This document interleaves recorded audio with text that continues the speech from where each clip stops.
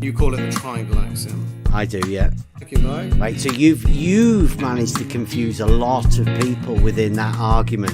Weird times, buddy. Because like you weren't trying to say that all horizontals are not parallel because you can draw a cross on a piece of paper. I was temporarily agreeing. That wasn't the argument. For fuck's sake. Because some people have took it as though that is. I'm sorry. A separate discussion. Happy to talk about that one day. What I originally suggested, and Mike knows this, Mike Jones. Yeah.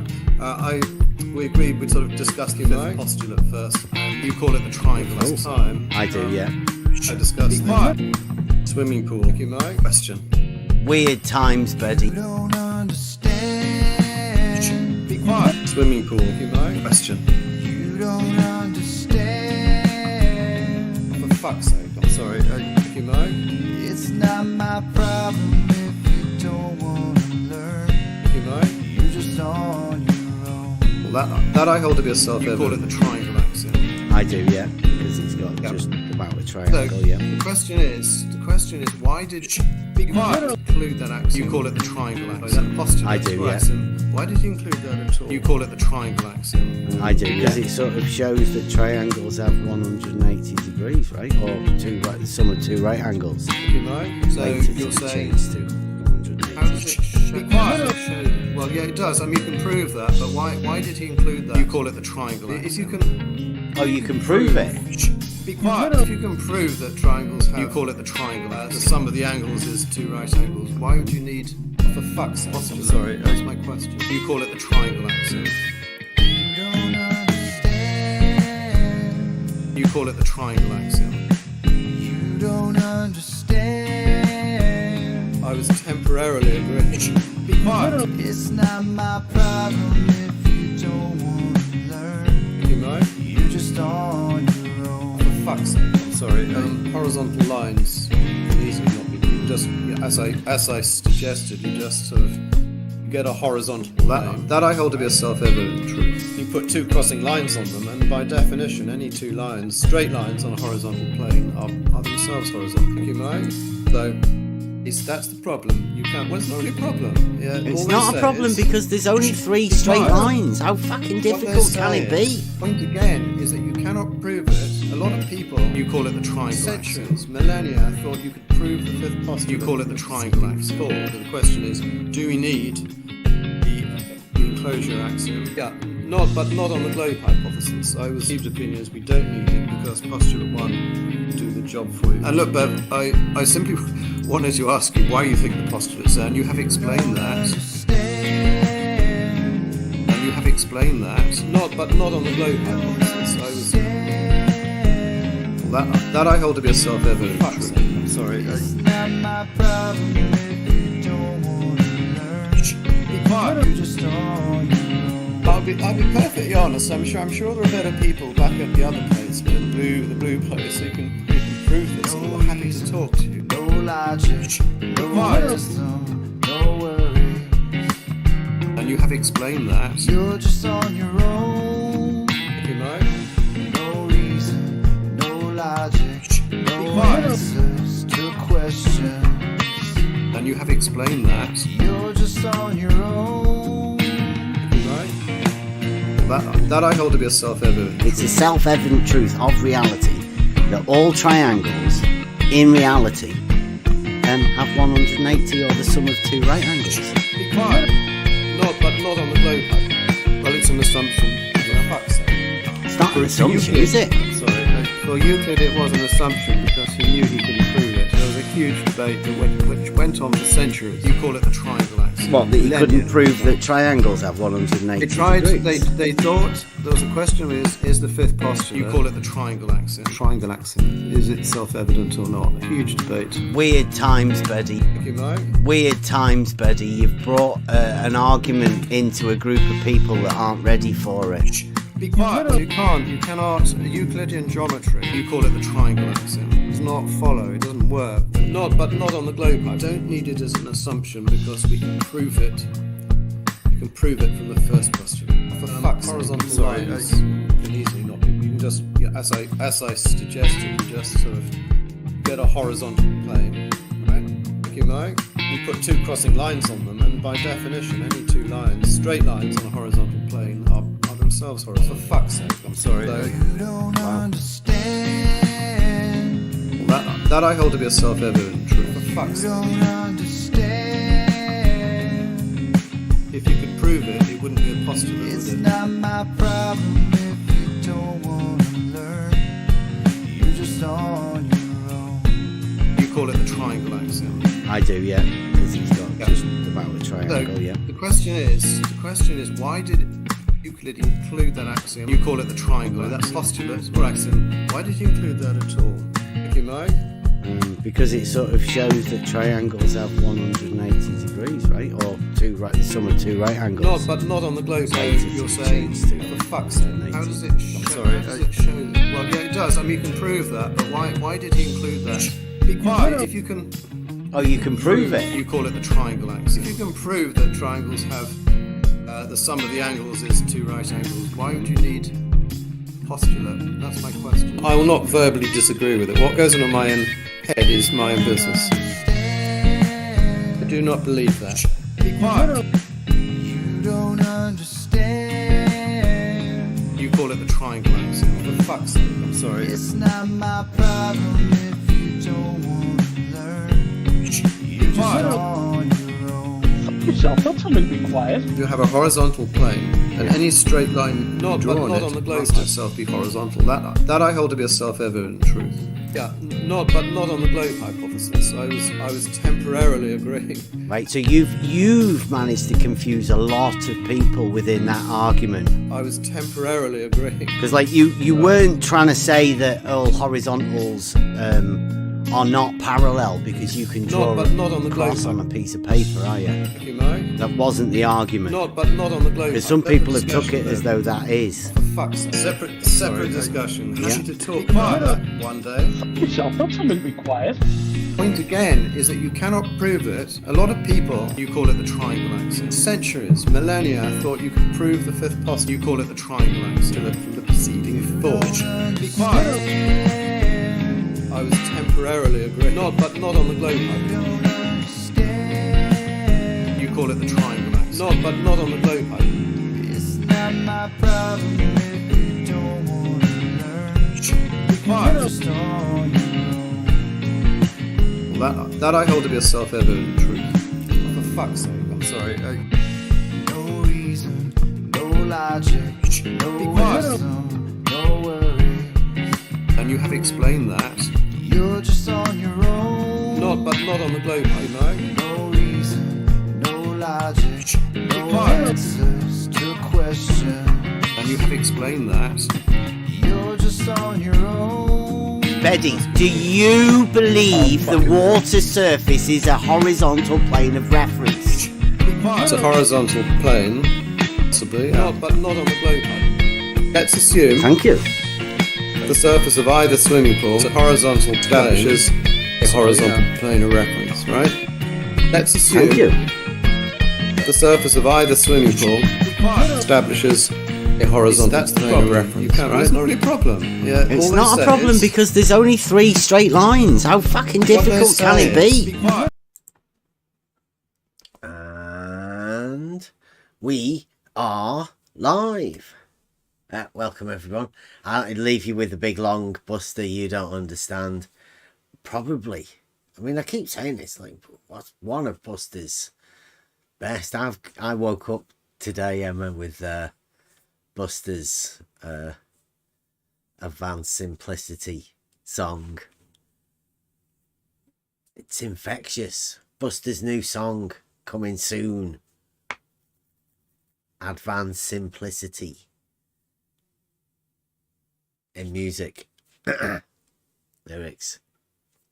Absolutely amazing. Thank you for Buster.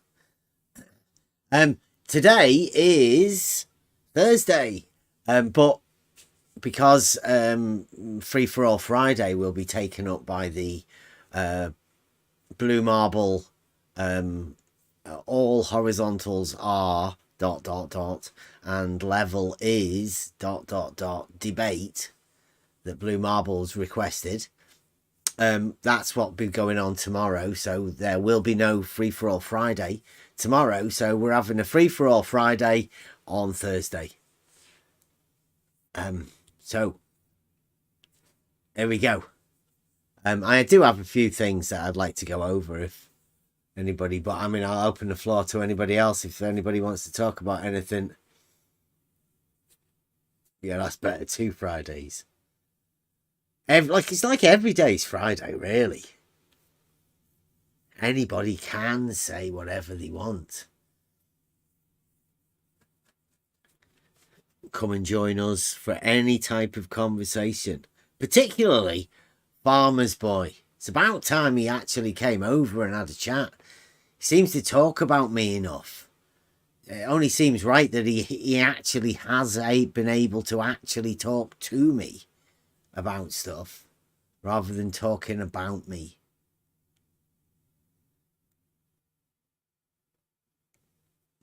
So I offer an invitation to Farmer's Boy so he can get all of his misapprehensions and misconceptions about whatever I am off his head. Then, like, he can tell me what he's been told, and I'll be able to tell him whether it's a load of horse shit or whether it's actually true or not.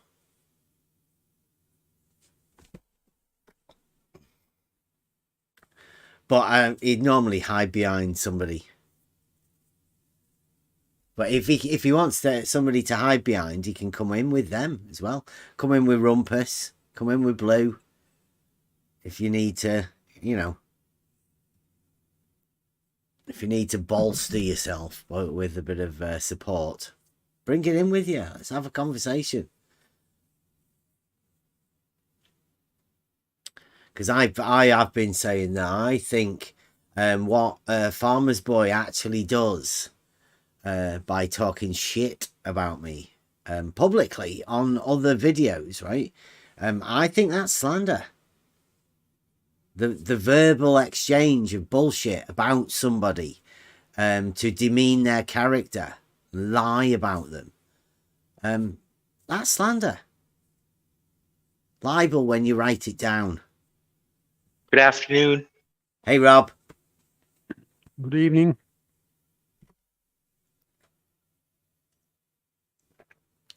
Because he's had his supporters. Now, one of the tactics that a lot of these people use is, we were discussing this, and I sort of feel sorry for people because this is the sort of thing that, these conversations actually mean something. To me, anyway. And every time we used to try having these conversations, people are always there to shut them down. They don't want to even hear other people having conversations that they can't really get involved in. So I believe that these people that do this, like Farmer's Boy and Rumpus and Brenda and God knows how many others, bless his soul, George, right?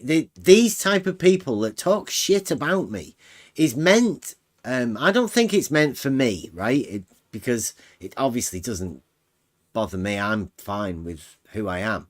But other people listening to that think, well, if I go over there and get involved, I might get some of that. That might rub off. I don't want to be associated with that because then I'll get these people talking about me as well. And I think it works. And I think that's why they do it. Slander. Just defamation. I wish people would talk about me. Everybody always talks about you, Rob. Do they?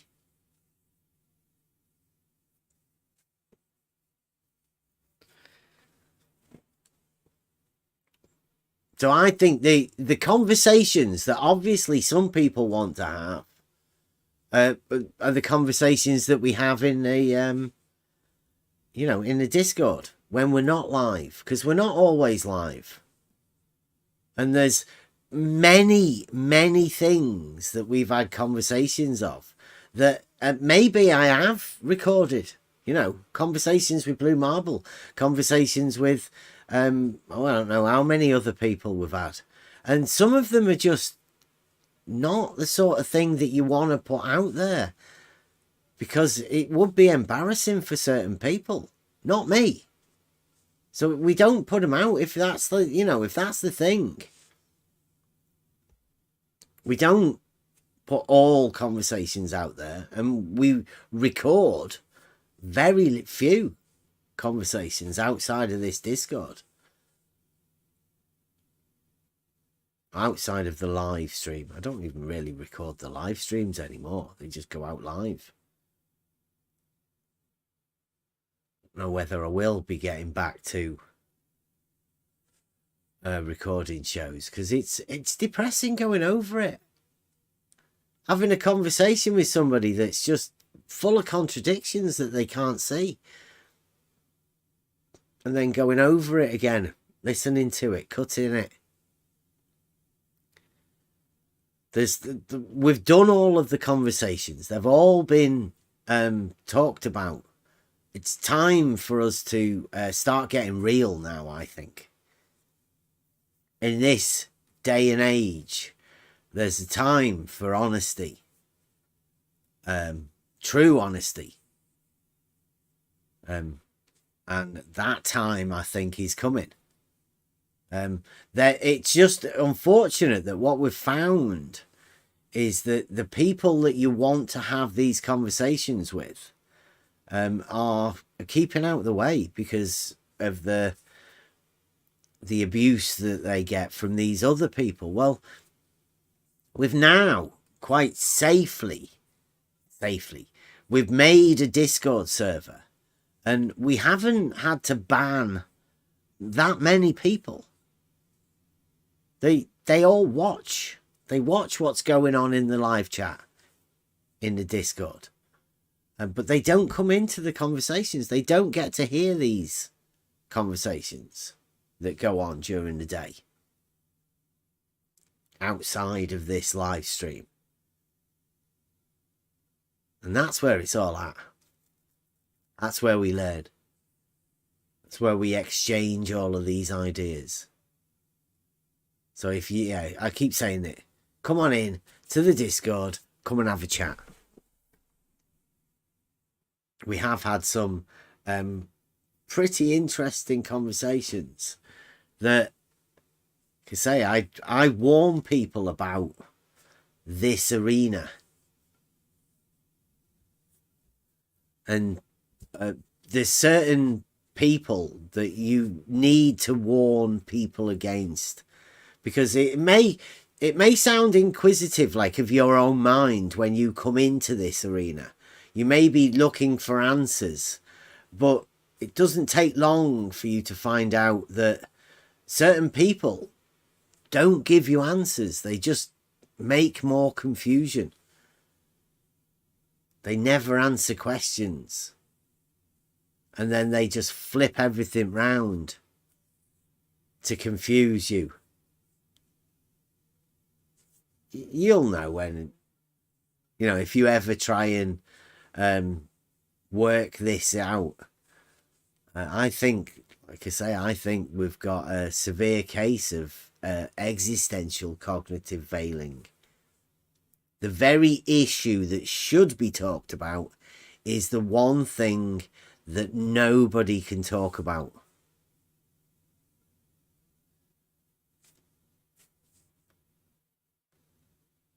And we do. We try and talk about that sort of stuff.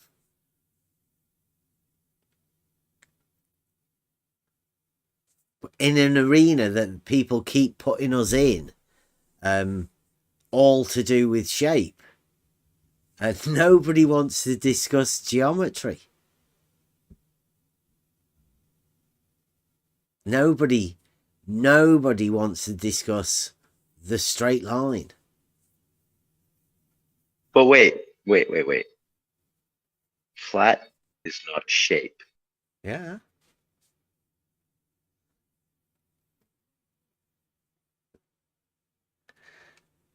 I know. A sphere is a shape, though.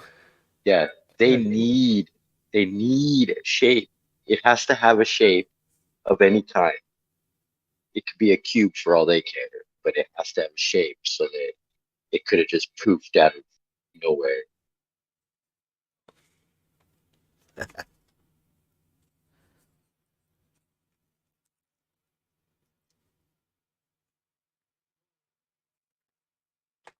Yeah, it gets a bit, like we have had people, new people around here, and you have to say that this isn't a pleasant place. And it's only not pleasant because the one thing that you try and talk about is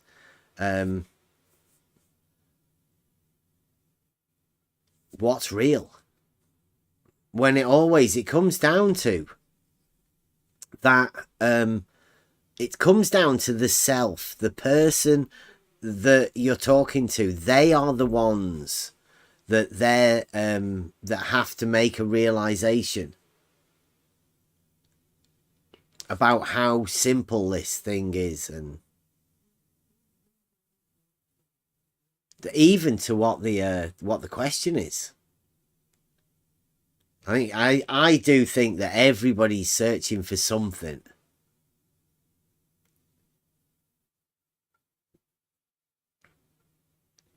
And nobody really knows what that something is.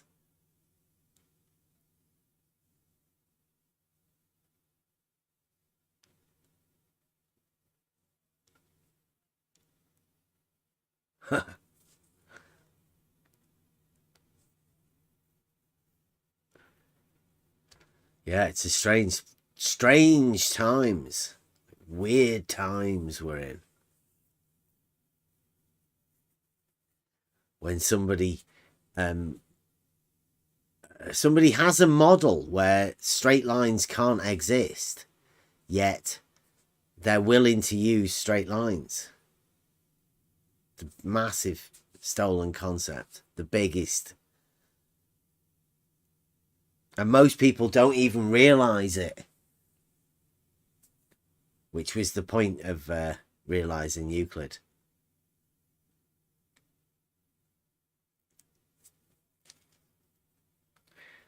But hopefully, like, we'll get around to doing all of that sort of stuff, because I have been learning personally.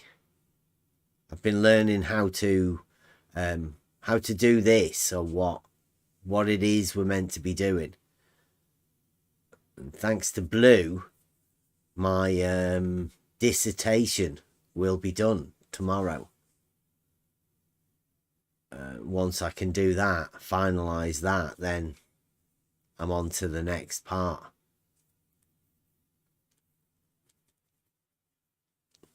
And that will be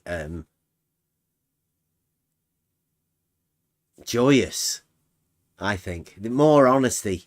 I can probably, hopefully, let people into what we have been doing. Because really, what we've been doing here has got nothing to do with the shape of the earth, even though people have been trying to tell us that's what we've been doing. It's not. It's been a personal study to the mind, to the thought process, and how the human condition is within communication, and how you develop that communication.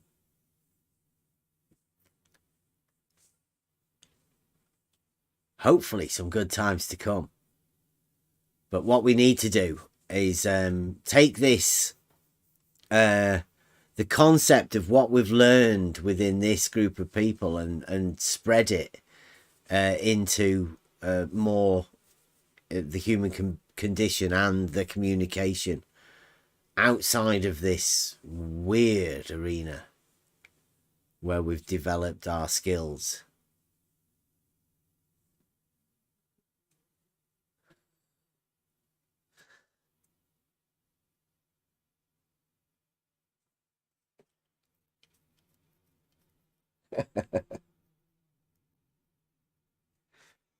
We've got some new action in the in the text chat.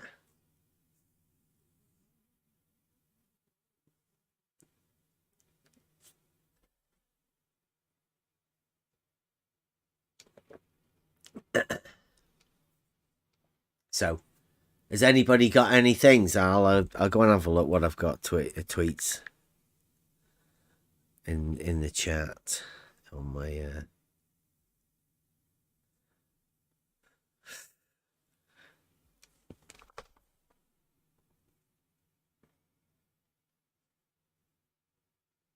Mainly, we've got a bit of Farmer's Boy.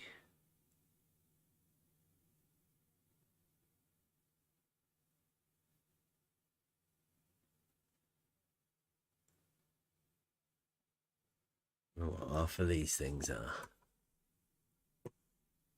Oh yeah, that's the pressure one, isn't it? Let's have a look at that.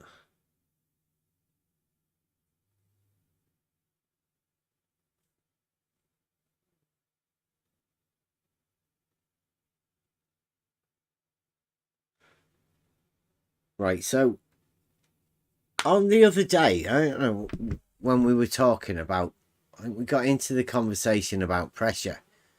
Now, within the Discord, we have had lengthy discussions about this pressure.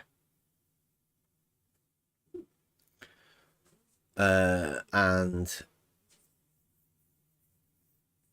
we were discussing it the other day, and we said that the 14.7 pounds per square inch is just the weight of mercury.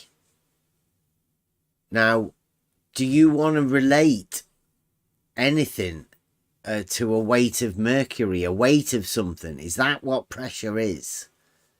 The weight of something. And what happens when you're at zero? Is that like no weight? And like, how do you relate that to pressure? It's a very strange concept. I've always said that pressure is one of those words you've been given. Go on. Yeah, not only that, the effect it has to do with your breathing.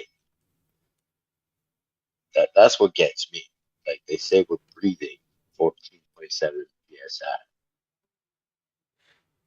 Yeah, well, but within the it's weird. Within the You Don't Understand video, there are two examples of a guy collapsing.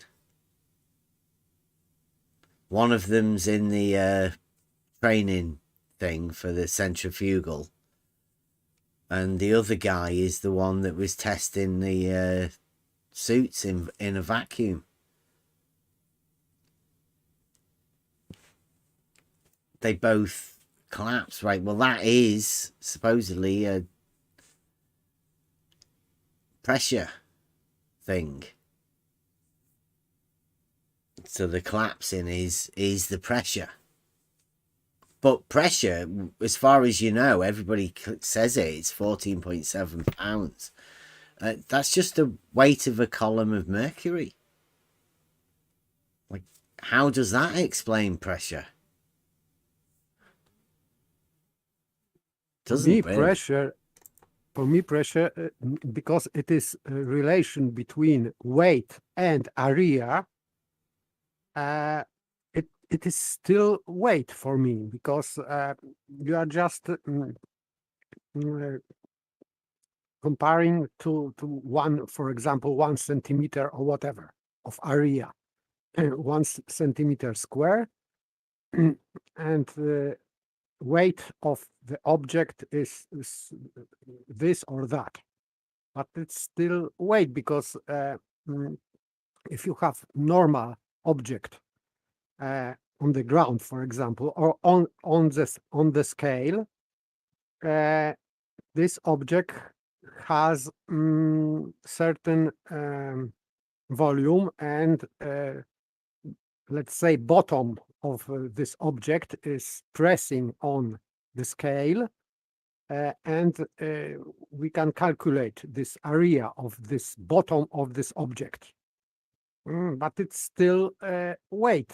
For me, it's just weight compared to area. But I don't know how it can make this pressure different than weight.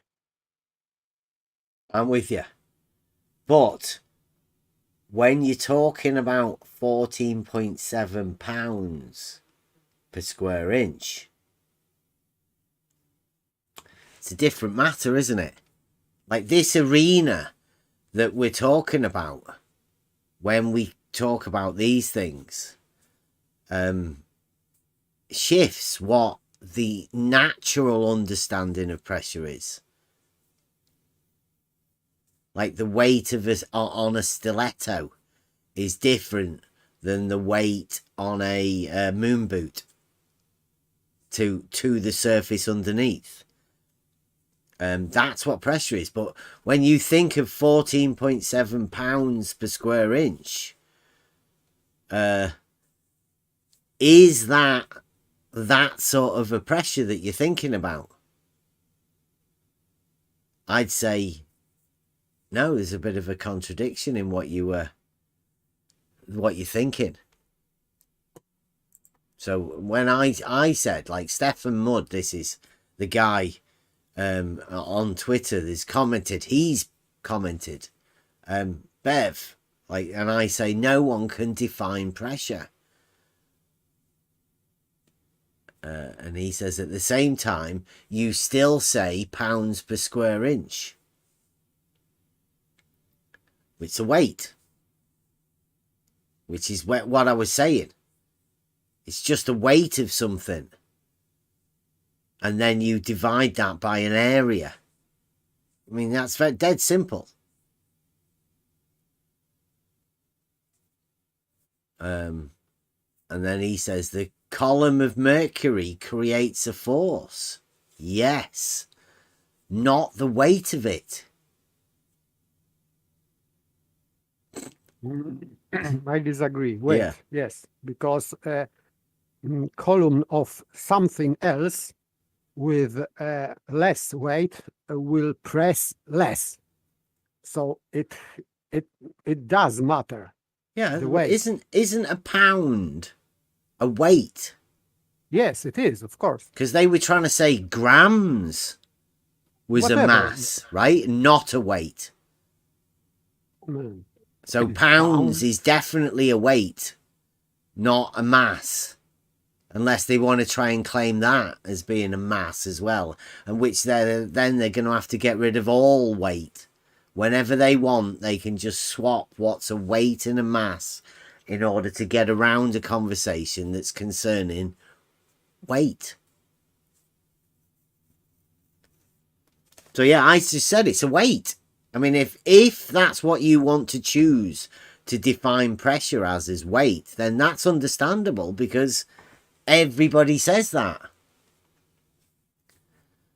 And then he asked me, what does pounds per square inch mean, Bev? And I say, it means the column is an inch square and the weight is the weight of mercury within the column. And he says, seems like you understand it now. Oh, wait. Yeah, it's weight. It's just weight, like I said.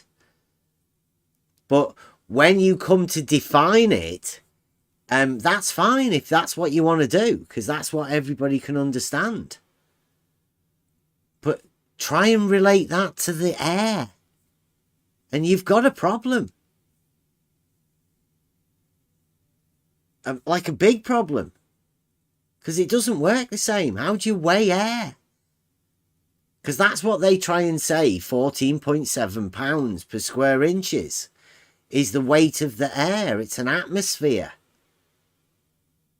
But when that weight is done, it's the weight of a column of mercury, not the weight of the air. Yes, column, so some maybe liquid even, but contained liquid and inch square means surface, Yeah. and air has no surface. Sorry, so it's just nonsense. Yeah, you can't do the air thing with the weight and presuppose that 14.7 has something to do with the air. Doesn't. It's just the weight of the mercury in the column once you work out how they do it.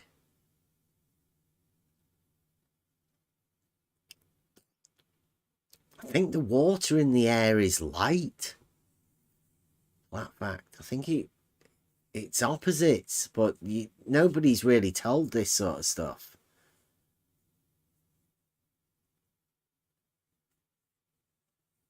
When water goes into the air, it goes up. You've seen clouds.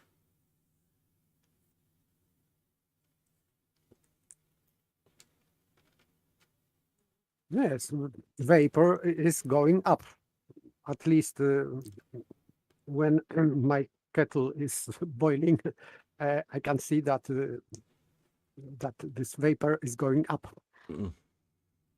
Yeah, it's strange. It's backwards, which would mean that for the natural thing to happen, that more dense air has less water in it and is at the bottom, and the more water it gets,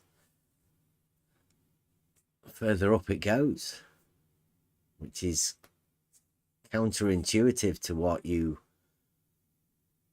imagine. For me, not exactly. My father explained to me this relative humidity Yeah. of the air. Dew So, point. so if the air is more warm, it has a better ability to contain humidity. Yeah, hold more water. Yes, hold as vapor. So, and if it is colder, it has less ability to hold water as vapor. So, and why? Because cold air is less dense. So, in fact, you can say that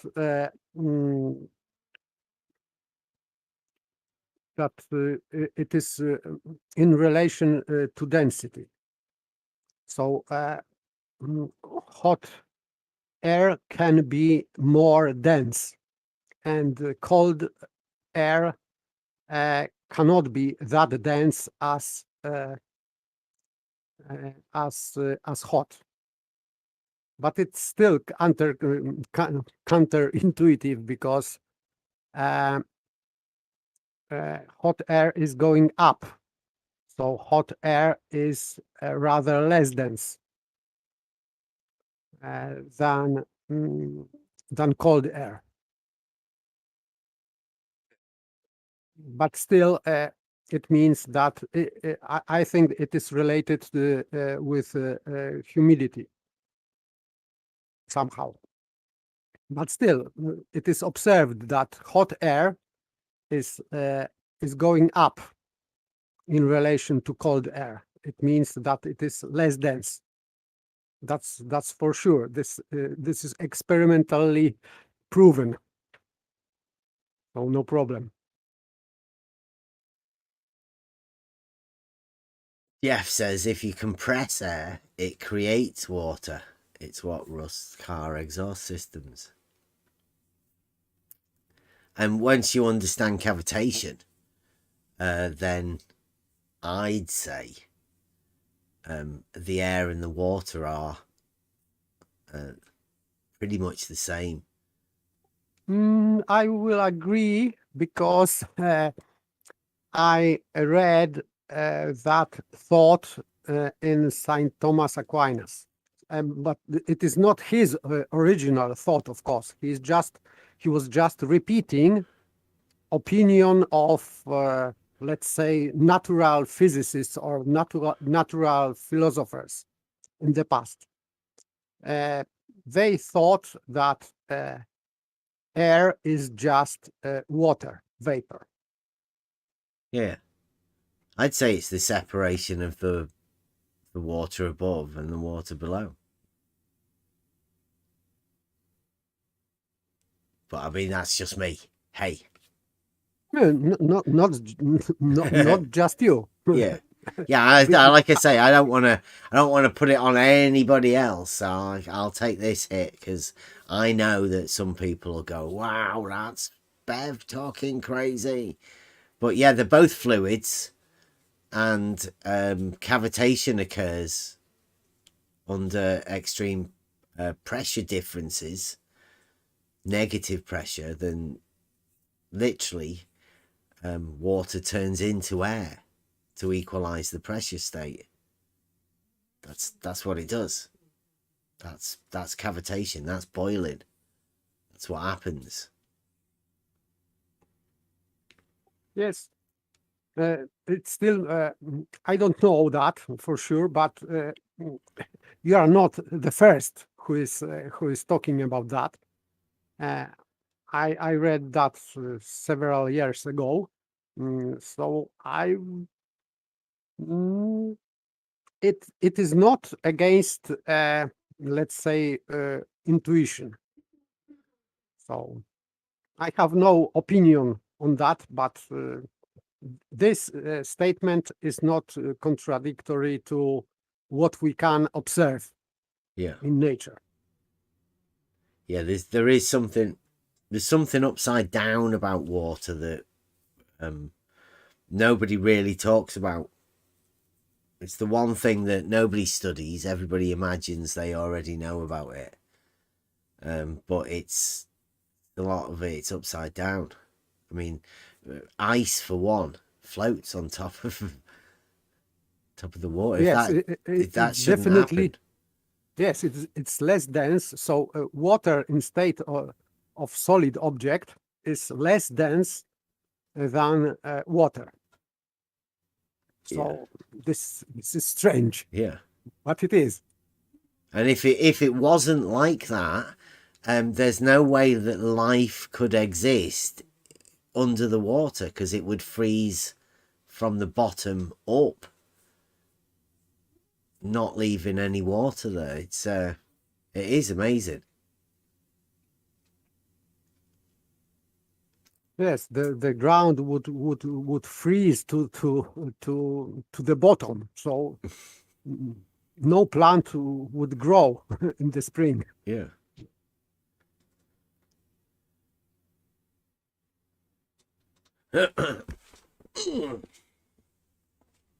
So yeah, I thought that was an interesting one because he at first he started to say that we weren't saying pounds per square inch as a weight. So we have an understanding of pressure, but when you relate that to the air, people don't. Because, right, here's the thing about pressure, most people. There's a vertical component to it in all of these things. And pressure is one of those things that is the same above as below. So the water pressure from that point of where the water is downwards is exactly the same as upwards from that point. Yes, and the same with the gases. So if you pump balloon with air, this pressure, the air inside of balloon is pressing equally on the whole surface of the balloon. So there is no downward bias there, or whatever direction. It is pressing in all directions. Yeah, we have talked about some pretty good stuff, and I think it's been a lot of people have swayed against the pressure conversation. I have my theories about why, which I know we'll go into a bit more in the future. I don't want to get too far away.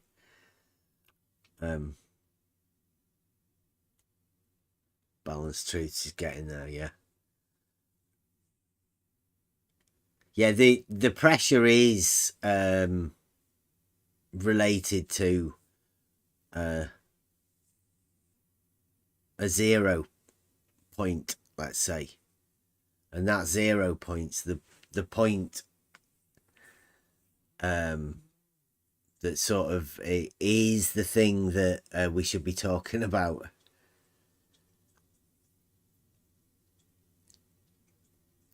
Stefan's just repeating what you've just said. Thanks, Stefan. Yes. We seem to be in agreement.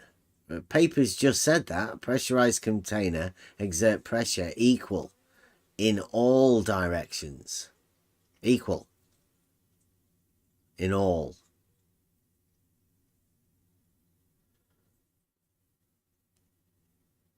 Exactly what Paper's just said. It's almost as though he's documenting what you said. But it refers to gas. But if you fill balloon with water, it is pressing on, I would say, equally this barrier, but it still has weight, and it is going down. Yeah. It will be governed by that vertical, won't it? And yes, that vertical will determine the how strong the sides of the thing are, because that water wants to find its own level. All determined by that vertical distance that it's got to do. That's governs everything.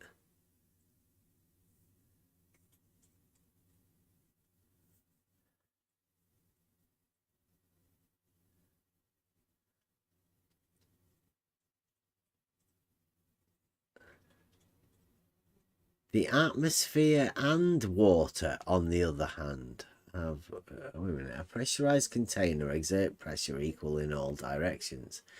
The atmosphere and water, on the other hand, has a higher pressure the deeper you go. The atmosphere and water, they're different than a pressurized container, Stefan. You can't equate atmosphere and water, can you? I don't think so, because air is more dense, let's say, because it has more, it is more humid near the earth.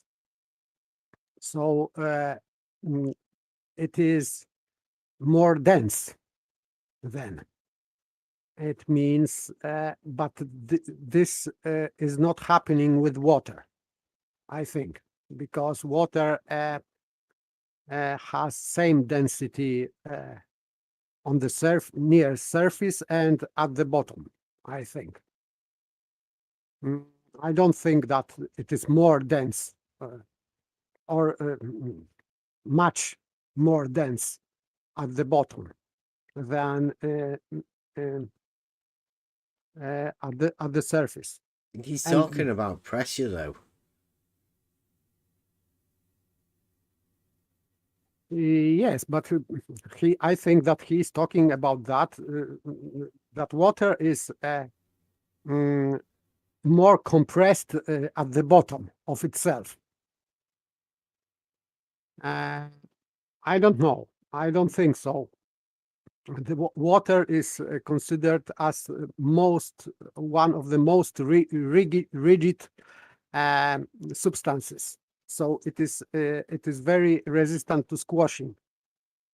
So I would say that it keeps equal density. So it is same density at the surface and at the bottom.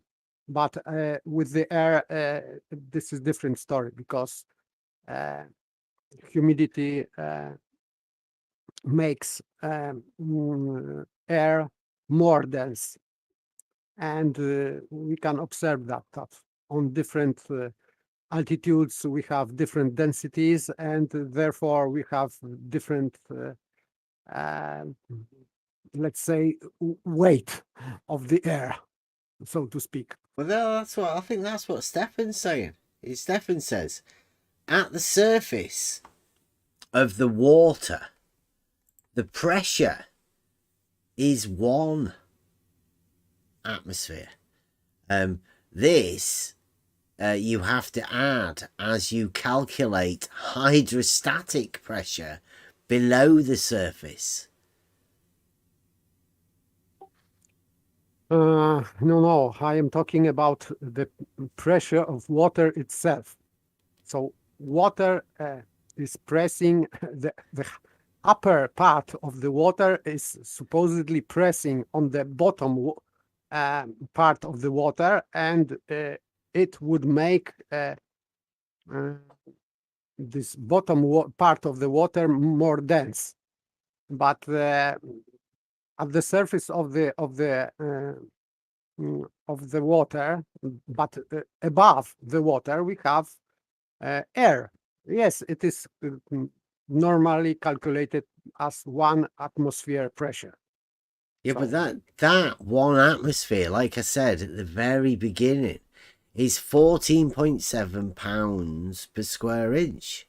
That is a weight of a column of mercury. Yes. Yes. That's why I disagree with that completely. I say that, but this is only me, that air itself is not pressing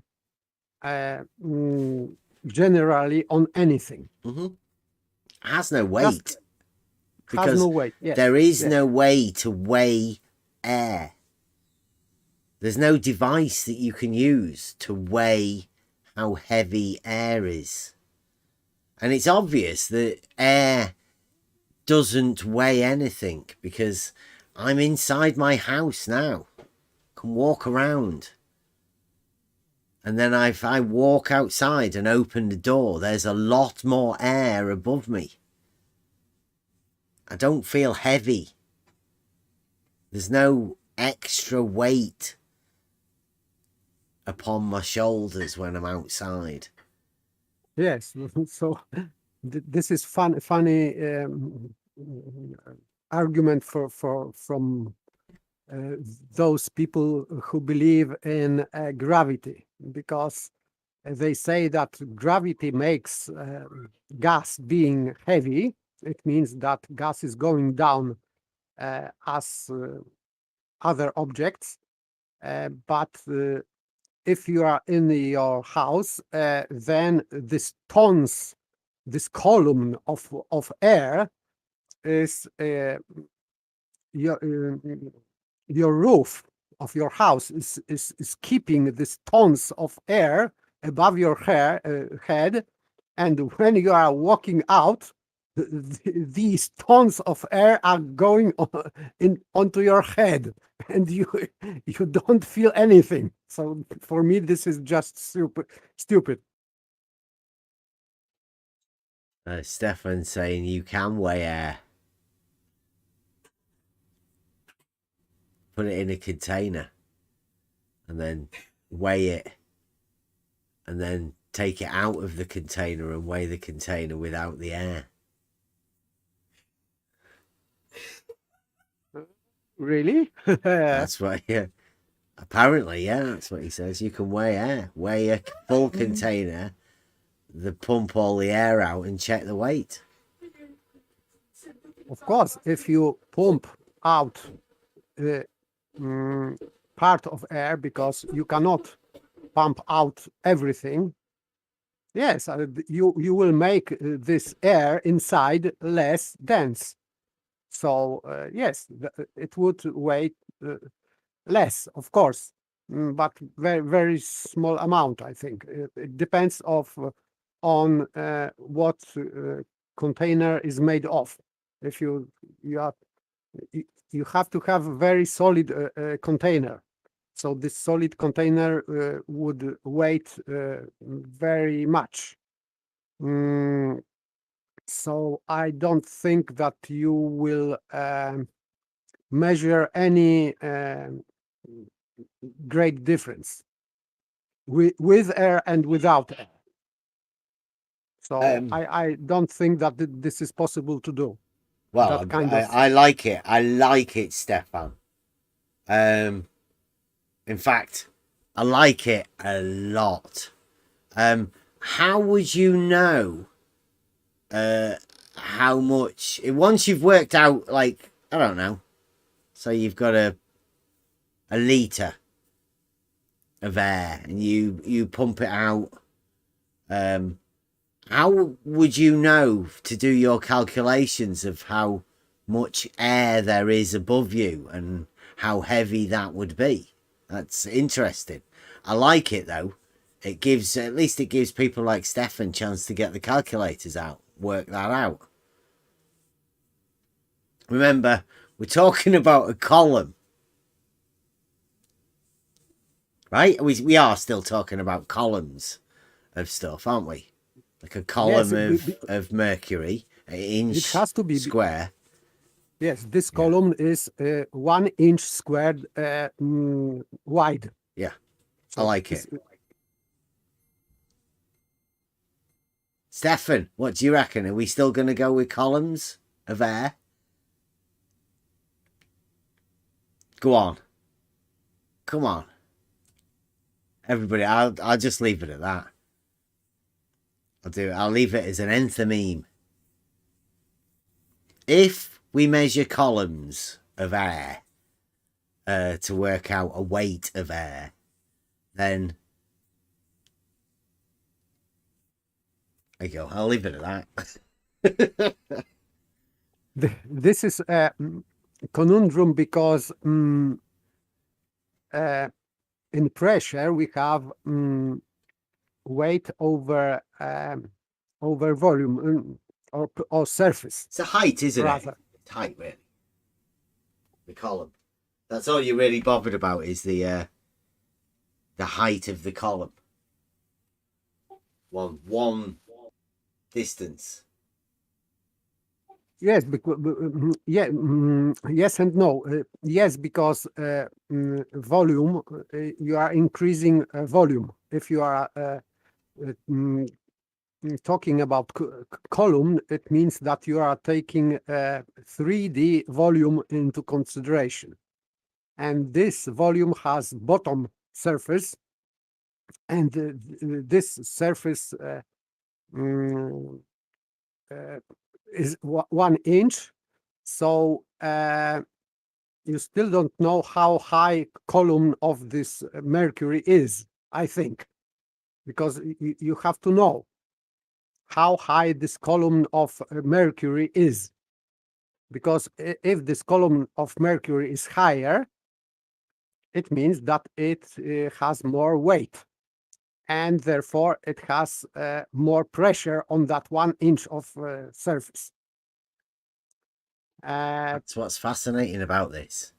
In order yes, to add the weight in, you need to Of know course. a size of column. But in order for doing anything else beyond that, you don't. You just have a vertical height, don't you?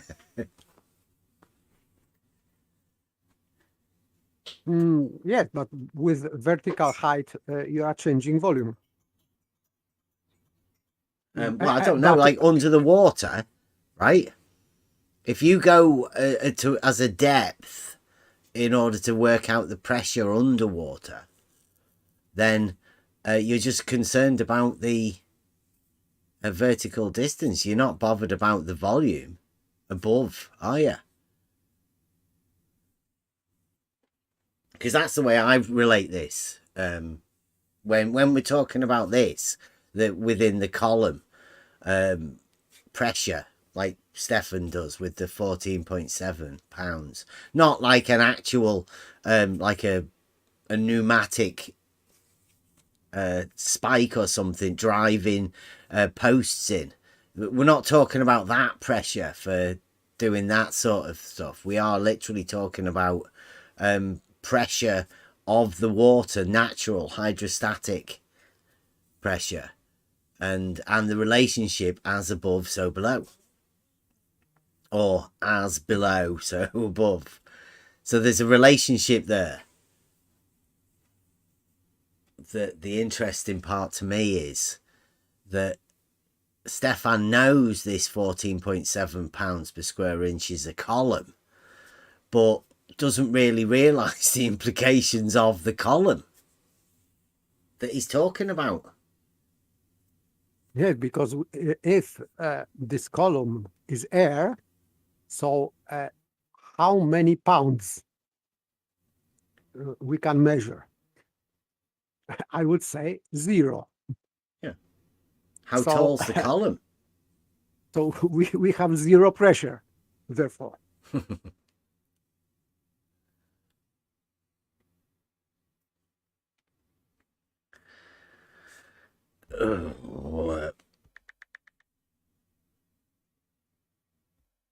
Yeah, it's interesting. Stefan's been in the text chat,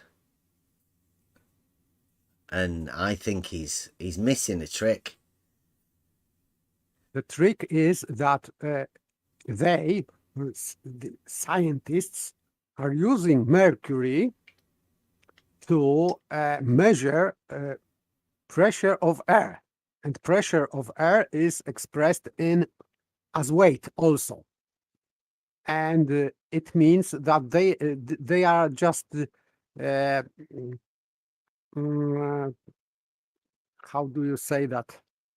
This is trick is that they are superposing mercury with air, and you think that air is mercury, and this is the same, but this is not. So the trick is that people are confusing mercury with air. If mercury has weight, then air has weight. But it is just a trick, because mercury is something in air, in medium. So to weight air, you have to have air to weight air in air, which is nonsense. Well, the thing is that the as above so below works because the mercury is only a representation of something else, and that is in order to bring that column down to a manageable size, they use the density replication of water. So the original is the water goes down, you have a depth of what they call, I don't know what they call it. Is it a league? I don't know. But 1 atmosphere that from the water surface downwards, vertical direction, 33 feet, maybe even 33.3. Vertical distance, and if you take that column upwards and put it under its own vacuum, it will equalize at exactly the same. So what they do is they take the relationship of the density, which they have density of 1 is water, and mercury has a density of 13.7 when you relate it to the 1, water. So the column of mercury is 1 inch square, but the thing about the air, the water one, is it doesn't matter about the size of the column. It's irrelevant. The only thing that matters is the vertical distance to which water cavitates and holds itself at that distance. And the mercury is just a representation of that water.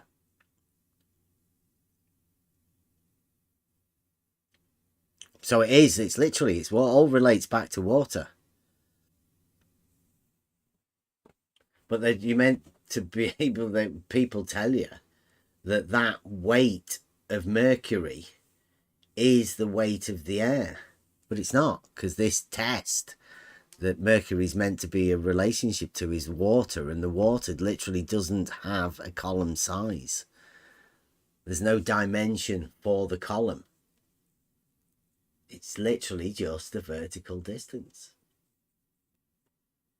And the moment you start talking about columns extending vertically, well, you've got a problem.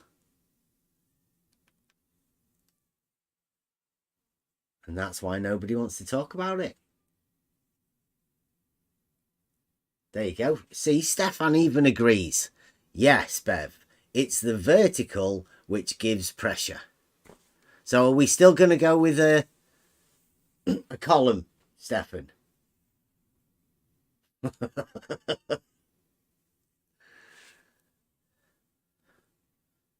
I'd say at this moment, if people can't see it, I hope you can eventually. It's geometry. Got to think about Page's proof and the implications of geometrical reasoning.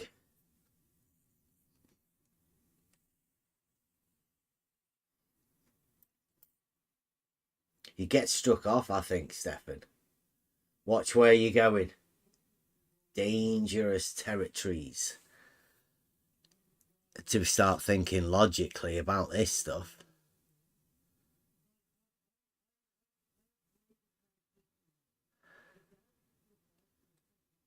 Frank's coming as well. Wait, Frank says the weight of a 1 square inch column of air. How tall's that column, Frank? 14.7 pounds. 1 square I was just inch. going to ask that same question, Yeah. Bev. So how high this column is? Because if I double this height of the column, it will be still the same value, same pounds on 1 inch, or not? Yeah, that's we need to know the dimensions. We already know the square You just don't understand. dimensions of the column. How tall is it? Give us the other dimension. Give us the third.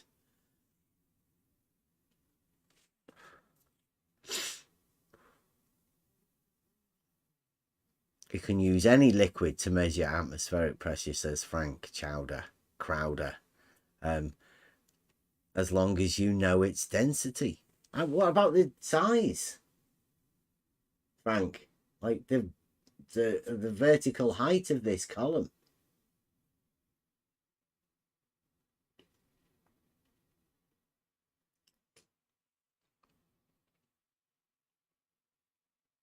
Maybe a paralogism on the way. Maybe let's meet aporia, guys.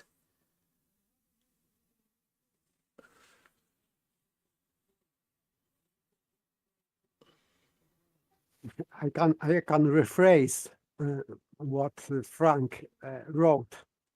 You can use any liquid to measure weight of objects as long as you know density.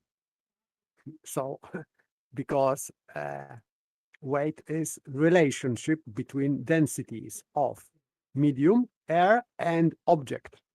So air has certain density and water has certain density, and this relationship gives us weight. And the same with other objects. So, for example, iron is more dense than water. It means that in the air it would weigh more. The same amount of water and the same amount volume of iron will weight. This weight will differ. So iron weight will be more heavy, much more heavy. The same amount, the same volume. That's why. That's how we can see how density relationship works in medium with a given density of air, of course. This is very simple.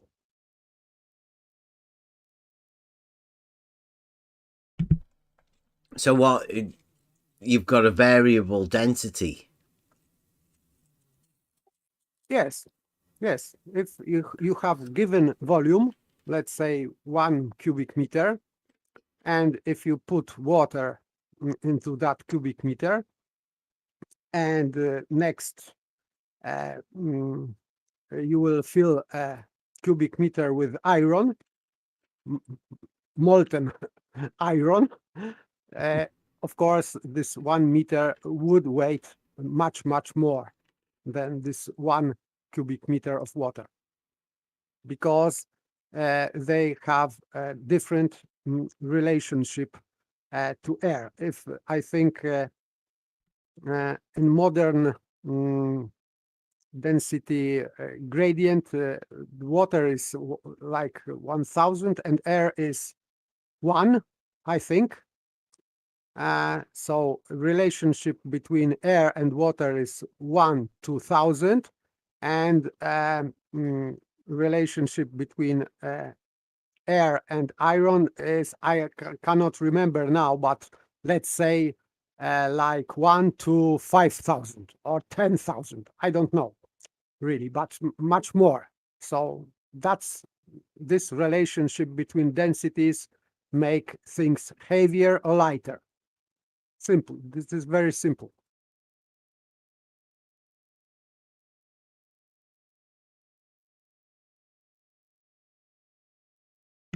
I think Frank's getting mixed up.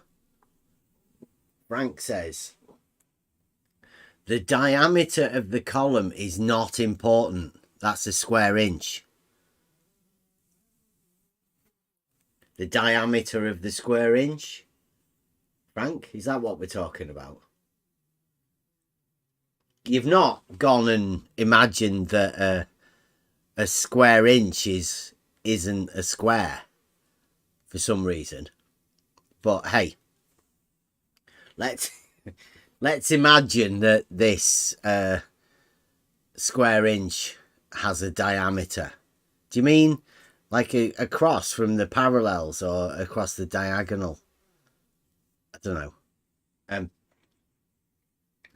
says different liquids need different heights of the column to compensate for their different densities.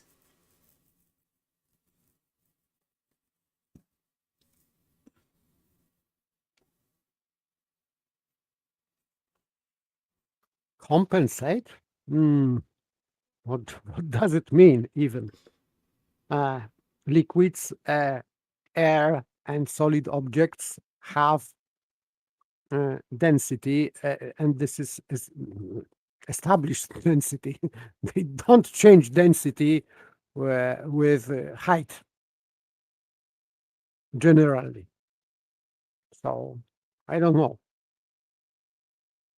what he's talking about. Yeah, I don't know. I'm not too sure whether he understands the process of working out the as above, so below type thing. Positive pressure and negative pressure. That's the difference between the two. and that's how you check that that one's the same as the other, by doing as above so below type thing. But obviously, as above so below has a part in the middle where it's 0. There has to be a 0 in between. But what these guys are saying, well, you have to add on an atmosphere at that 0 point because of the weight of the air for some reason.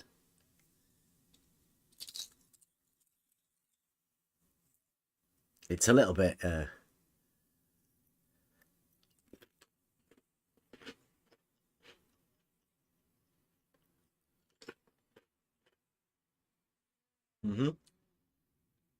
Stefan says, Bev, remember, it is weight divided by area. The area can be square inch, centimetre, feet, metres, or whatever you want it to be. Yeah. It just so happens the one that you use is 14 pounds per square inch. That's what you're governed by. And I'm saying the relationship of the as above, so below has nothing to do with that area.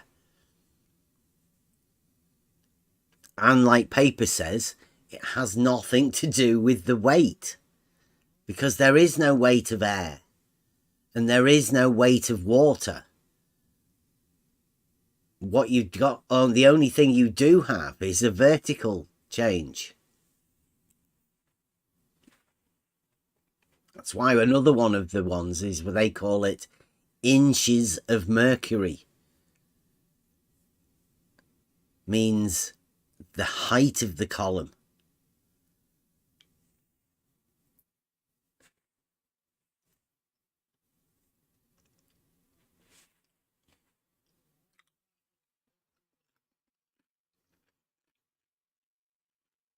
Stefan is talking about disruption of water. Yes, they cannot pull water or suck water more than 10 meters because it would disrupt. Yes.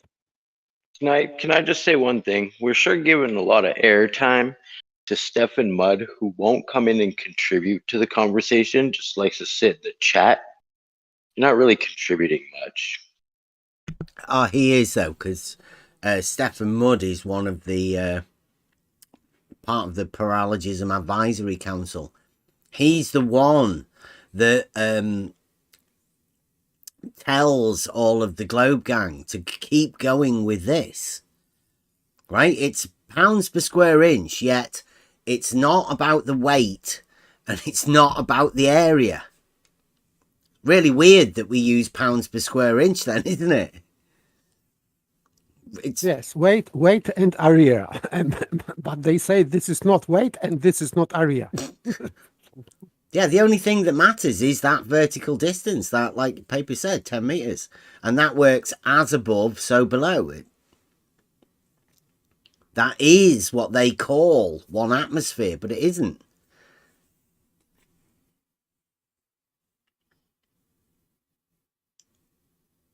Just a vertical change. But if they want to say that a column of 1 inch square presses down of you on air at 14.7 pounds, because that's what they want to say,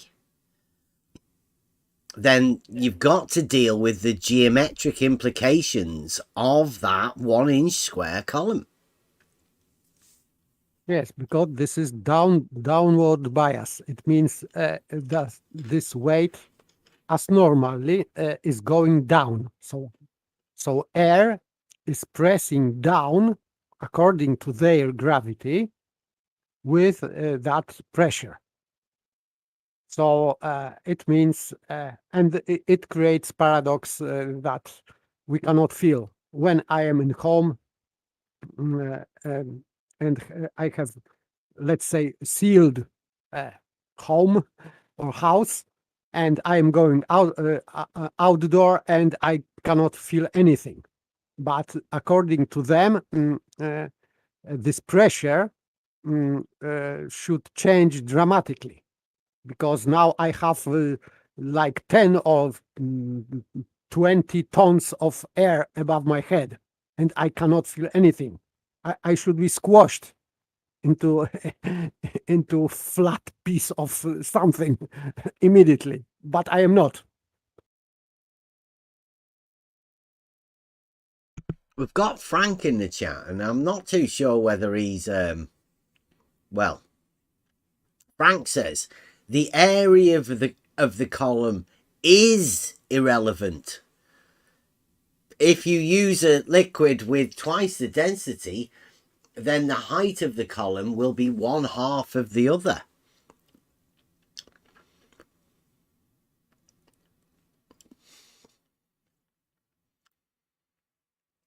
What do you think about that? Yes, you are changing weight by changing density. Yes, yes, that's correct. Because density is relationship between volume and weight. Oh yes, you can change, reshape this equation. But So- it is pretty relevant to the 14.7 pounds per square inch of mercury. Yes, mercury. Yes, not Yep. not air. Yep. And mercury has that relationship to water, right? Within that, I think it's about 36 inches or something like that. Maybe even 33 inches. Maybe. Within mercury. So the column, the height of the column, I think he says, has got nothing to do with the 14.7. The area has nothing to do with 14.7 pounds per square inch. But it does, because it's got square inch in there, Frank. So the area of the column is relevant, but only relevant to the 14.7 pounds. The one that's used, that's meant to be the weight of the air.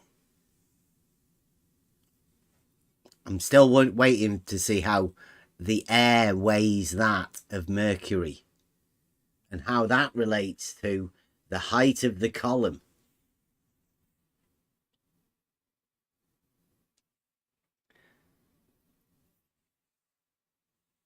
When it doesn't relate to the area at all.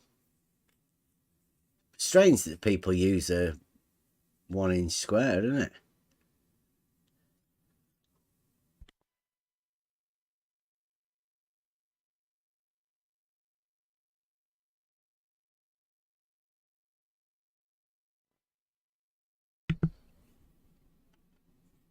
Yeah, Flatback says gravitas is Latin for weight.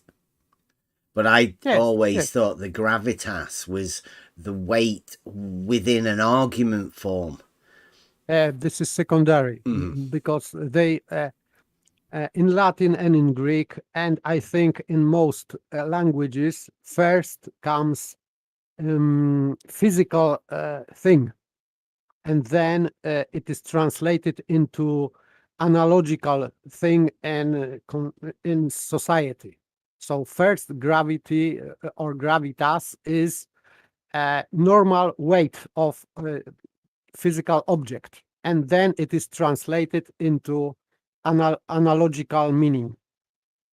So that's this is very interesting, how to translate from ancient languages, and I always was told while learning Latin that first thing is to grasp first literal meaning, because then you can understand how for example ancient Romans thought about things, because they were making some analogy to some word like gravitas.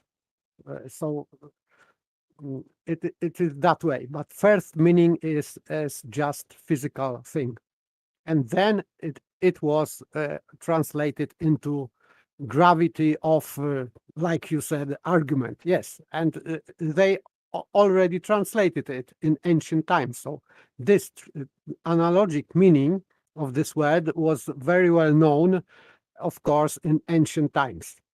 So this is not new. It didn't happen, for example, in English already, but it was this analogic meaning and analogic meanings of many words were already in ancient times.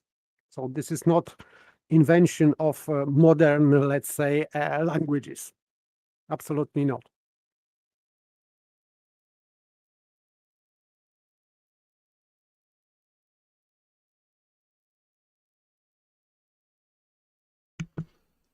I think Frank said 1 square inch column of water would weigh 14.7 pounds.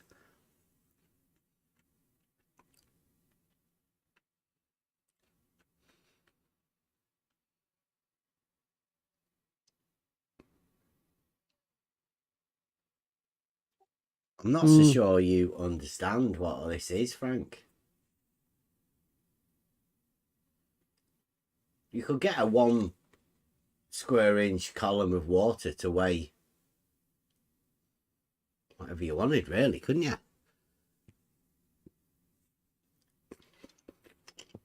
Uh, 1 square inch, 1 cubic inch.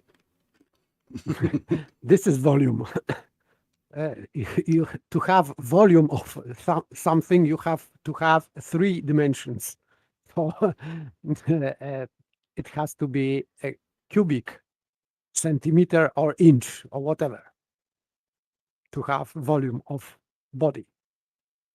If you have 1 inch, cubic inch of water, it means that this square lying on the ground is 1 square inch. Yes, but the volume of water is at least 1 cubic inch.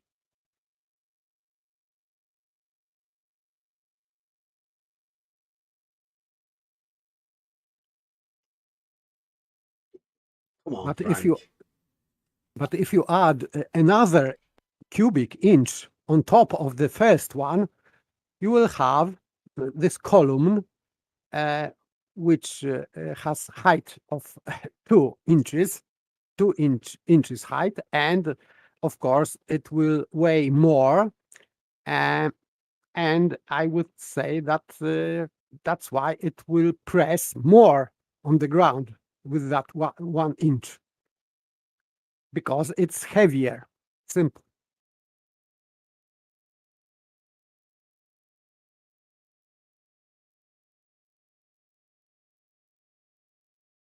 I would like somebody, if you guys want to come in and have a chat about this pressure in the column of mercury and how that relates to the actual water, which is meant to be a representation of, and how they derive this test.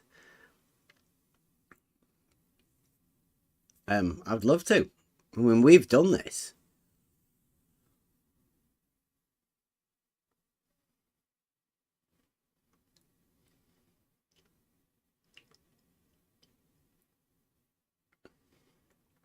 Stefan asks, why do you have pressure in your garden hose? Do this have anything to do with the vertical height of the water? Question mark. Anybody want to take that one?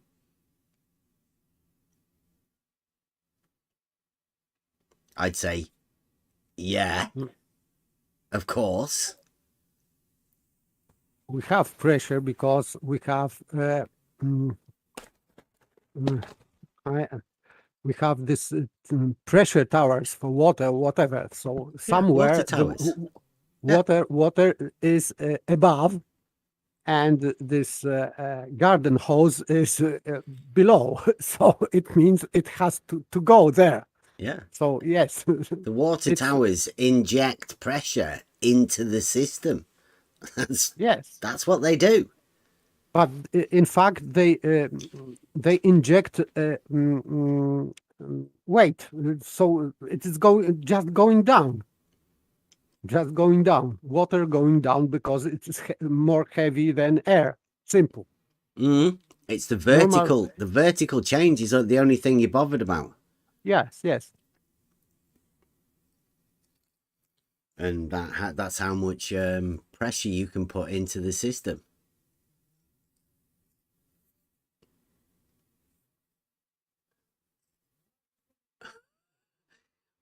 Like that's not how you spell column, is it? No, it has to be a meter. Column. A column. Cuculum. It's a column. I don't think there's no B in column, is there? Stefan, there's no B in column. Christopher Column. Not that.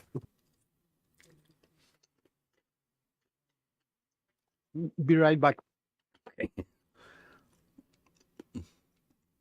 This is really interesting subject. This one of the misconceptions or misunderstandings of what pressure is all built up around 14.7 pounds per square inch, but that's just literally, it's a weight of mercury. How you manage to relate that to the air is up to you, but I would advise you guys about this word column.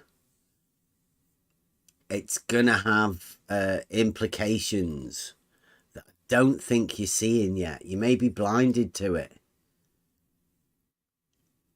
because we all live in reality.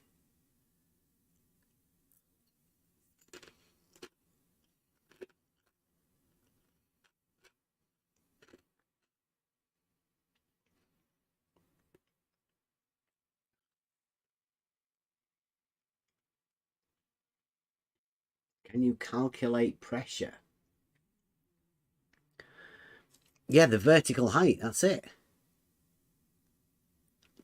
All you need is literally the vertical difference between the height of the water and the bit underneath the vertical.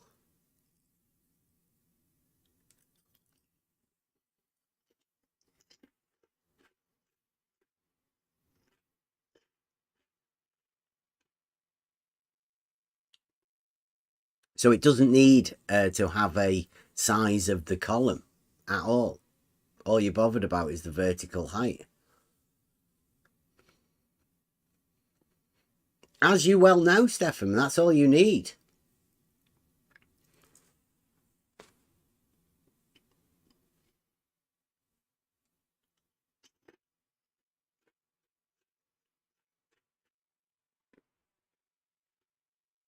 Let me get me right.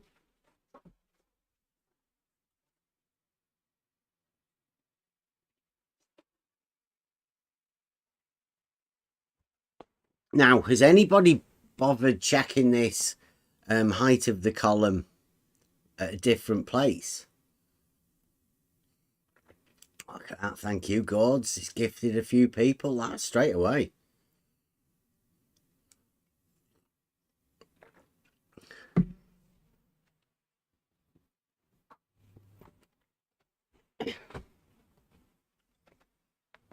Welcome new members.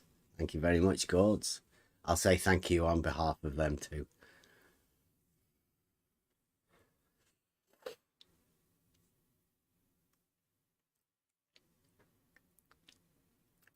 J-Ro says it's all relative. Yeah, it's relative to the height of the column. That's it. Relative to where the top of it is, and to where the part that you want to be measuring.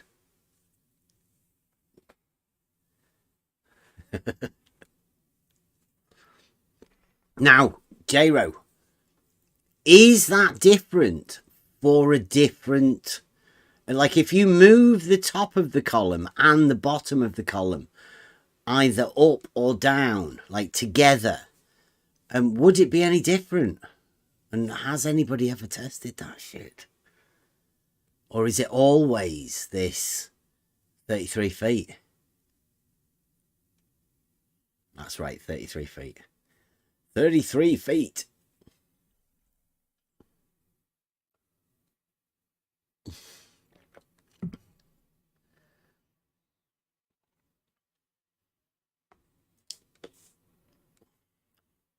Just the density and the vertical height of the water, because we just use the standard 1. That's the unit 1, isn't it? Based on temperature. PVT. It's like they're linked all together, isn't it?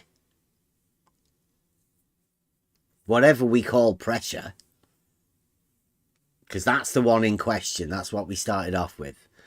Pressure is an unknown entity that seems to depend upon a few other things. But pretty much the same as volume. Because volume can change too. Dependent on some other things. And also... temperature, that can change depending on a few other things. It's like there's a trinity that's going on here where they all affect each other.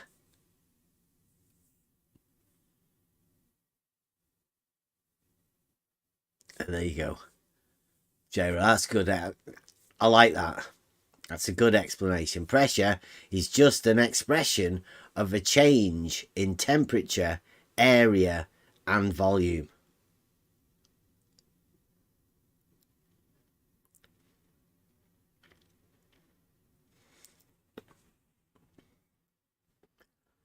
I don't pressure him. I think what that means is he gets really angry when he starts talking to people, and his missus says, "Will you stop doing that?" And this is like he must have done it a few times, and he's better off probably text chat trolling.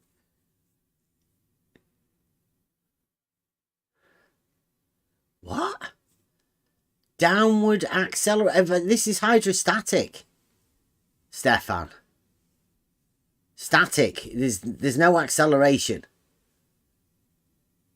How can you calculate hydrostatic pressure with something that's static with acceleration? You can't have an acceleration of something that's static. Stefan, what are you saying? That just doesn't make any sense. That's got to be a contradictory statement. Downward acceleration is part of calculating hydrostatic pressure. Hydro is the water. Static is not moving.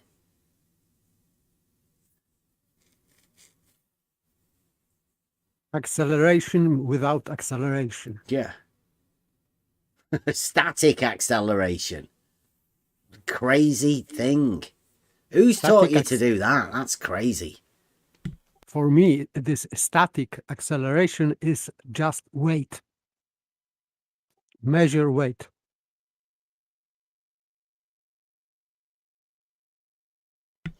Yeah, that'll make sense. Weight.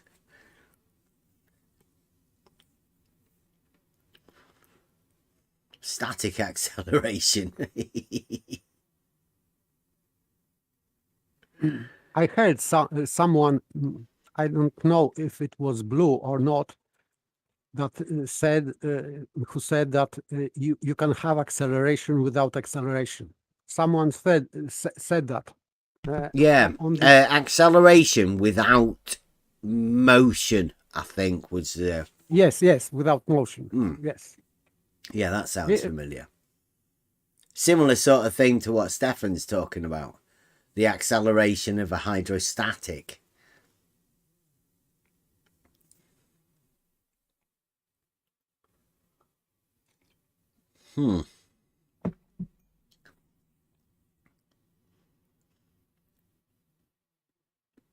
So what's the zero?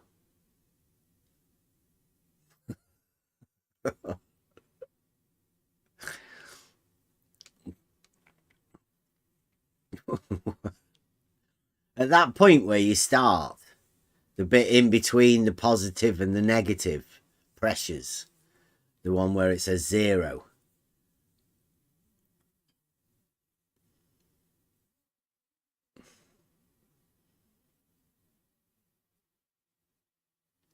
Wow, he's gone full on.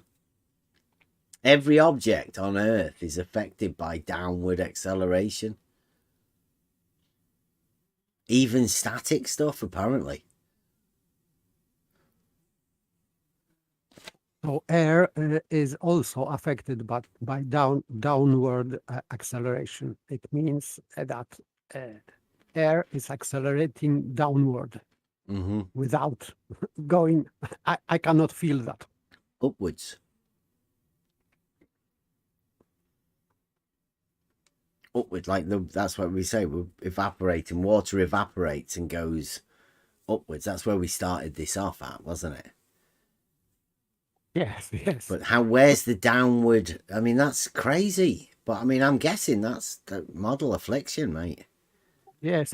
What about clouds then? They are not going down. And they are hydro, aren't they? They are water. Static, definitely not static water, but seems to be going up.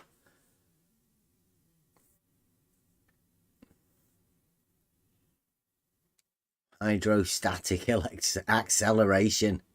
Look at that. I wonder whether we could employ the water level as a hydrostatic accelerometer. Hydrostatic acceleration, for me, this is perfect example of oxymoron. Yeah. But they're fine with it. I mean, they're literally telling you an oxymoron. And they're good with it. Somebody's told them, right? It's in a book somewhere. Must be.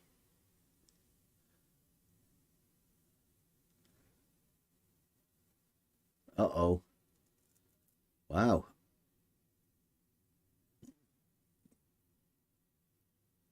Superconducting gravimeter. What the hell is that? Conjugating atomic clock and rise that measure the time difference. I hope that What? Stefan is not Holy. offending us. Wow. Nice one, Stefan. But that's like a complete and utter swap. You've just completely changed it from one to the other. We're talking about the weight of a column, and now you're talking about atomic clocks measuring time.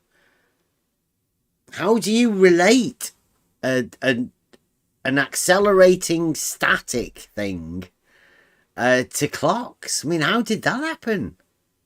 Nice work, though. ECV. Off we go. Completely different conversation.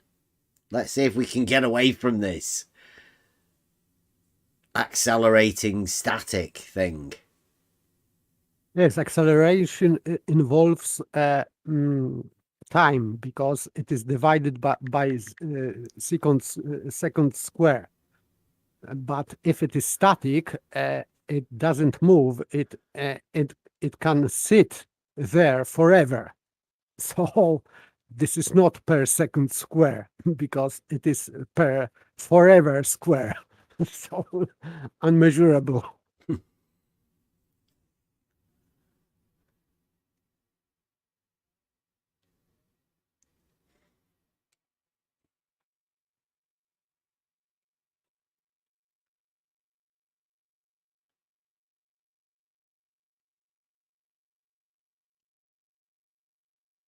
Great confusion. Stefan Mudd, they deny spherical geometry. Good luck. I'll say it again, Prince. Spherical geometry doesn't exist. Only the sphere can exist. And that sphere is within Euclidean geometry. So spherical geometry does not exist. It's a completely made up concept that you hold in your mind. Now you can keep that. I don't want to take that away from you, Prince.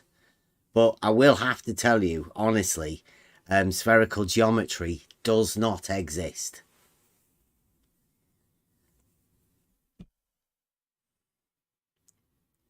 Oh, gods, yeah. I am debating tomorrow blue marble science.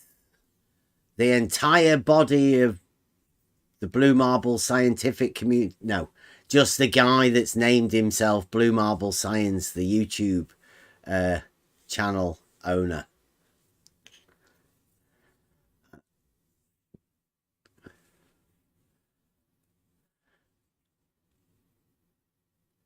So Stefan says, so your complete ignorance of the mentioned measurements of gravity or downward acceleration makes it wrong. But you've measured the downward acceleration of a static body of water. You've done that, have you? That's interesting.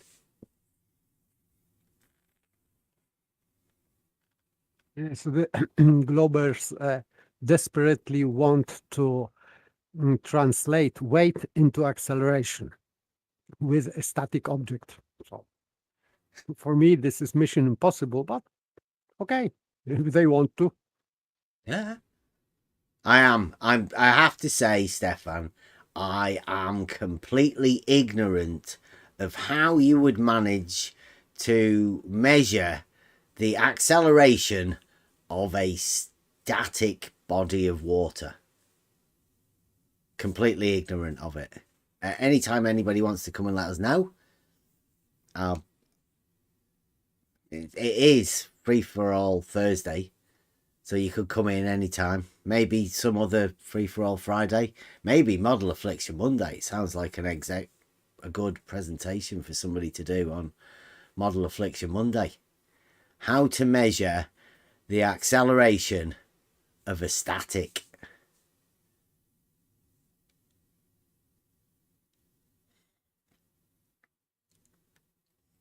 You could test it at your static caravan home.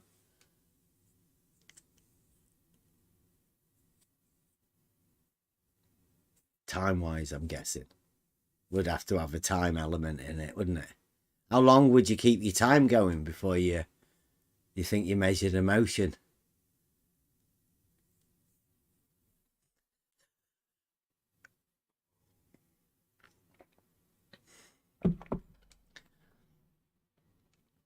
Time If and we are motion, right? That's acceleration.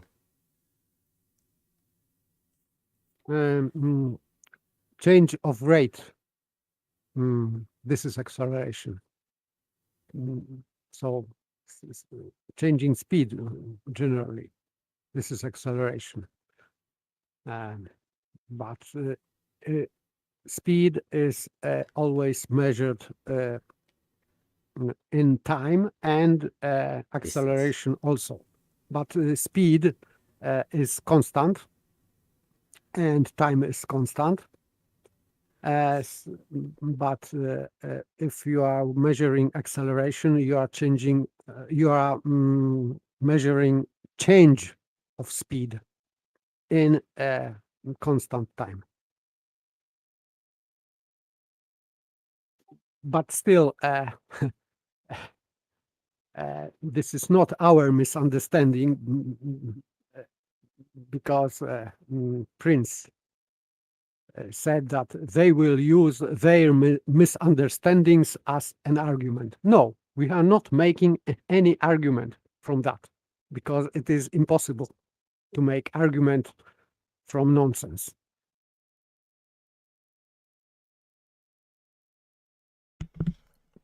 Stefan's we are- attempting to try and swap the tack now to say what gives an object weight.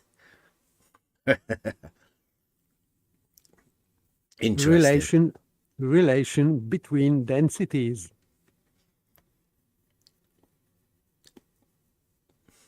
I think he's talking about the more fundamental thing. He may have some sort of a deity or something that he wants to prescribe as the giver of weight to things. Gravity, God gravity, maybe. Yeah. And also Prince says, seriously, spherical geometry doesn't exist? ? Yeah, Prince, dead seriously, doesn't exist. It has no existence.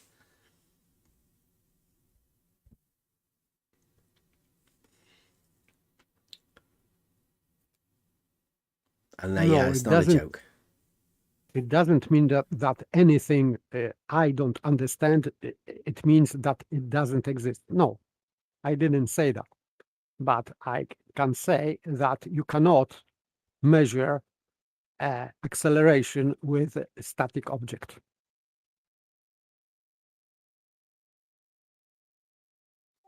So this hydrostatic acceleration is just at least misnomer. And oxymoron, of course. So it doesn't make any sense. It's totally globe, isn't it?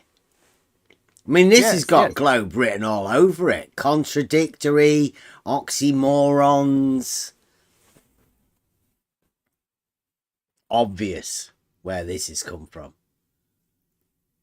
I think Prince is talking to me. He's saying that he thinks that we don't understand spherical geometry, and that's the reason we're saying it doesn't exist. No, Prince, it doesn't exist because it's a concept, and there is only Euclidean things. The sphere is Euclidean.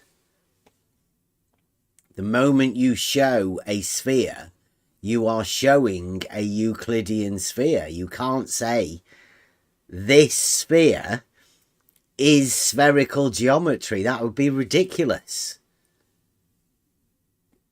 But something's led you to be in this position, and I don't know why anybody would. But obviously, the Paralogism Advisory Council has led you into this position.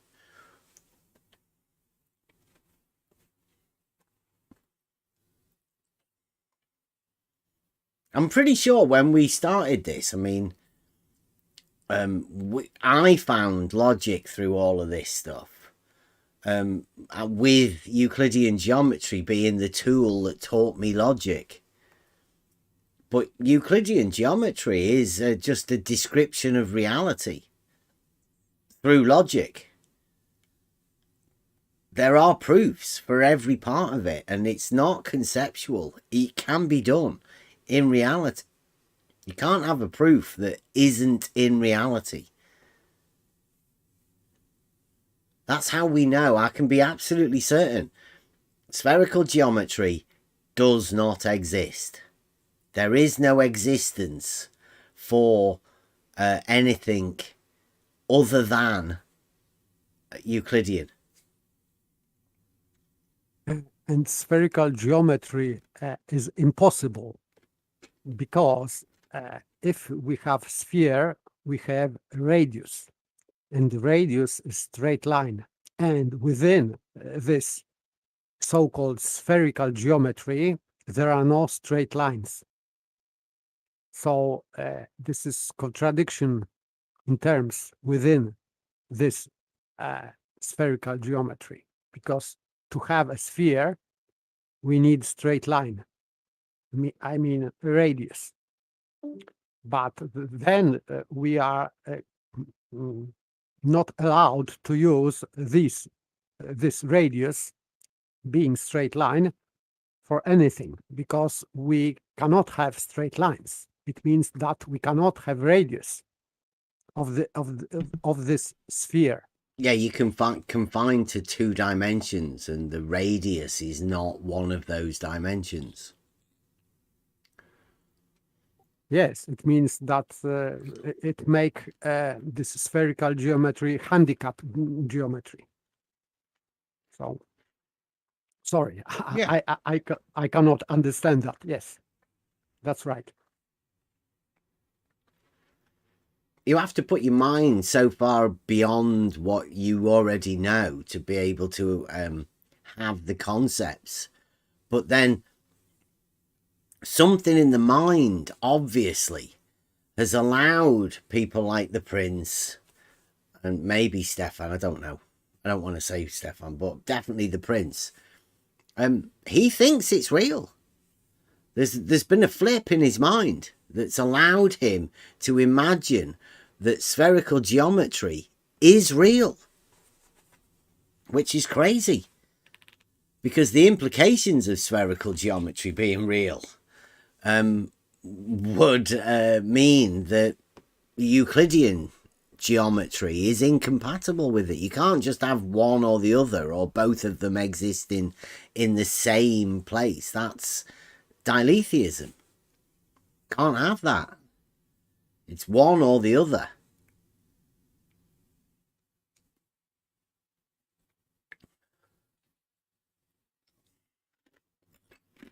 Yes, to produce a sphere, you need diameter being straight line. And then you have to cut off this diameter from your spherical geometry, because it is not allowed anymore. So, unfair for me. It cannot be.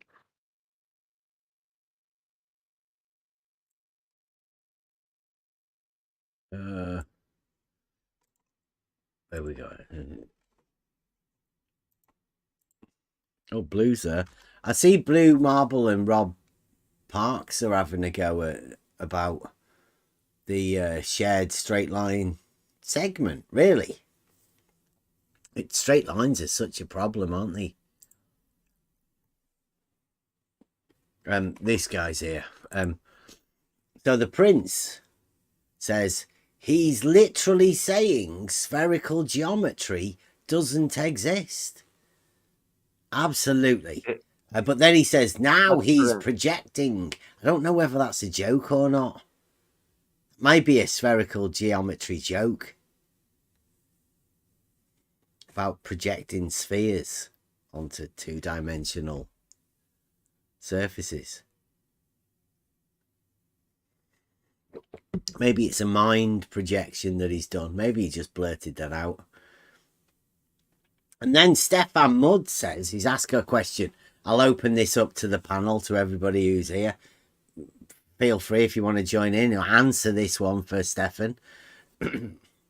He says, can anyone explain if all horizontals are parallel? Because he's done it here. It starts off good, doesn't it? You're thinking, if all, you're thinking, whoop, we got a bit of a logic one coming here. But so he goes, if all horizontals are parallel, why? Why did you have to put why in there then? Why then should we? Why the terminator line of the moon tonight is tilted almost 45 degrees clockwise? It's like an if, why? That may be a globe sort of paralogistic logic. Yes, because it is not related. Yeah. So, If all horizontals are parallel, why the terminator line of the moon tonight is tilted almost 45 degrees clockwise? No, it makes no sense. No sense. Yes, Nonsense. non sequitur. Absolutely ridiculous. But hey, well done, Stefan. Thanks for being here. Thanks for coming.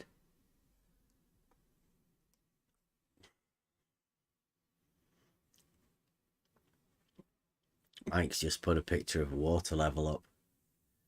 I think he does that now just to trigger him.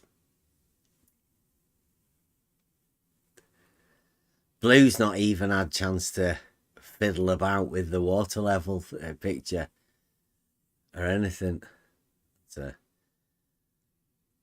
untampered with by Blue Marble Science. That's a fresh, original, OG water level picture from Wiki. One where the Blue Marble scientists haven't got their grubby little mitts on it.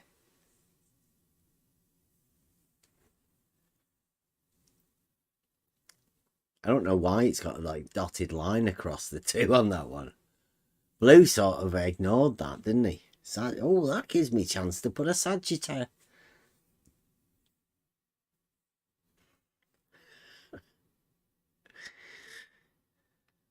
This dotted line looks like horizontal. The prince, right, is saying that the whole rest of civilization agrees with him. You declaring spherical geometry doesn't exist should tell everybody all you need to know about you. He's gathered himself the whole of civilization are going to make an existence of spherical geometry. Oh, just produce it. So can you produce some sort of tangibility to it for me? Can you do some? Your mic's gone a bit weird there, Rob. I don't know what that is. I got it. I'm sorry. I got a different headset. My other headset's dead. Yeah. Sorry. I'll go back on mute.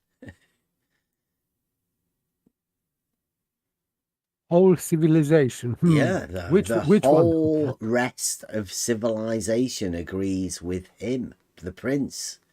The prince is the one that's claiming spherical geometry has an existence somewhere. He won't be able to show us where, but to him it has, and the rest of civilization agrees with him. Which means absolutely nothing because, I mean, we all know that we'll never see. Well, nice of you to come here to listen to the little echo chamber, Prince. Come on in, come and have a chat. We don't want it to be echoey. But, I mean, like I say at the beginning, we are going to have to point out things in reality and truths. And to let you know that the concept of spherical geometry never makes it into a three-dimensional geometric system. There is no three-dimensional spherical geometry. The only geometry that makes it into 3 dimensions is Euclidean, surprisingly enough. The one that everybody uses.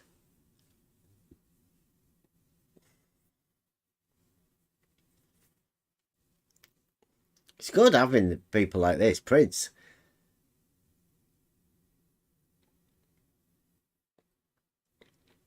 Right, Prince, can you show us where spherical geometry exists?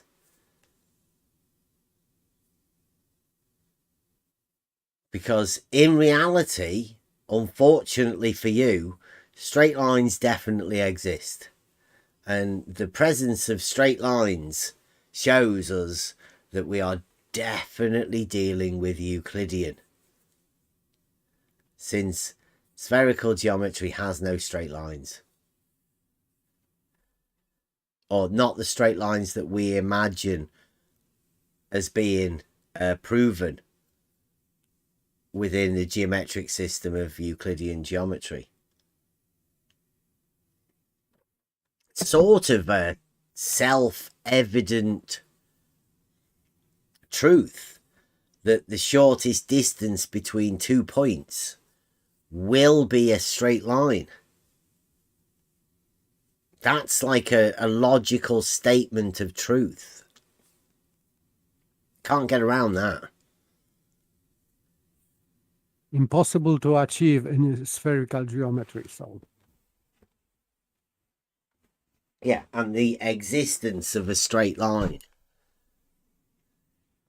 which isn't hard to imagine, and for anybody to imagine, that there are 2 points and the shortest distance between those 2 points will be a straight line.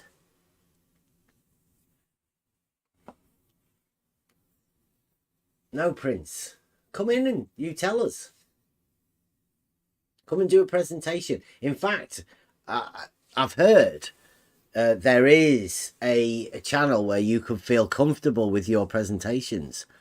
It is the community of the Blue Marble scientists.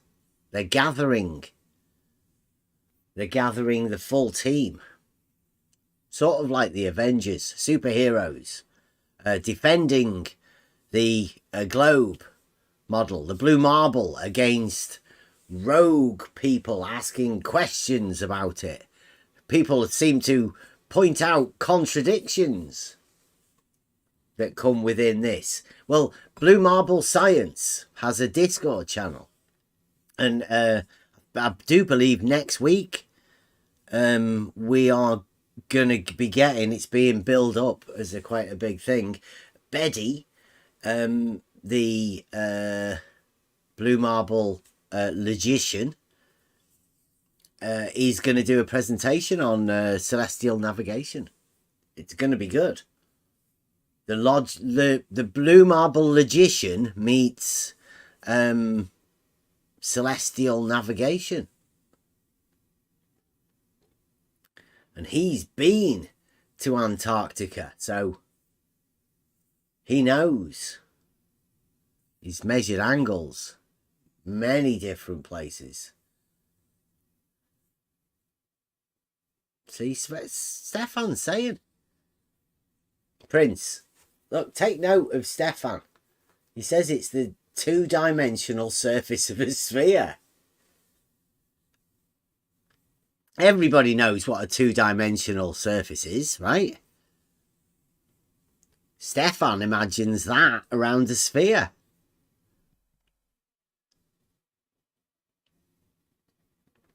And I mean, Stefan's only telling everybody what has to happen within the Blue Marble scientific community. You have to go along with this. If you don't go along with the surface of a sphere being a two-dimensional surface, then I don't think you're allowed to be in the gang. I've not been allowed in the gang.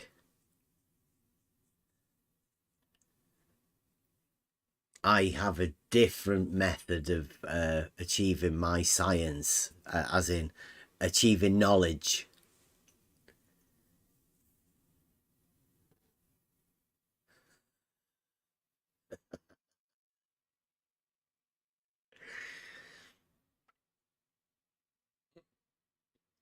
You don't explain concepts like spherical geometry, you define them.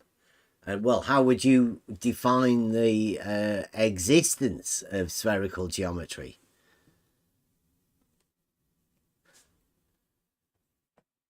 Fattish fist. I think that's Fight the Flat Earth, is it? Sounds like a Fight the Flat Earth. maybe. Yeah. Who knows?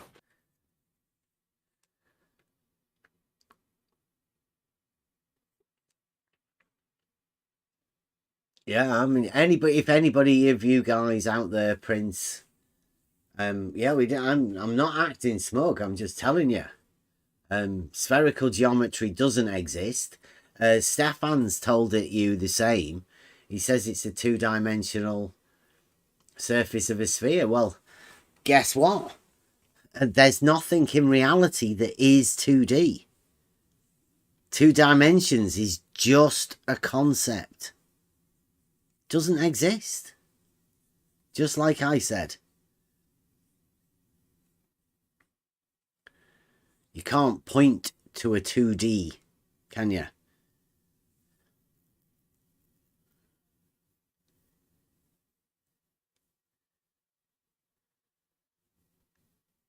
Ah.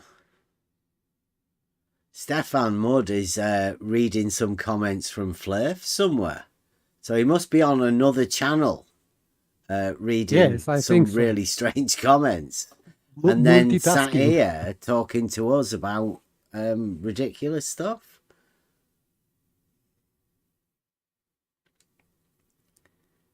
They do get to change the subjects. I mean, we were initially talking about a column of air, which obviously ECV, nobody wants to talk about that. Geometric implications are a bit too much. Now he's talking about the 2-dimensional surface of spherical geometry, which I'm guessing if it's a 2-dimensional, it would have no columns.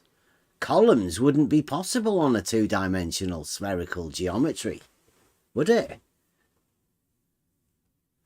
Because then I'm guessing the column would be the 3rd dimension. And you can't add a 3rd dimension into a 2-dimension.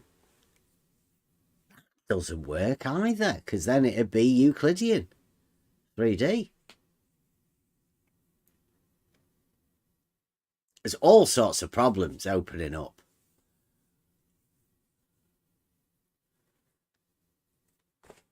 Did I mention I'm doing a debate tomorrow on level is? Remembering that straight lines and all that.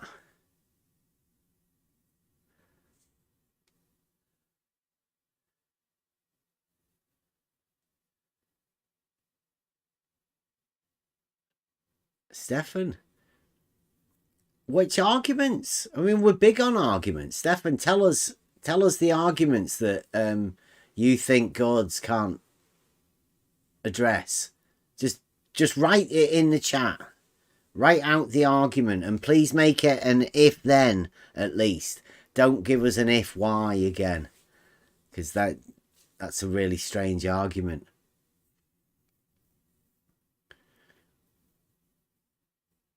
We'll have a go at addressing arguments. That's what we do.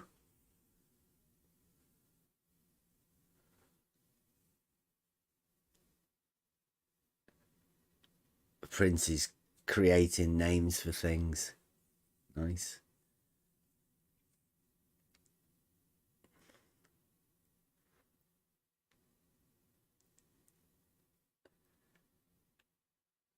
Are you? No, Stefan, what's your argument? Please, write the argument. Not, are you saying? That's not an argument either. Which argument do you presume we are not addressing, and we will try to address it? Oh, so it was just a... Okay. Gods, do you know the argument? Because we've been looking for arguments from these guys, and I think I'm pretty sure I've made a statement that there are no arguments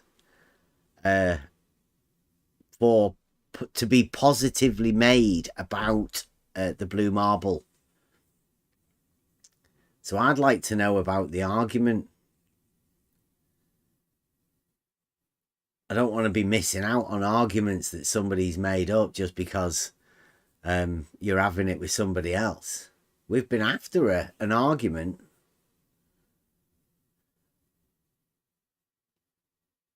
Uh-oh.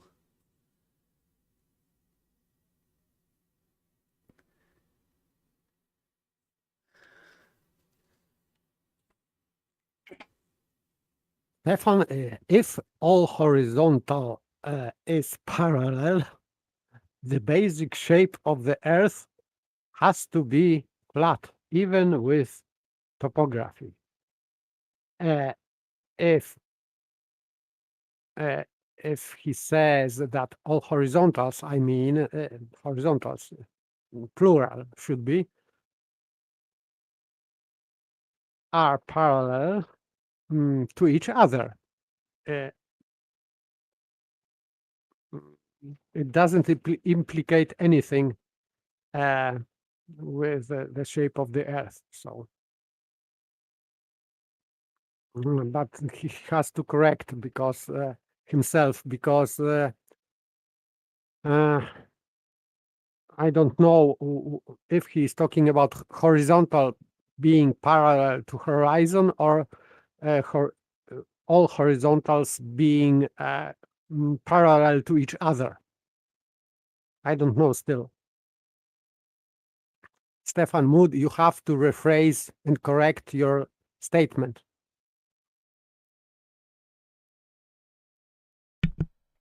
Think you might be troubling him.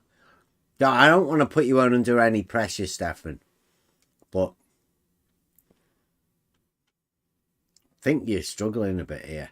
If all horizontal is parallel, the basic shape of the Earth has to be flat, even with topography. Well, I would say the topography gets rid of flat. So you can't have flat with topography, even with topography, because topography is the bit that makes it not flat. So you can't make it flat with the not flat. That just doesn't make any sense.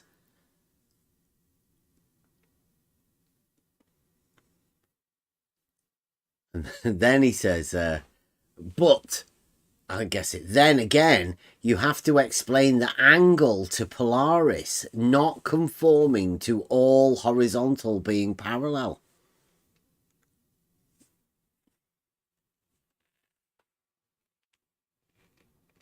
An angle. I don't understand. No. This is non sequitur. How Polaris has something to do with the shape of the Earth.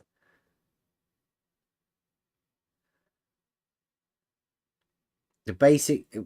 Here we go. This is one of the questions. I don't know what they're getting at. I'm pretty sure their brains have been fried by something.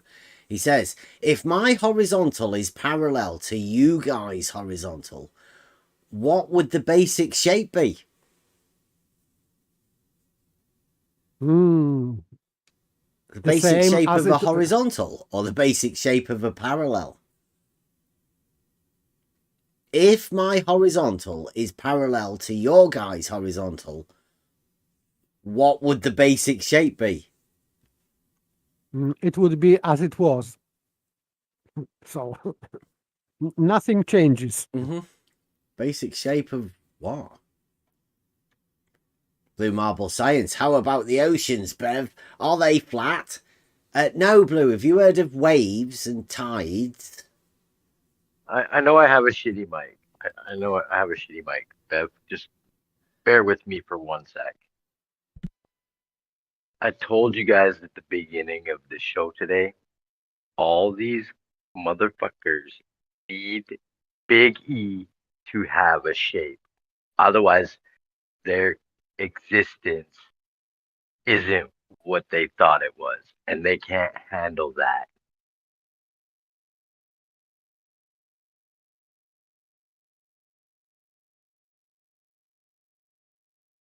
I'm still going to keep on saying it. Yeah, it's not crap. The hills and the valleys, they negate flatness.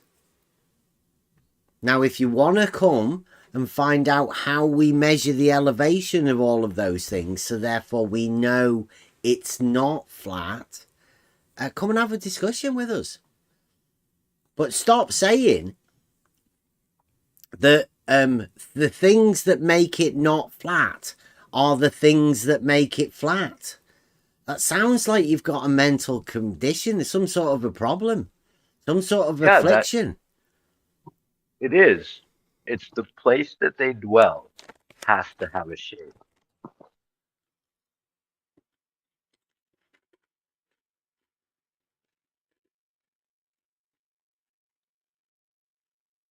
Wally?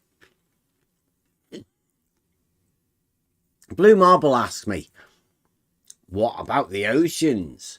I say the oceans have waves and tides. And Wally thinks that's some sort of an excuse.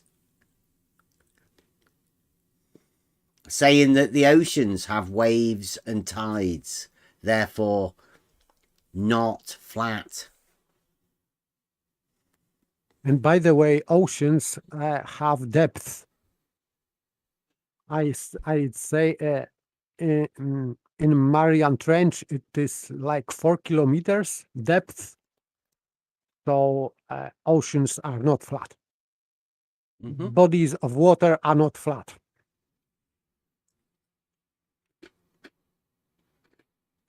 And even surface is not flat. I would agree that they are more flat. The surface of the sea is more flat than ground because water is more easily seeking level. Therefore, it's seeking flatness, but it cannot achieve that. On the ground, this is completely impossible because ground is like solid object. So mountain will never equalize to the level. But water is going to do that, but will never achieve that because of winds, tides, and like motion, basically motion. So water is in constant motion, so it cannot achieve level, and then it cannot achieve a perfect, smooth, flat surface. Maybe in very good conditions, like, for example, pool of water contained somewhere in under some ceiling or in building, then then it would reach the surface of the water would reach level. It means flatness. So it's perfectly still water. Yes, but it still has nothing to do with the shape of the earth.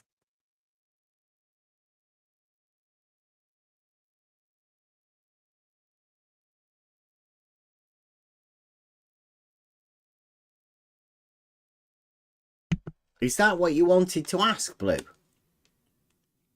Doesn't really. But I'll read it.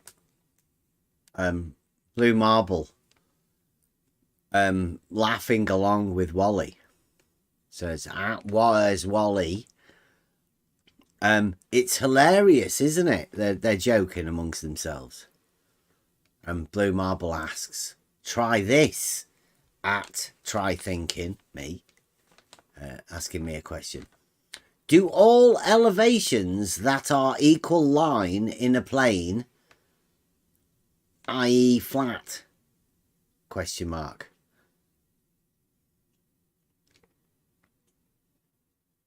I'll ask that again.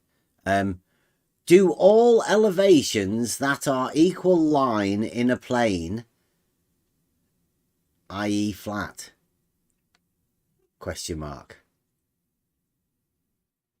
Does anybody want to have a go at that? Doesn't seem to make any sense to me, Blue. Yes, that's why I have difficulty to answer. I'm struggling to understand what you mean. Do you want to have a go at rewriting it? Do all elevations that are equal line in a plane, i.e. flat? Question mark.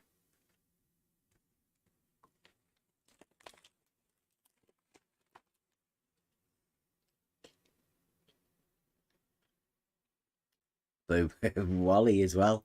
Well done, Wally. Are you sure you should be here? I thought we tried to save you from this. What does it matter if this Mariana Trench is 4 kilometers or 11 kilometers? So it is even less flat than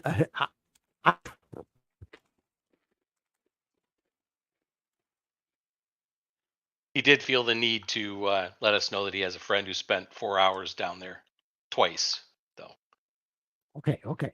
2 times. Just in He is, case you didn't get it the first time, he has a friend who spent. he is my hero already.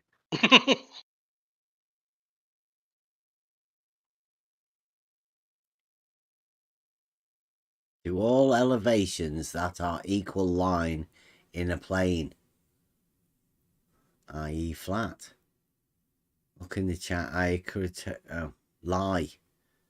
Lie, Bev. What?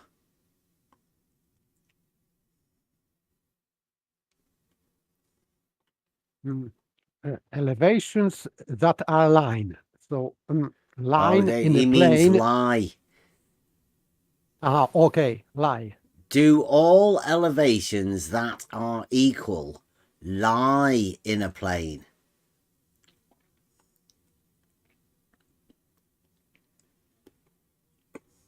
Equal elevation.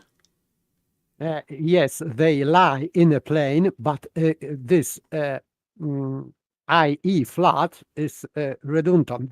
This is same as plane. baby with this on Earth. No, plane is not flatness. Yeah, you've seen an elevation profile, Blue.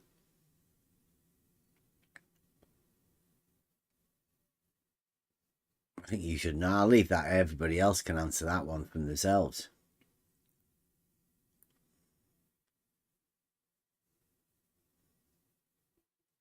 Yeah, Blue. I mean, like when you write lie in the chat, Blue, I just presume that you, like all of the other Blue Marble scientists, just shout out lie all the time. Whenever anybody says anything, you just say lie. That's what I thought that was. Thought you were just calling somebody a liar. You know, like lie, lie. Because I've seen loads of people doing that. No explanation.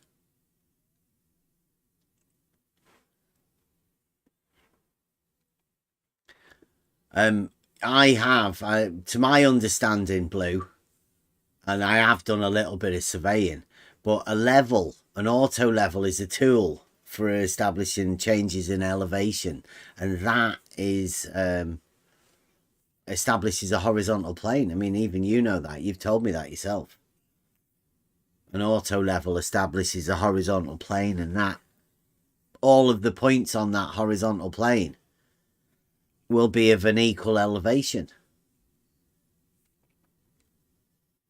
But we can definitely get into that tomorrow.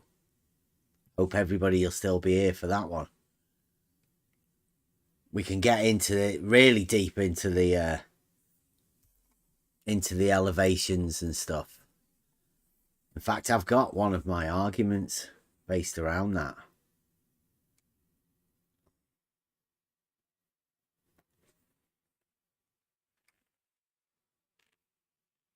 Not triggered, Wally.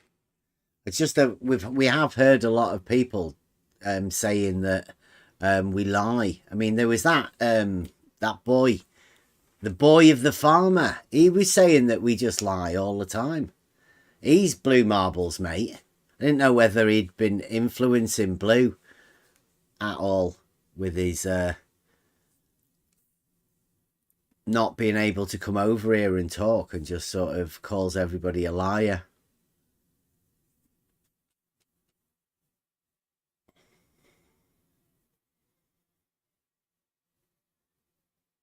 Yeah, a lot of chat action tonight. Thank you very much for coming. Thanks for getting into this.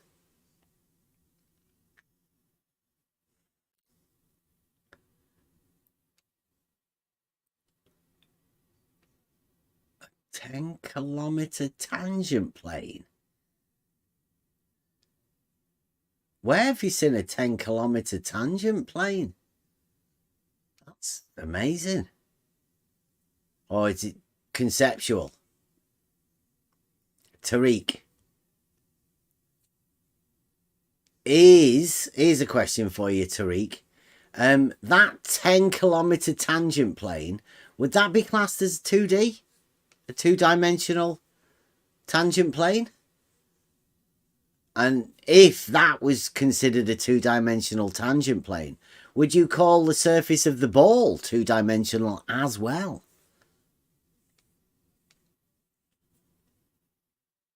Because if you have the ability to do that, then hats off to you. That's full-on diletheism. That'd be two-dimensional lying atop a two-dimensional. Two-dimensional, yeah. Mm. With a difference between the two-dimensional and the two-dimensional. A measurable difference. Which is absolutely fantastic. If you can do that with your mind, I don't know how we're talking at the same time. It is also nonsense because tangent plane on a ball, it implicitly means that this tangent plane is something different than a ball, because otherwise it cannot be on something else. Yeah. Because if it is the same, it cannot be on a ball, because it would be a ball. So Yeah, tangent plane Tariq's done it. should be. You have to separate it. He's now saying the ball is 3D. The tangent plane's 2D and the ball's 3D. Yet just a minute ago, one of your mates, Tariq, was saying that the spherical geometry is 2D. Which would mean that you can't have a tangent plane to it. Impossible. The only way you can have a tangent plane to a ball is having the ball as 3D, as it is. And beside this, 3D ball, Euclidean. Tangent plane involves straight line, and this is forbidden in spherical geometry. So sorry, you cannot even say tangent plane or tangent line to the sphere. This is forbidden.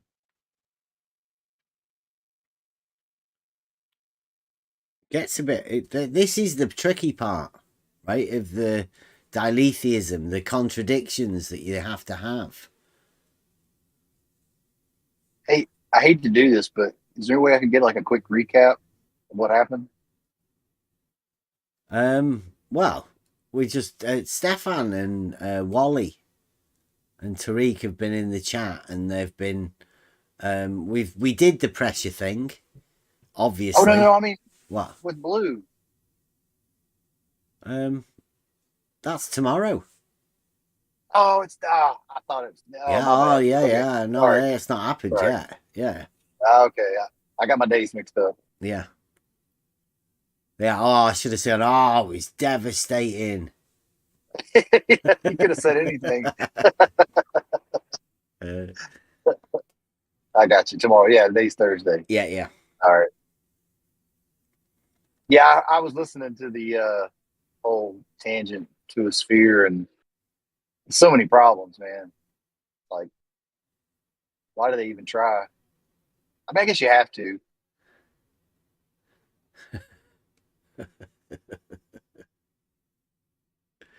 You can't not try to explain it because you believe in it. It says, lol, you can have a flat plane on a tangent plane on a ball. What? Flat plane on a plane. It says lol, you can have flat plane on a tangent plane on a ball. That is a lol for sure. Wow, yeah. Yeah, this is Lol. law. Yes, because this is funny statement. It doesn't make any sense. This is definitely going in the song. The ignorance breeds arrogance. It's going in there for sure. We've had this before, though, haven't we? It's one of the complications of a tangent to a straight line, was it? Oh yeah, no, tangent. tangent to a straight line on a curve. That was it. Yeah, yeah. and then Yeah. and then when called on it and given the quote, the guy said, "I didn't say that." And then the live video clip got played. Yeah. And then it was, oh well, yeah, it was funny.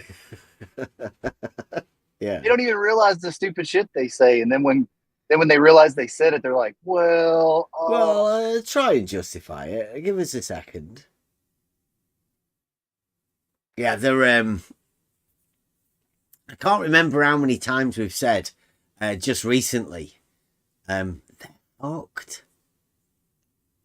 There's no way out of this, surely. Well, I mean, I'm saying there's no way out. Blue Marble has got something up his sleeve. I know he has. It's going to be great tomorrow. Wait, you wait.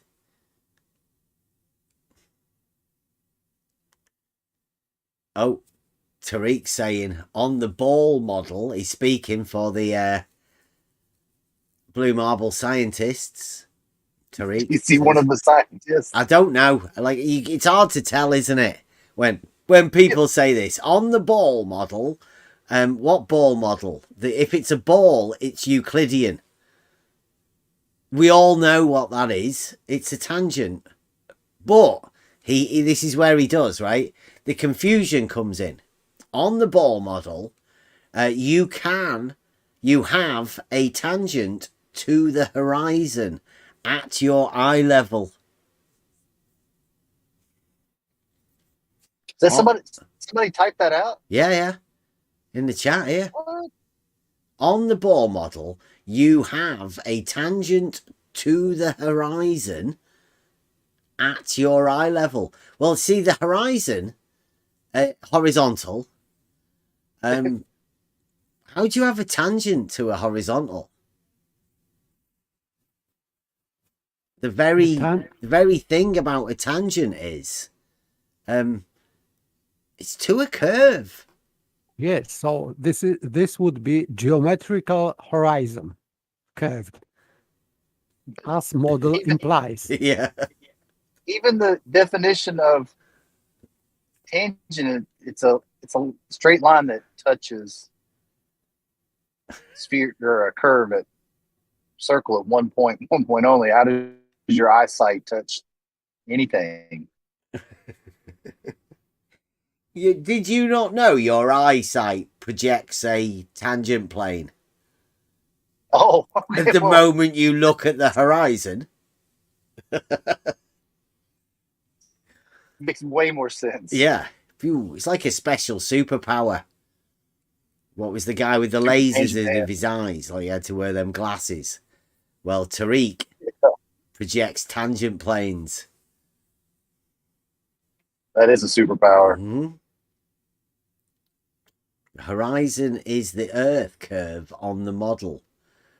The tangent is to the curve. The horizon on the model is the sphere that you talked about, the ball. So you're applying a horizon, which is obviously horizontal, onto a ball. Job's been done, right?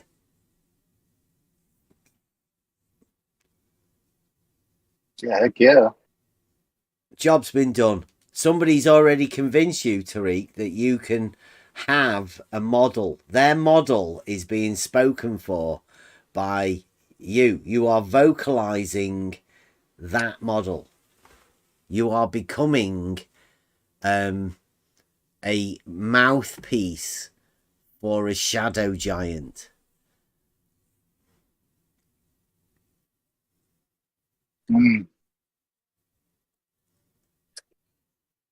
Nobody can justify it.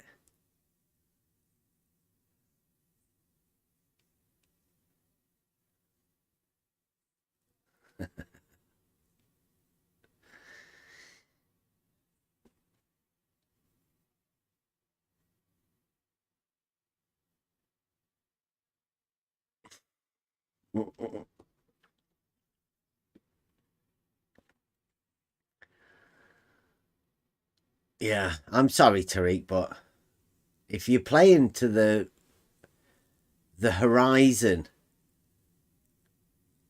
is the Earth curve on the model, that's such a stupid thing to say, really. But I'm guessing a lot of people do that. Argue something. Just another BM scientist. Cyclops, But that was still, it from the X-Men. it is outside of spherical geometry, so I would say that for Globers it would be heresy and blasphemy. So don't do that again. Yeah, Don't talk about tangent, straight line tangent to a globe, because this is just impossible spherical geometry. So you cannot have straight lines, so no tangents, sorry. Stefan, I would say horizontals are defined within a dictionary, and it would be defined by man. Or maybe a horizontal would be defined by what it is, like everything else is defined. It's a really weird statement, that, right? Every local horizontal is defined by gravity. So gravity is the guy who defined horizontal. Yeah, I- every I- one of I- them. I would like to meet that guy who is called Gravity, to talk to him, why he defined that way. But how did he define it, Stefan? How did gravity define horizontal? Because you do understand that stating every local horizontal is defined by gravity isn't defining horizontal. So how would you define horizontal? I would define horizontal as being parallel to the plane of the horizon. Maybe going from left to right across the page. A straight line.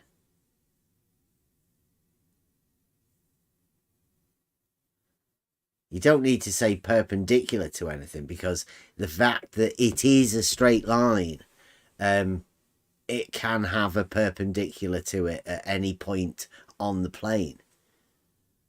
So that's irrelevant. A horizontal would be defined as being parallel to the plane of the horizon.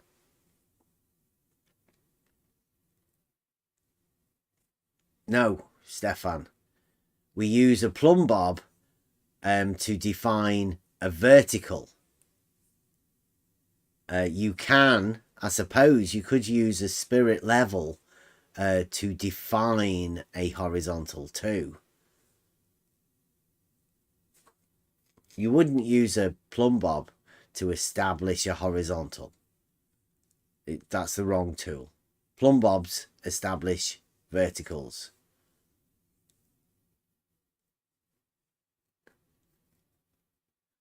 Horizontal's perpendicular to vertical, yes. Vertical is perpendicular to horizontal. If you have a horizontal plane, then all perpendiculars to that horizontal plane will be parallel to each other.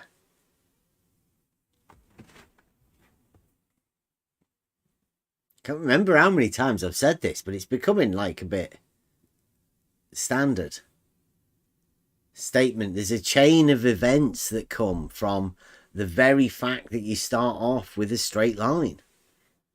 Now, if you want to be able to place horizontal upon that straight line or plane, then there are a few other factors that come into it.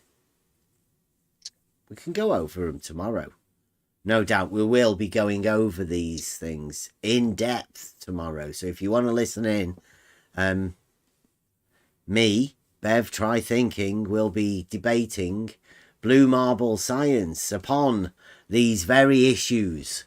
All horizontals are ... and level is ...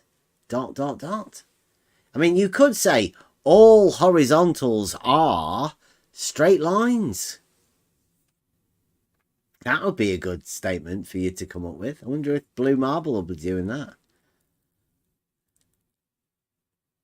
All horizontals are contained within the horizontal plane. That'd be another statement you could make.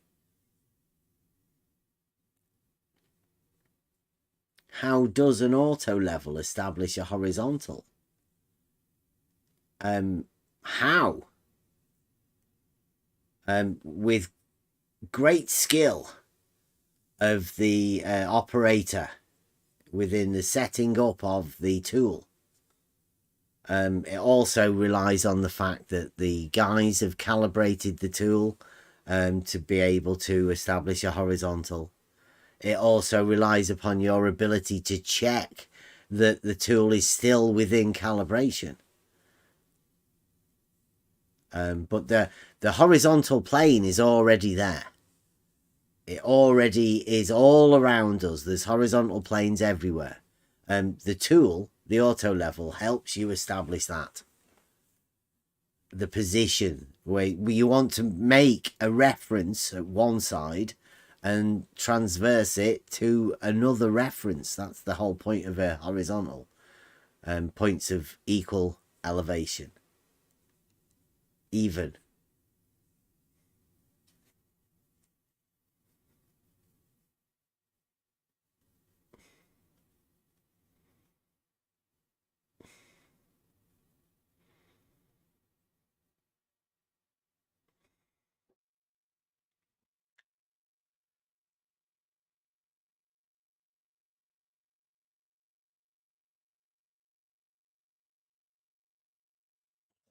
Unbelief. Wow. Chat's kicking off tonight. Not so you believe it.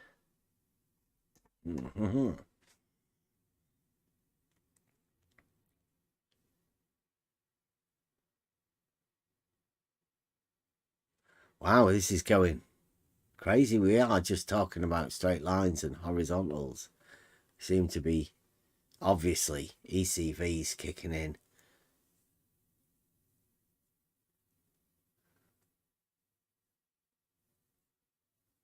And what did I miss? Have I missed anything about the straight line segments in the chat?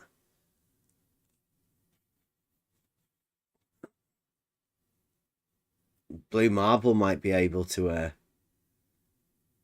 help us out with that tomorrow. Perhaps he's going to be using that.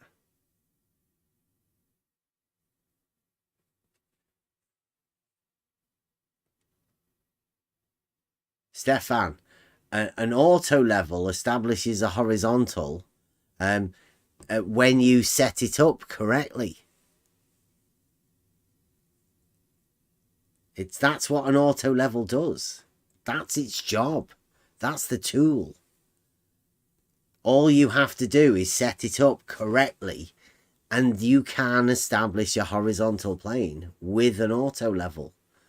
I'm struggling to understand what you're trying to get at. Have you ever done that for yourself, Stefan? Is that what you're asking me? What is the procedure to set up an auto level? Because they are tools, they're levels. All levels, when you set them up correctly, will establish a horizontal plane in reality.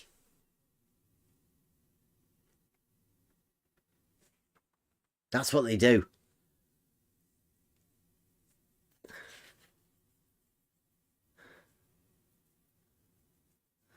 Very strange. ECV's going to kick in soon, and that'll probably be the end of that. no longer able to talk about it. Yeah, I know you're getting somewhere, Stefan. Let us know what you're talking about.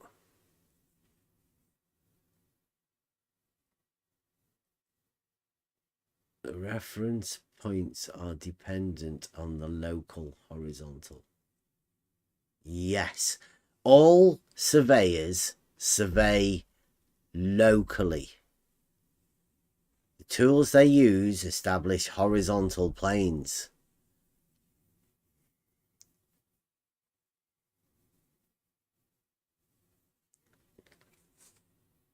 That's what levels do.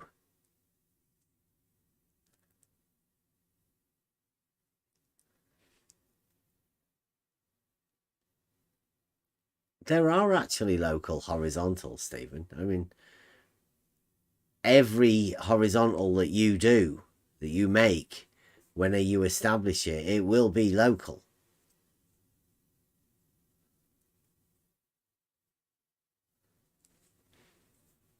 The auto level use gravity to establish a horizontal.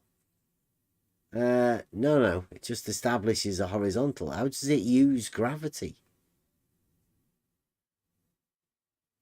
You can't use a perpendicular to establish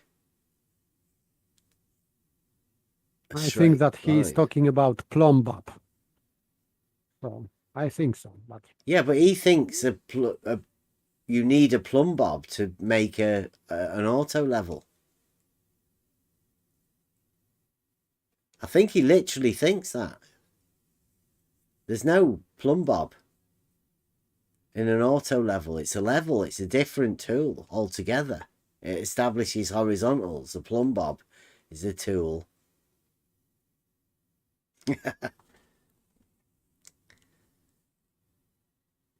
A plumb bob is a tool for establishing a vertical.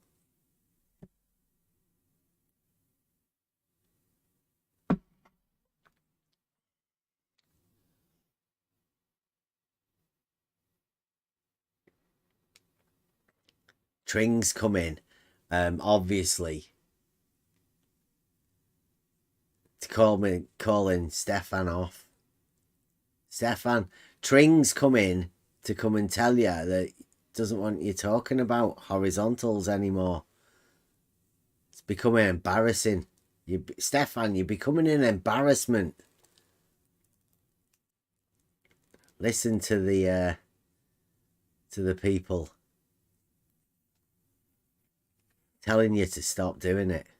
You're embarrassing them.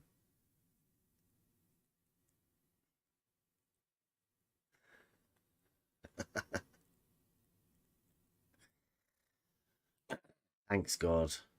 Yeah.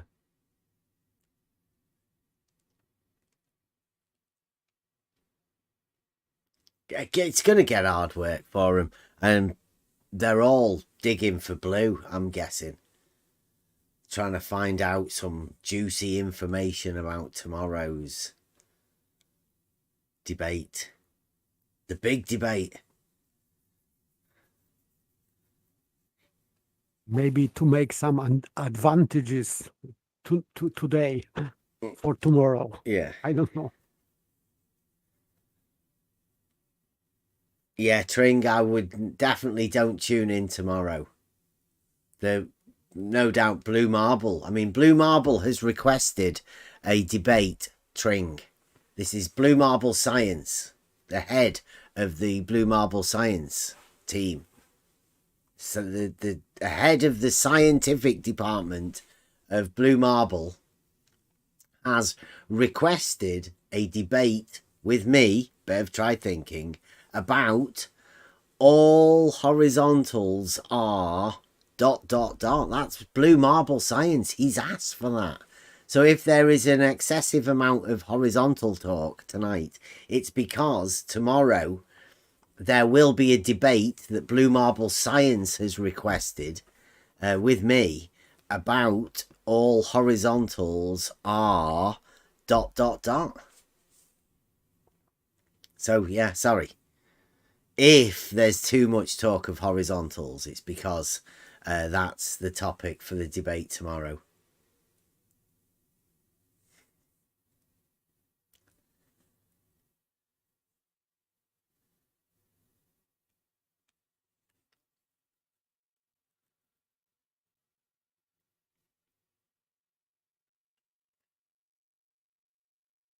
Is there any more to say about horizontals? Well, obviously there's going to be a debate tomorrow, so yeah, there'll be loads to say about it. Probably they'll already have been said.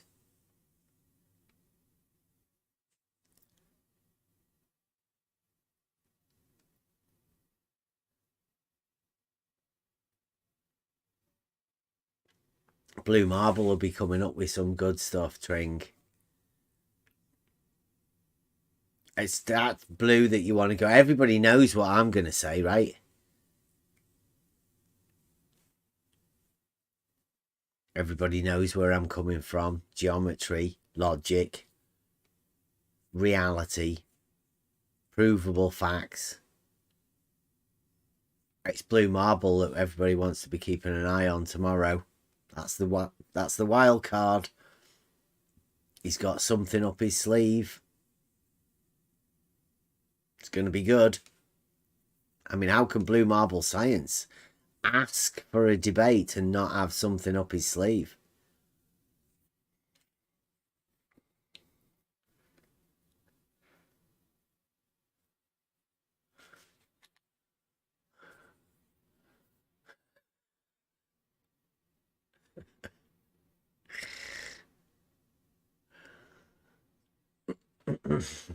Nice one, Saragaki. Let's see what other things I've got. I did have some pretty interesting. I've got the Farmer's Boy stuff. Whether Farmer's Boy's listening or not. Can you remember the other day we were going over a video and Farmer's Boy said that he'd been talking to people and they apparently, he said, people in my local area, where the horizontals are parallel locally, right, that this is Farmer's Boy. Farmer's Boy says that in my local area, there are people that I've upset.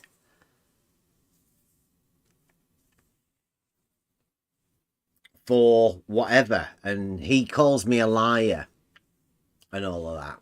So I'm presuming, I would call that slander. People just basically lying about things, unless he's telling the truth. And if he's telling the truth, why isn't he coming here? Why isn't he coming here to let us know what this truth is? So would I be correct in thinking that people lying about you and telling lies about your person in your local area and all of that in order to downgrade you, right, to demean you, is that slander? When you verbalize it publicly, not just talking about it in your local group, but when you actually go on a live public thing and broadcast it out, when you start lying about people, is that slander? Yes, it is. Okay, so I am right then. Farmer's Boy is slandering me every time he publicly states something about me, like I'm a liar, or that I've upset people in the local area, or that I'm lying to my children. Yeah, that's right. That is slander, Farmer's Boy. And you can't back it up. You're not willing to back it up. You're not willing to come and talk to us about anything.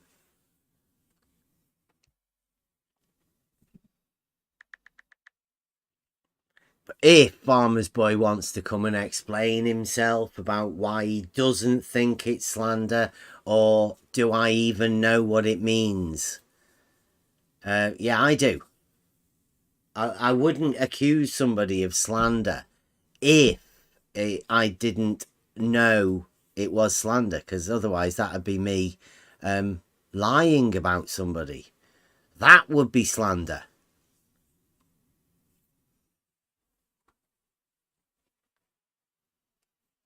So anytime, Farmer's Boy, you want to come round and have a conversation with us, maybe after this debate with Blue,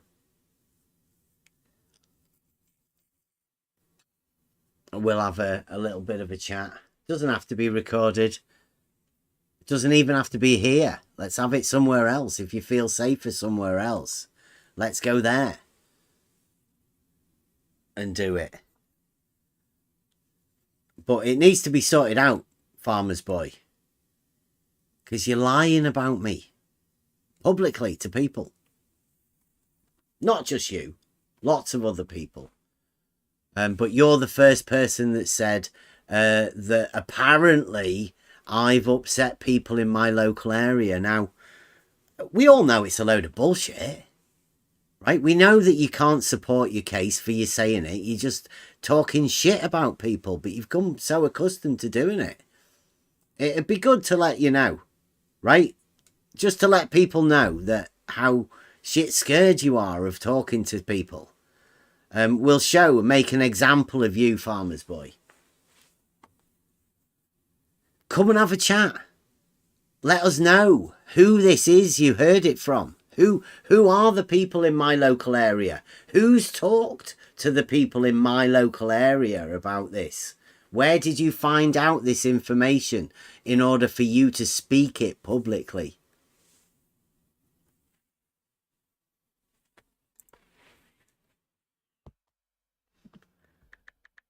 And we'll cut to the bottom of it. The idea is for us to talk about things.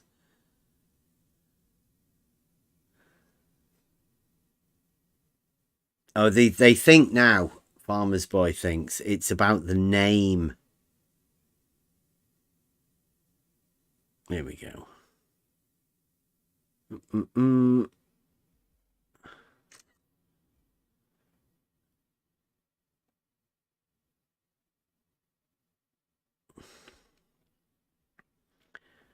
You're gonna have to come and have a chat.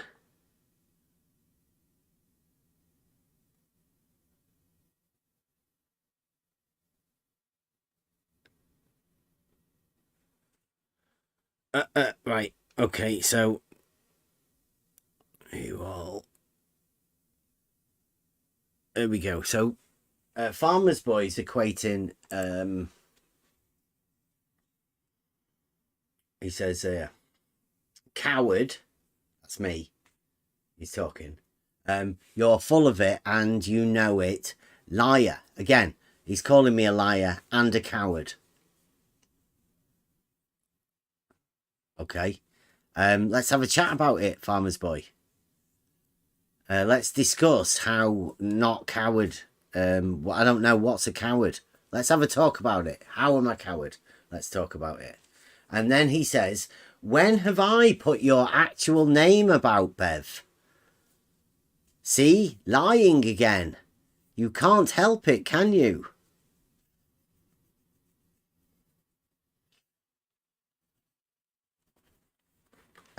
Farmer's Boy, you were the person that said, apparently, people in the local area have got really upset with Bev. He's upset a lot of people in his local area.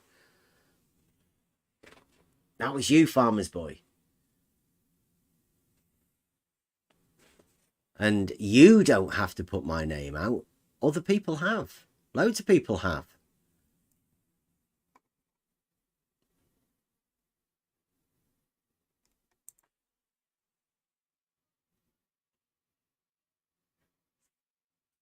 I know Farmer's Boy's not going to come. He's just been sat in the background for years, talking shit.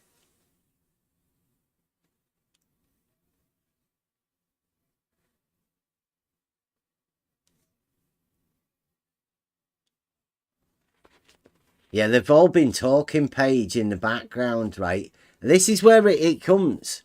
That they've become so comfortable talking shit about people that they go onto a live stream and take all of that conversation that they've been talking shit about people and then put it on a live stream.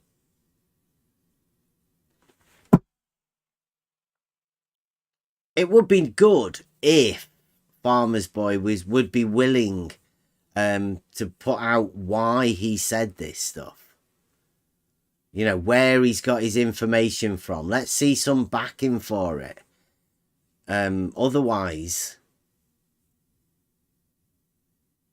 do we say that it means nothing, or does he think it's been proven?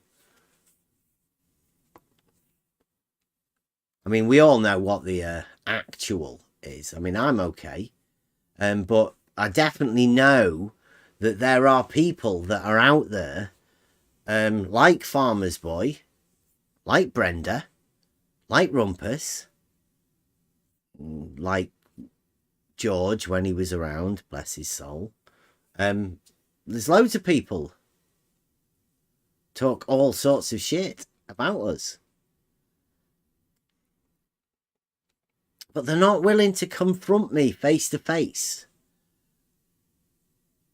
Farmer's Boy ran away rather than coming talking to us face to face. Rumpus was telling us how it was safer to get him away because he had a big machete. And who knows what he would have done. They were all fighting, holding each other back from getting all aggressive. Farmer's Boy, Rumpus, even George. They got George in on it.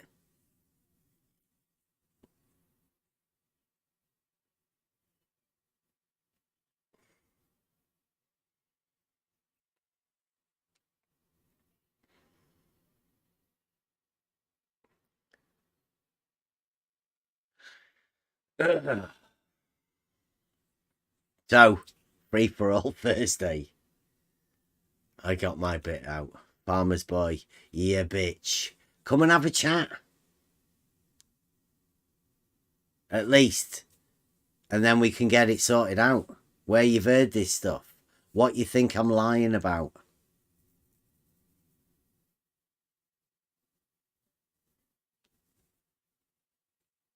Stefan, like, are you sure you don't know about how an auto level's set up? We've done it many times. You should have been in here when we went out and did the live demonstrations, but you should have been in the Discord, because there's certain things that we do beforehand, before we start going live and start recording. That's where we do that, where we show you how to set the auto level up, how to do the 2 peg test, how to make sure it's still within calibration. It's still producing a horizontal.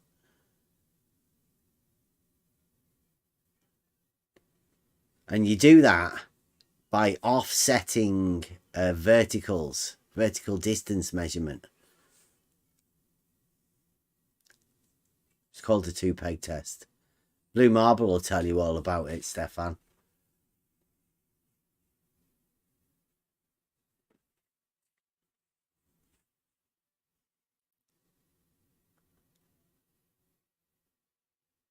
I know, but you do not. You know how to set an auto level up. Why are you asking? 2 peg test, right? It's got nothing to do with gravity.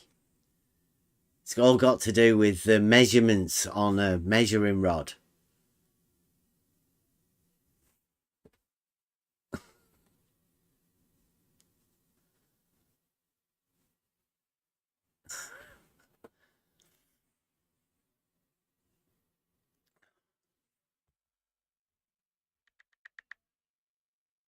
See, we have had some other good stuff, but I think we'll keep that in the back pocket. There's big things happening for the Blue Marble Science team. Tomorrow is going to be one of the pivotal moments, I'm thinking.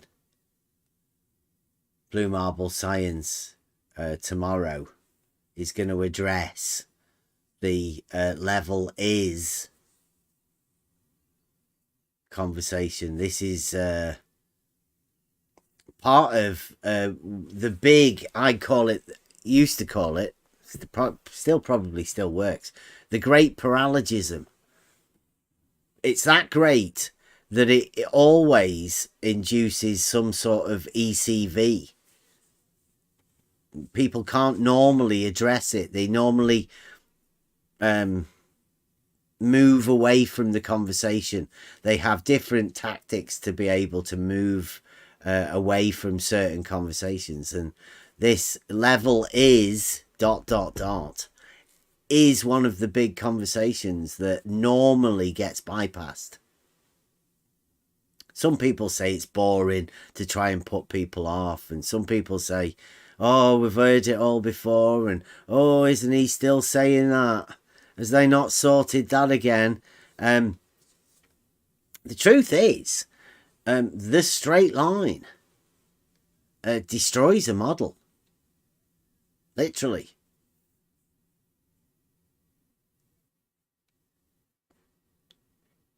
It's that simple to be able to see it.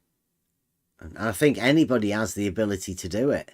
It's just that the people that we talk to cannot see it. They've lost all semblance of any sort of logical system. There's no way of reasoning with certain people. There's nothing you can do.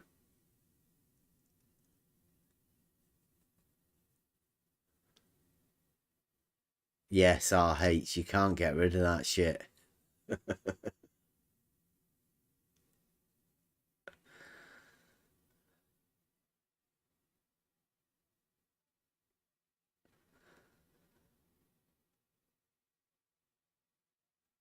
That being a manual where you center the bubble or an automatic is the compensator, where gravity is used to suspend part of the instrument optics vertically. No, there's a prism system that equalizes the image. It's the actual the prism, the glass prisms. The horizontal. You look through the prism system and it compensates the image to make sure it is horizontal. Wally, you know you've admitted that you were just lying. You spent 2 years over here lying. And you've admitted it. We know, Wally, don't worry about it. We knew all along that you were just lying and saying things that the globe model told you had to say. That's not reasoning. That's literally lying, Wally.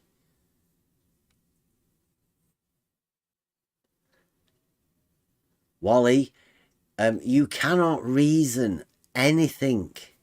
You're a diletheist. You're probably one of the most model afflicted people there is. Everything you do, anything you say is related to a model that doesn't exist.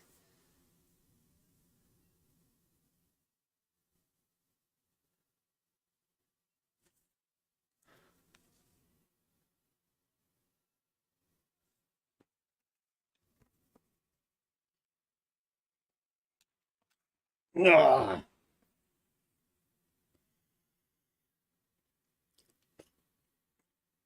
Wally is that's why we literally banned Wally from here, because he was making a mess of himself. Whenever we put anything out, Wally would just sort of turn it upside down. It got embarrassing, really bad.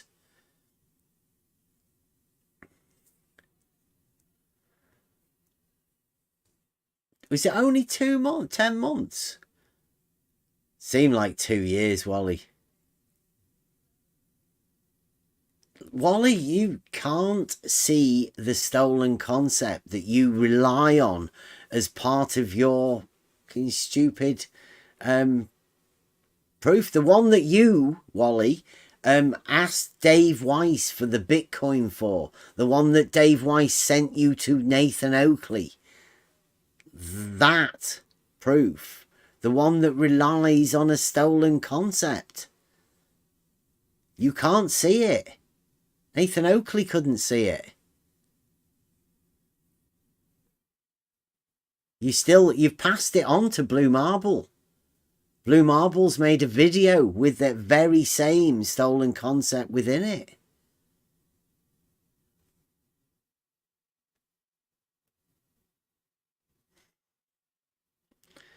It didn't get embarrassing for us, Wally. Honestly, it was a mutual site.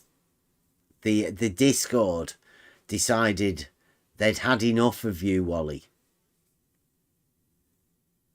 The entire Discord. Yes, Wally, we have explained the stolen concept. You can't hear it. You can't see it. You can't understand it. You can't comprehend it. You are a diletheist. It's not within your ability to be able to comprehend the stolen concept. And thank you for that, Wally. You gave us the ability to know that certain people cannot see contradictions, even to the point that it's perhaps one of the biggest fallacies you could ever imagine. The stolen concept. You use the thing within your proof only to end up disproving the thing that you used. That's what you've done, Wally, but you can't even see it. And if anybody doesn't really understand that, it's not surprising, because it's that ridiculous that it takes a while for you to try and comprehend it. It's nonsensical. But when you see it, you'll see it all over the place, because loads of people literally do it.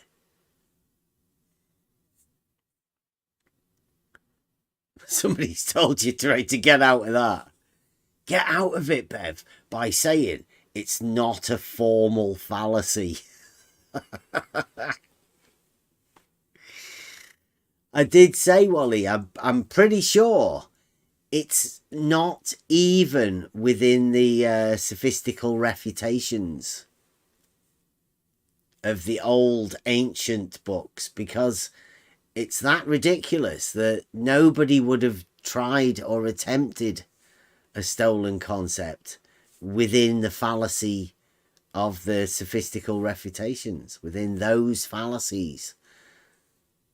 That's how far left field this is. It's fucking way out there. Way out there. In fact, it's not even in the ballpark. It's that far out.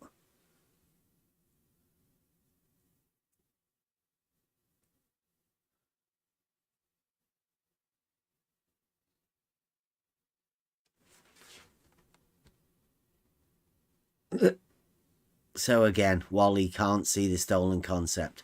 I have gone over it many times. It's not hard for a logical mind to see what the stolen concept is, or at least what a stolen concept is. Wally can't even see that. Wally's been passing on these paralogisms of not being able to see the stolen concept, and he's given it to other people. Now, other people gave it to him.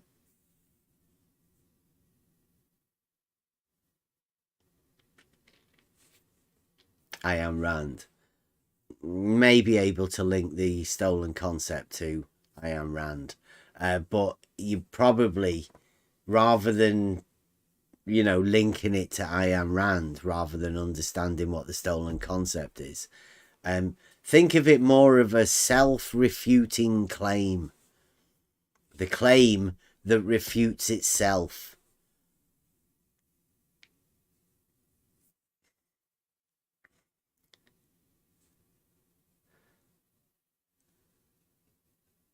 Wally,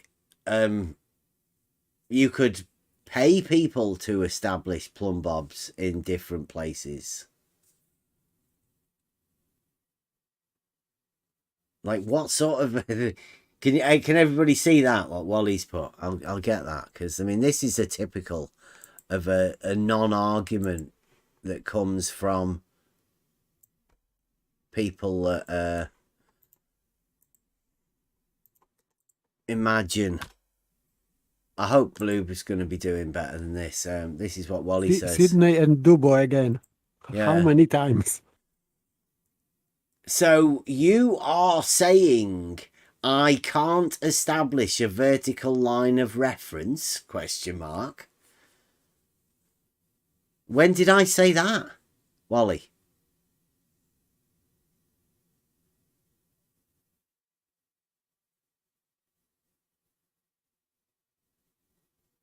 What's that? What does that mean, Wally? And explain it. When did I say it? Or are you just asking that you imagine that I might have said it and you're just checking?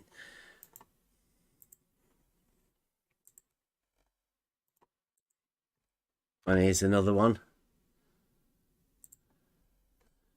Bev, are you saying I can't measure the angle between a star and vertical?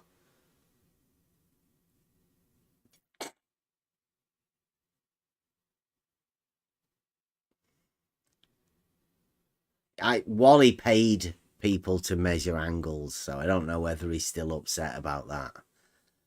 I don't know where. Have you since measured an angle of your own, Wally? But I mean, between a star and vertical, what do you reckon he's doing?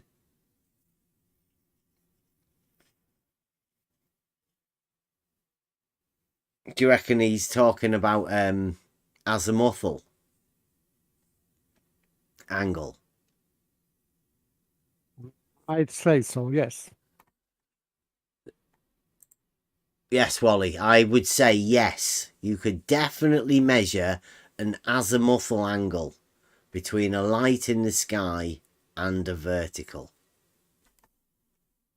Yes. I don't think I've ever said that, but I mean, like, is that what sort of a question is it? Like, why did you come up with that? It would be an angle of elevation.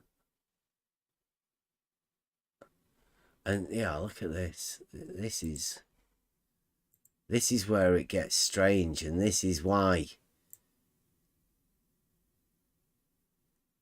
This is why Wally gets a little bit strange, and we thought it's a little bit weird. So where's Wally says? So you accept Wally has a vertical reference at Dubbo and at Sydney? That's where's Wally says? So you accept Wally has a vertical reference at Dubbo and Sydney? Is Wally talking about himself in the third person, or is that a chance that there's somebody else on that account and they're talking about Wally whilst typing on that account? What percentage would you give to all of them?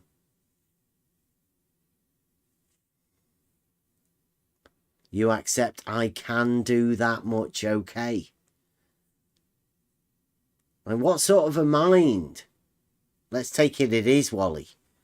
He's talking about himself as the third person and the first person in the same paragraph.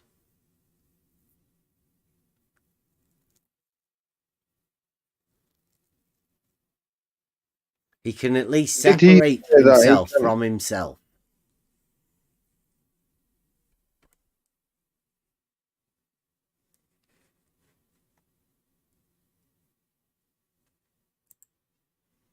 I think Wally's a bit of a group of people.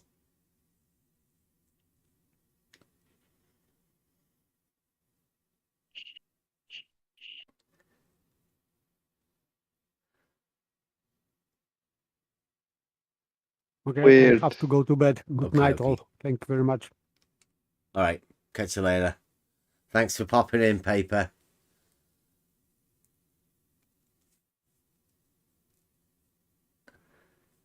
You're saying I can't establish a vertical line of reference. At Dubbo in Sydney, he's got another one here. He says, so what I have He is said A, 2 verticals. I'll get it. I'll put it in here.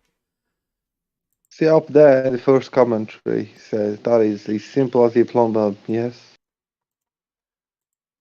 So what a plumb bob does then, what does it do? There you go. Here's Wally. So this is where's Wally and his attempt at Dave Weiss's Bitcoin challenge. If anybody isn't aware of this, this is it. This is Wally's proof of globe based on round these facts. So he says, what I have is A, 2 verticals. I'm not so sure where Wally's got these 2 verticals. B, 2 elevation angles. So he's got 2 verticals and 2 angles. And the distance between Dubbo and Sydney. I'm taking it. That's a straight line. The distance. It's a straight line distance, right? As everybody understands, distances are straight lines. So Wally has a distance, a straight line, 2 verticals and 2 elevation angles. That's it.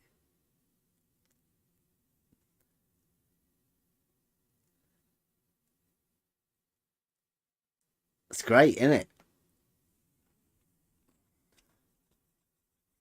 Now, What he's trying to prove? Spherical geometry. Or I think Wally tried to say that this is to prove that horizontals aren't parallel.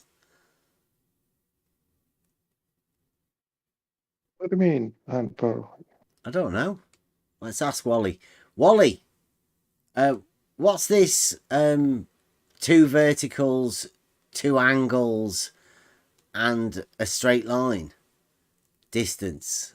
Give us. What's it proving? Yeah. What's it about?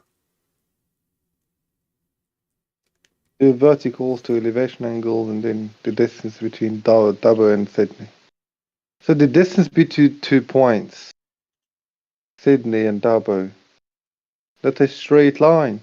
Uh-huh. So we can establish that, right? Well, you could have a vertical Obviously. at each of those 2 points, couldn't you? Yeah, you can have 2 because 2 verticals, like 2 plumb bobs, right? One at A and one at B. Okay. Yeah.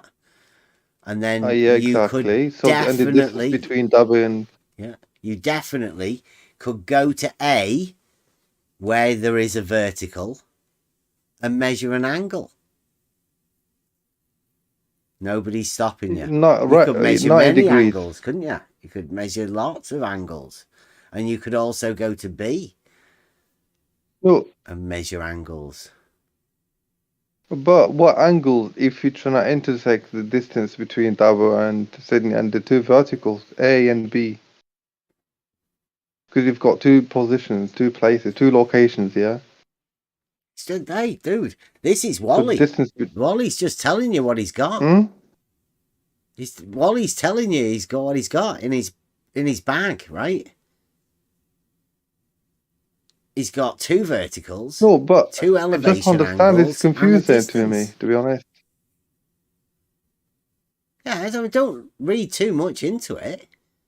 You just have to go like, well done, Wally. Yeah, you're great. Don't discourage him. He's proud of his But two we should like verticals, two elevation but angles, and we should. This is the point, right? You should put them like in the spot to address what he actually means by two verticals, two elevation angles, and the distance between Dover he and can't. Sydney. He won't talk to It's you. vague. It's confusing. Wally's too shy. He can't talk to you. But I mean, like, you have to be able to. I mean, there's a group of people out there that are going along with this, right? Now, here's the thing that I've learned, right? That everybody wants to imagine that other people are good. At least I think that's the way this works, right? Now, you want to believe Wally is coming with something, right? There's something to this. So what have you got? Yeah. You've got two verticals, two elevation angles, and a distance between two places. Uh-huh. Where do you go from there? Well, you ask Wally what the fuck he's talking about. What's he meant to prove? What's it about? And Wally doesn't answer. Okay. Like, so But you're left the just trying to problem- wonder what the fuck he's talking about. Now, you can just go, that guy's crazy. It doesn't mean anything. And then leave him. But then Wally will come back and say, well, see, you're not talking to me because you can't take my proof. And you go, proof of what? And he'll say, aha, see, you don't understand it. You can't. It doesn't mean anything. He's delusional. It's crazy. He can't explain it. Honestly, yeah. But that's why, can't wrap my head around his 3 points.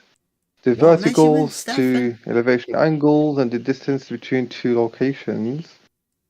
So, okay, let's say two verticals, okay, that can be established, okay, it's easy. The distance between two locations, that has straight line, that's establishable, right?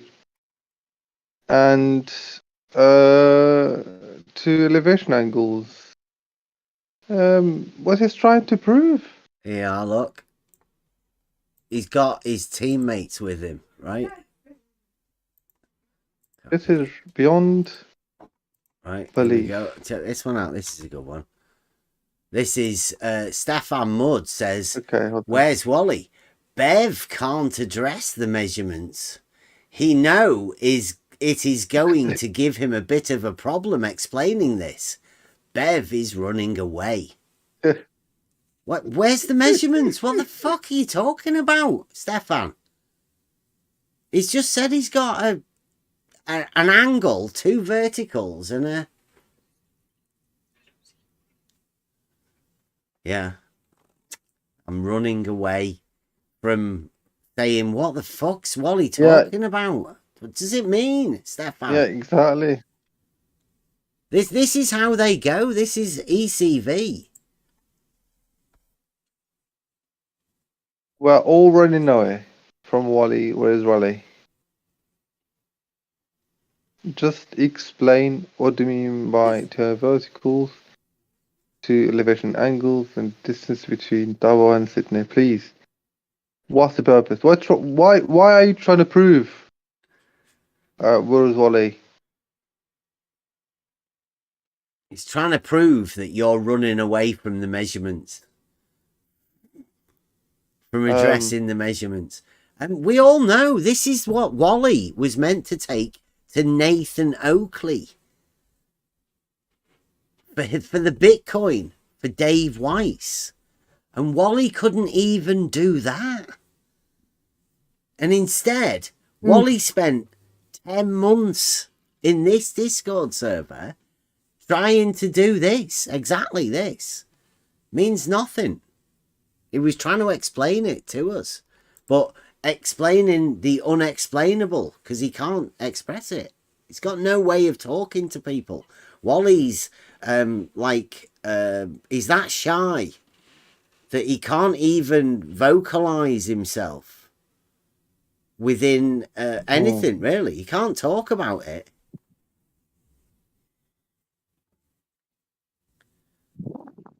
What angles measured, Stefan? What the fuck are you talking about? You mean the two angles that Wally... he got one from somebody else and he paid a man to measure an angle for him. I don't know how much he paid. How much would you charge somebody to measure an angle for him?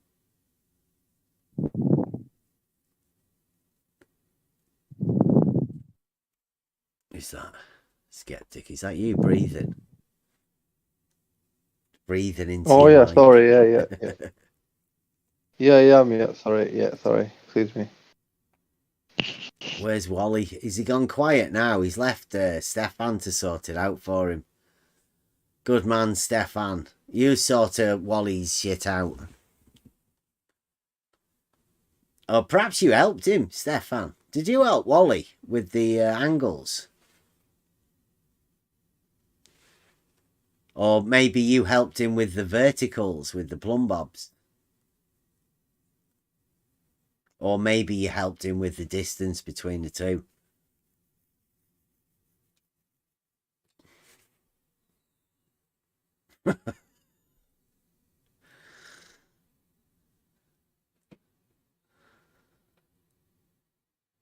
Stefan, we don't know what the fuck you're talking about. What's Wally? Who's claiming that Wally's lying? Like, where did you get that from, Stefan? And then by saying that, doesn't mean that Wally's telling the truth. The truth is, we don't know what the fuck Wally's going on about. Doesn't make any sense. Doesn't make any sense. It's nonsense. But you seem to know, Stefan, but I don't bet you can't explain it either. It's just not possible to know. It's nonsense. Right, Stefan, so you haven't got a clue what Wally's talking about either. None of us, we're all, at least all of us, have in common the fact that we haven't got a fucking clue what Wally's going on about. Yet, you're trying to defend him, Stefan. You think Wally measured angles to prove that horizontals aren't parallel, which is ridiculous. But I'd still like to see what the hell you think the method was that Wally used to do this, using straight lines. Here we go, Stefan. Here's a perfect example of the stolen concept, a self-refuting claim. Wally is going to prove that horizontals aren't parallel by using angles and straight lines. And you know the only way you can prove that horizontals aren't parallel is by proving there's no such thing as a straight line. By proving horizontals don't exist. That's it. That's all you've got. Because if horizontal is a straight line, then they are parallel. Have to be. There's no other way around it. So, along with Wally, Stefan, your task, should you choose to accept it, is to understand what the fuck you've just claimed with us tonight. You've joined Team Wally. good on you. Because Wally spent a year here and he can't explain it. He's never been able to explain it. He can't vocalize it. He's too shy. Stefan, thank you. Perhaps you can. If you ask permission for your wife, maybe sometime when your wife's gone out to the hairdressers or something like that, maybe we can schedule a time where your wife says it's okay for you to come and explain Wally's paralogism.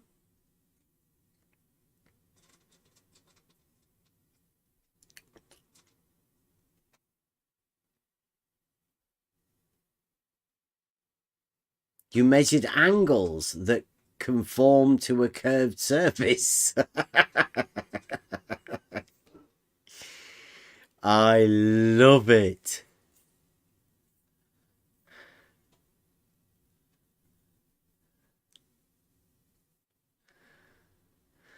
I'm gonna have to get that. I'll get that on the screen for you guys because Stefan, thank you very much. This is what Wally has been telling the team. There you go. Wally's been telling people this, and Stefan has taken it on, right? Wally is becoming a shadow giant. Who'd have thunk that? Because Stefan is now repeating the words of the Wally shadow giant. And if there's anybody that could depict a shadow giant better, I don't think there is. Just so people can understand what a shadow giant is.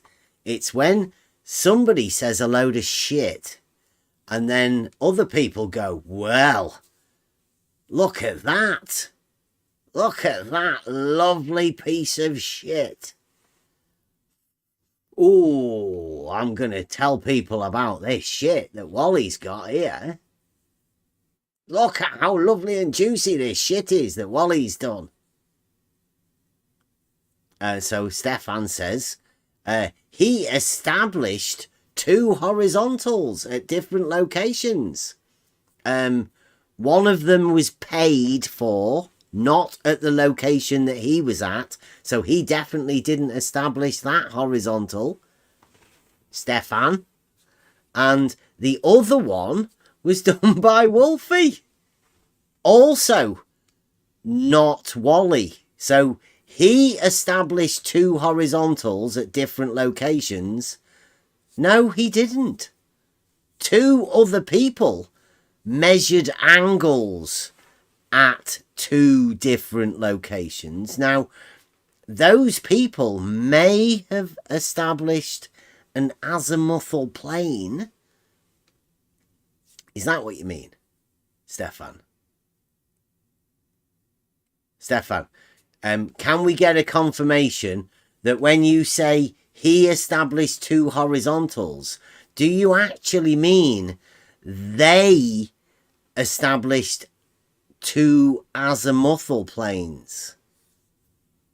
Could we get a confirmation on that, at least?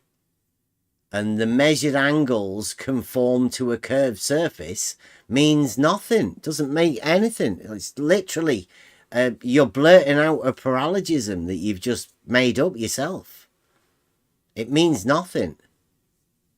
A vacuous statement. What? Question mark. Unless straight lines do not exist, no curve is possible. What? So straight lines. You can't get rid of straight lines, can you? You must admit that.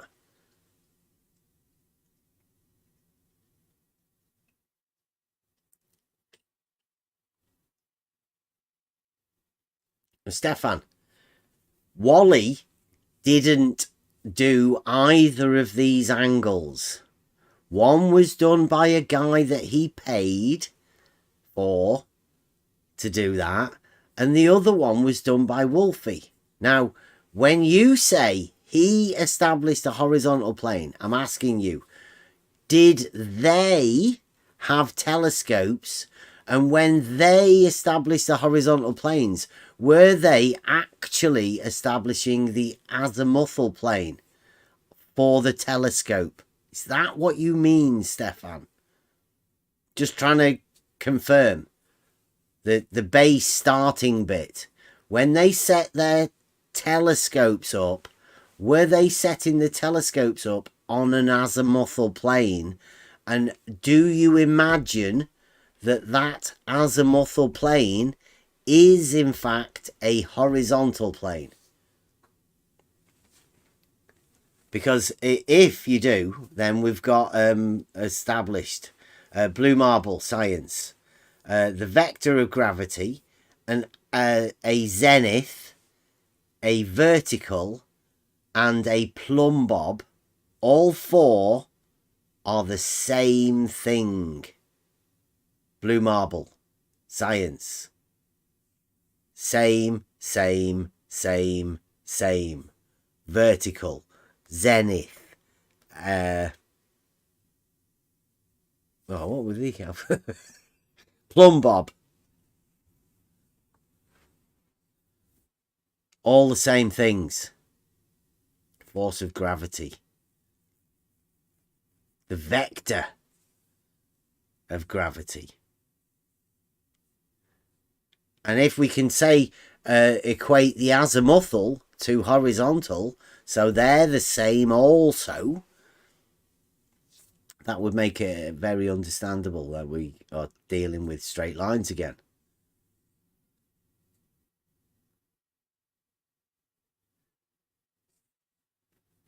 And yeah, I would like to know the distance between Dubbo and Sydney. Is that a straight line? Like Wally says. Obviously, should be a straight line. I mean, that's how what we do in reality. The shortest distance between 2 points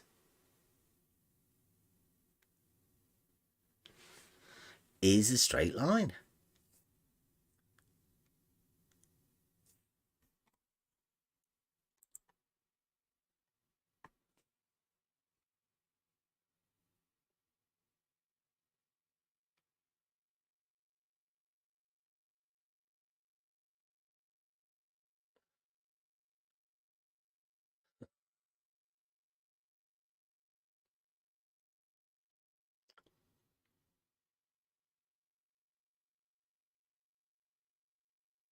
As the crow flies, RH, yes. That's a straight line. But that's it up in the air, right? There's no difference between the distance up in the air as there is on the land. As the crow flies.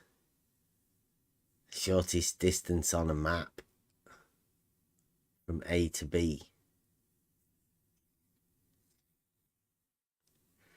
That's a straight line.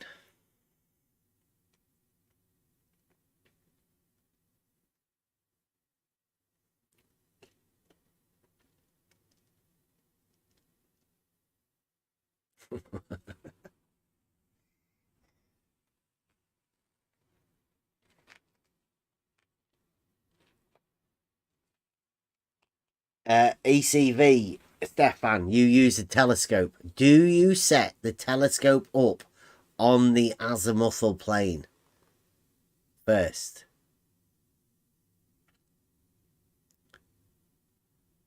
You use a bubble or Polaris? No, you need to set it up on the azimuthal plane first, the bubble.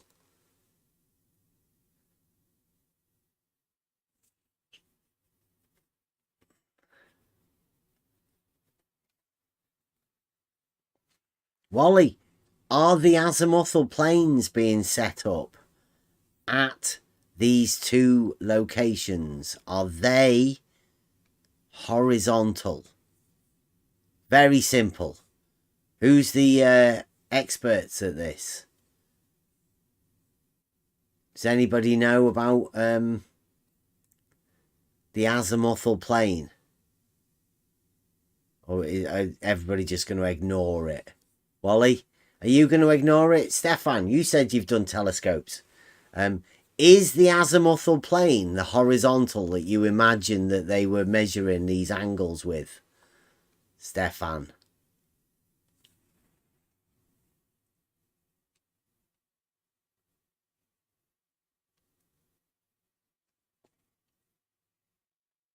What did Wally tell you? Is, Stefan, I'm going to say again, is the telescope set up on the azimuthal plane, and is that azimuthal plane horizontal? Just so we know. I gotta go, but that Bev can't wait for tomorrow. Yeah, I look forward to that. Be good.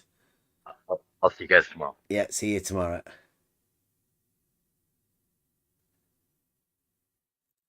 Wally, do you set the telescope up on the azimuthal plane?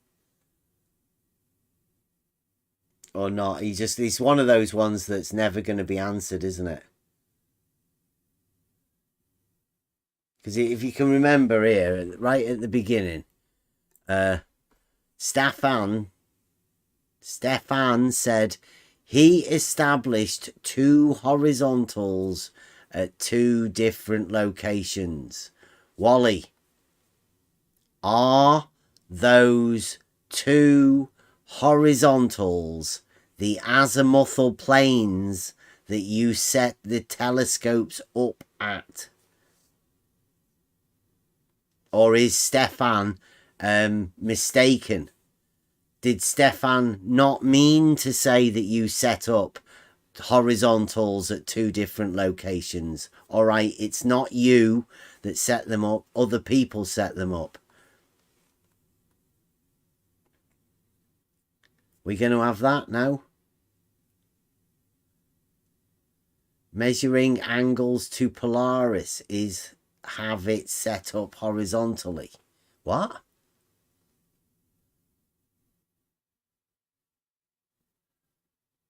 Measuring angles to Polaris is have set it up horizontally.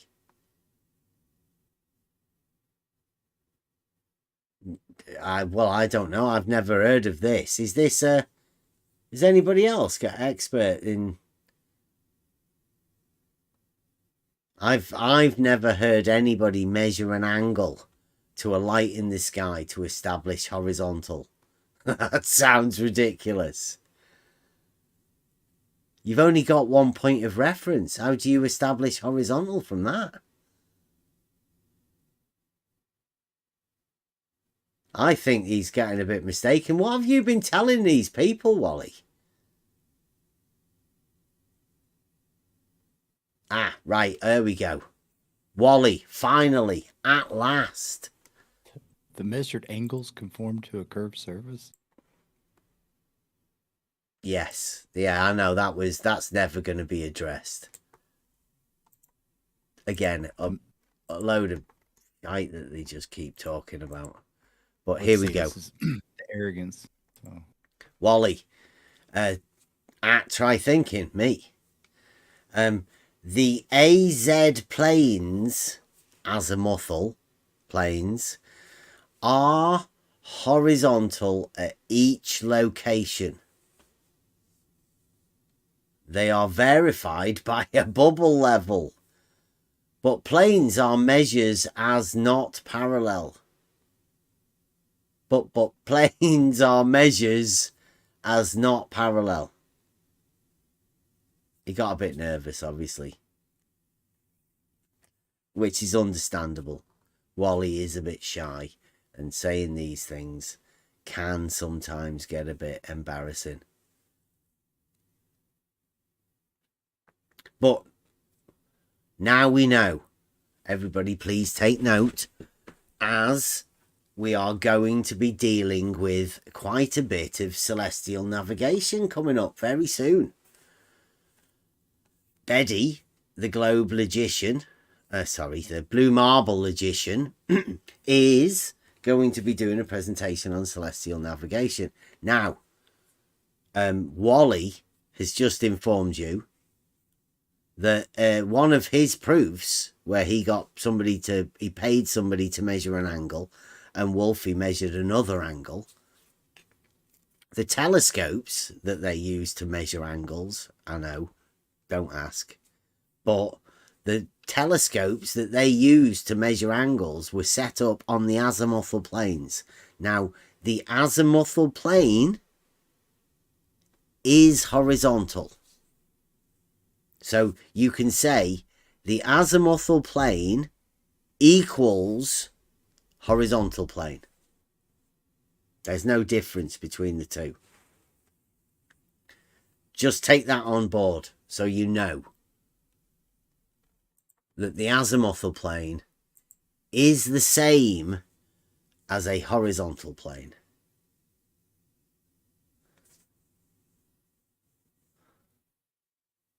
Oh, here's Death. Hey, welcome.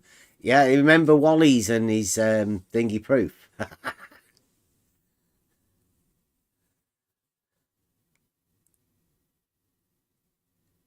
Oh, honoured.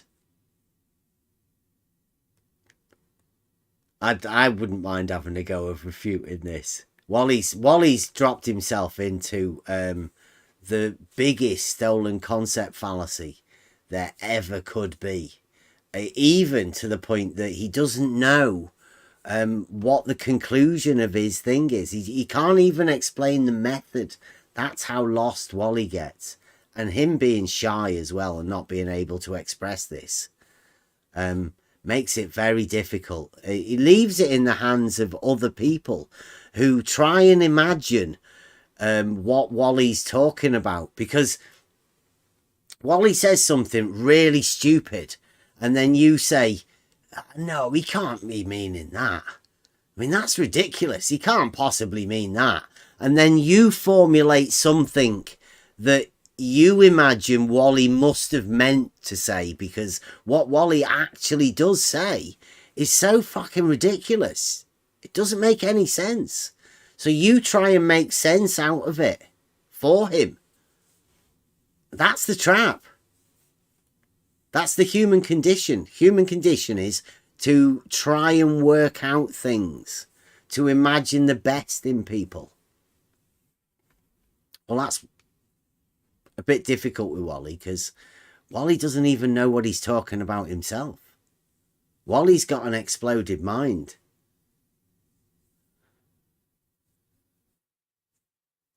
Wally's lost, and he has been for months.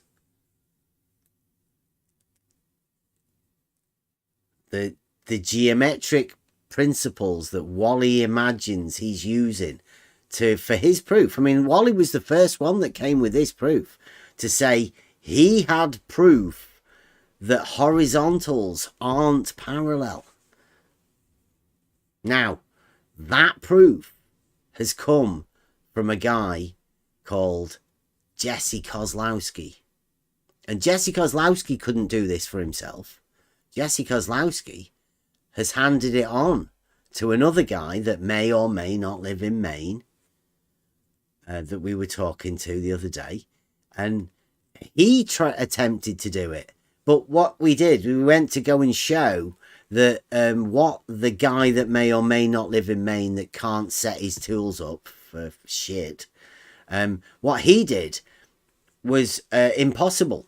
You can't measure an angle of 1 arc second over the distance that he did. We've been out there. We've been out there in the field to show that he was talking shit. Just literally. Plumb bobs not being parallel, done by the guy that may or may not live in Maine, is a load of bullshit. Impossible. He can't do it. And what he claimed to have done was a lie. He definitely didn't do what he's claimed he's done. He's employed the same tactics as what Betty did, Wally's done tonight. Talk about a load of shit, and then people can imagine that what they've said is makes some sense, but it doesn't make any sense at all. So Wally's fallen into that trap. So you've lost Jesse Kozlowski and you've lost the guy from Maine. The next person to try it, oh, God rest his soul, George. He showed us RBD face. Probably drove himself insane in the meantime while he was trying to do that. But I don't know, for his friends. So we've lost George. George is gone now. Wally's tried it, but obviously Wally can't do it. But Wally's passed it on. Wally's given it to Blue Marble Science. He said, here are Blue Marble Science. This is a proof of a globe. It's not. It's a fallacy. Stolen concept. Self-refuting claim. But the people we're talking to and the people we're telling that this is a self-refuting claim are the very people, the diletheists. They have two truths. They can't see contradictions. They can't understand what they're talking about. Wally and Team Blue Marble Science have got themselves stuck in a trap. But luckily enough, Blue Marble Science isn't dealing with angles and stolen concept fallacies. Blue Marble Science is just dealing with the horizontals. All horizontals are statement. And level is ... That's what Blue Marble's going to do. I don't think Blue Marble's going to go to telescopes. But, hey, I don't know what Blue Marble's got up his sleeve. I don't know how much Wally has been convincing Blue Marble. Whether Wally's allowed over there. Whether Wally can speak in the presence of other greats of the globe model gang, the Blue Marble Science community. I would imagine Wally gets a bit intimidated. He'd get really shy.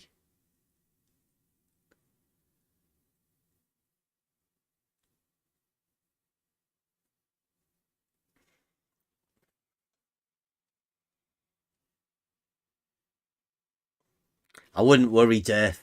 Your Bitcoin's safe. Wally's got no fucking chance. He hasn't got a clue what it is himself. Doesn't even know how to express it. He has to rely on other people picking up his story for him.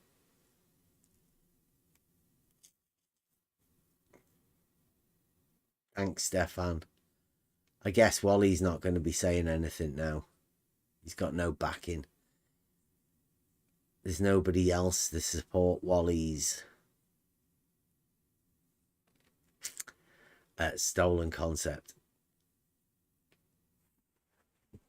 But at least now we all know the azimuthal plane is actually a horizontal plane.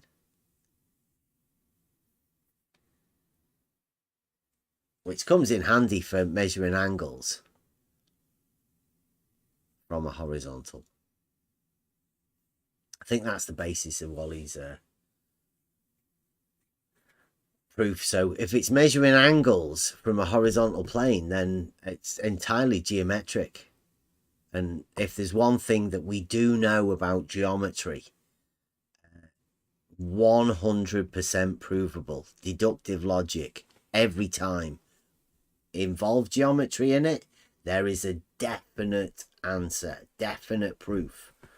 And where's Wally? He's got a definite proof, or so he imagines.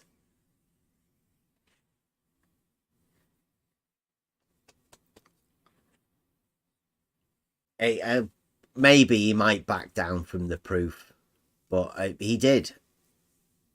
If Dave, if he's still listening, Dearth, yeah, Wally claimed he tried to get your Bitcoin by saying that he had a proof that all horizontals aren't parallel. Because in Wally's misunderstanding of the Bitcoin proof challenge, Wally imagines that all you need to do to disprove, to prove the globe is to prove that horizontals aren't parallel. Because Wally knows, like I Can Science That said, if you have a plane established, like a horizontal plane, then there can be no globe. And don't forget about this stuff on mud. Oh, measured angles conform to a curved surface. Yeah. I mean, where does that come from? The measured angles conform. Like you got angles. You got two angles. What's his name? Wally's got two angles. Mm-hmm. And a line in between. All right, so what? You got two angles. How did two angles conform to a curved surface? What's that even about? You can't get one angle to conform to a curved surface. Well, in what's this curve? What's the surface? Don't know. Way too many. Yeah, way too many problems. That's what I say, like, through most of this stuff, right? The normal mind will see that. And either two things will happen, right? One, you'll just pass it by. You will not recognize it as anything. So you'll just read it and let it pass by. Then the other mind will go, oh, well, what's he mean by that? And then you will try and justify what the meaning is behind it.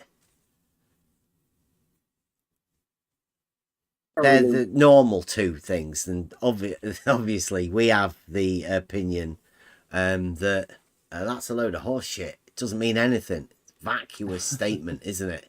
That is one of the vacuous statements. It's so vacuous. Like the measured angles conform to a curved surface. It's like, oh, how? What does it even mean? Remember, Is that like that's a statement from ignorance, right? Yeah. With a little bit of arrogance sprinkled on. I remember there was a guy that used a dish of water in his backyard to figure out an angle, and he said that the water was a horizontal. I don't know what that's about.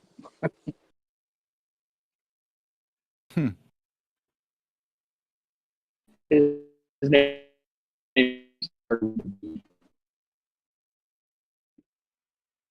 Yeah, I say his name was Bob the Science Guy.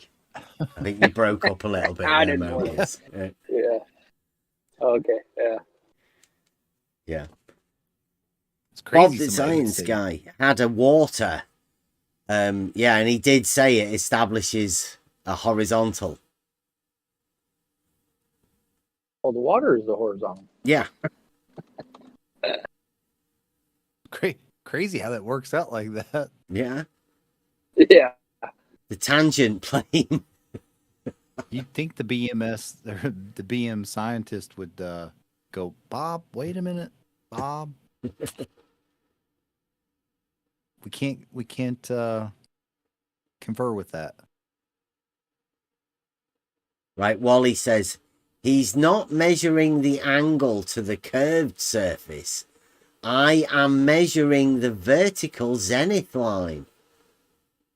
Measuring to the vertical zenith line. You measure upwards. So Wally. what did he? Wait, he's measuring from one zenith line to another zenith line? He's measuring the angle. Wally's actually measuring the angle now. Are we talking about a different one, Wally? Because this original one, you paid a guy to measure an angle, and Wolfie, I think the story was that you paid a guy to measure one angle, and Wolfie measured the other angle. I'm talking about the original 3 Bitcoin challenge claim that you made was you didn't measure any of the angles, but now it says you are. Hold the phone. Where did he measure a vertical angle? And what's a vertical angle? Yeah, I don't know what that's. A vertical angle is an angle on the vertical, right?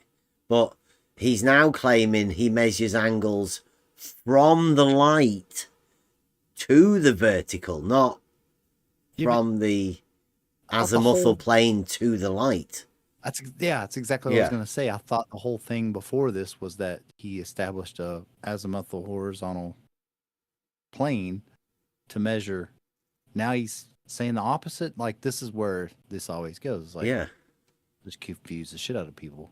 Yeah, he's gone again. Like, first off, he wasn't measuring the angles, other people were. And now it's turned into he is measuring the angles himself, and it's from the light to the vertical, which is like something that nobody does. I mean, if you've ever heard 10th Man talk about this, and I'm pretty sure I've heard him, and I've not heard him talk about it a lot, but he says you have to minus something from 90 because the measured angle is always from the horizontal, the azimuthal plane, upwards. That's the vertical angle. And then you minus that from 90 to get the other part of the angle. It being 90 degrees, obviously, it's a right angle. Yes, I mean, so to get 180? Yeah, from the azimuthal plane. Some to 180, yeah. Huh. Yeah. Although that other people will say that's wrong.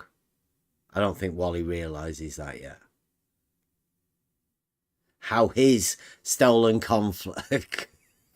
how his particular stolen concept proof goes against other people's stolen concept proofs. They all conflict with each other. Oh, look, see, somebody's telling me I'm correct. The presupposed method of doing the shit that nobody ever actually does. I found the method that they've told everybody that they do. And Wally doesn't know it, apparently.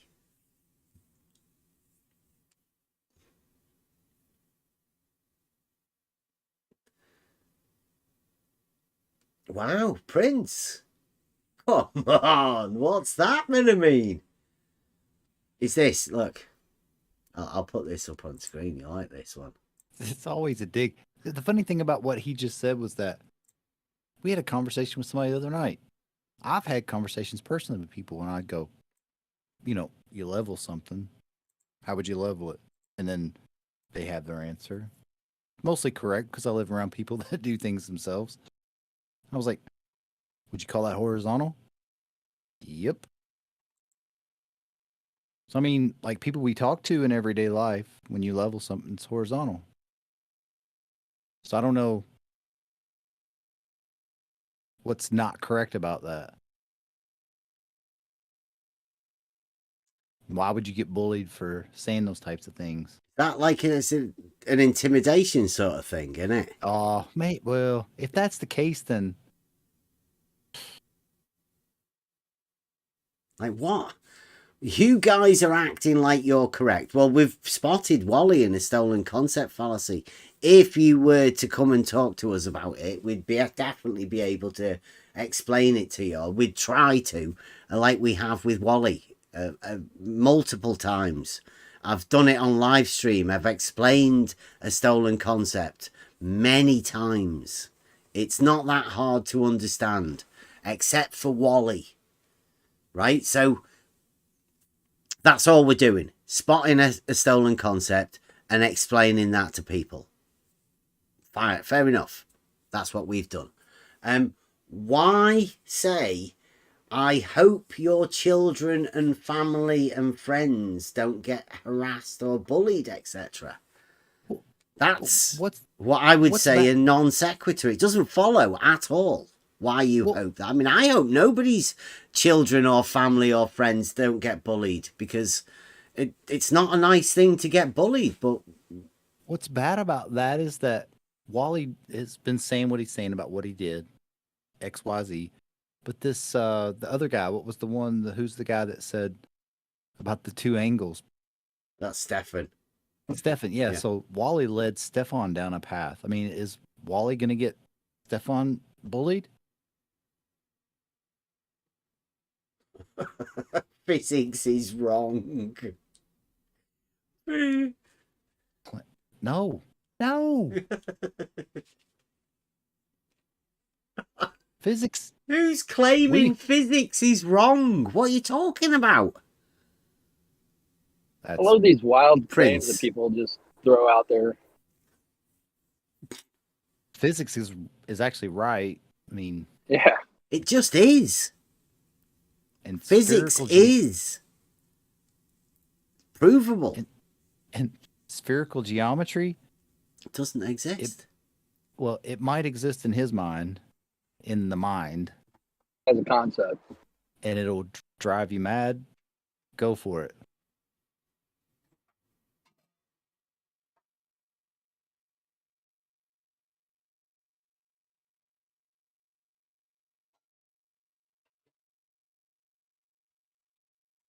It's good that we've got these people here to come in and do this, because doesn't the Prince sound like he's obviously some sort of physician or something?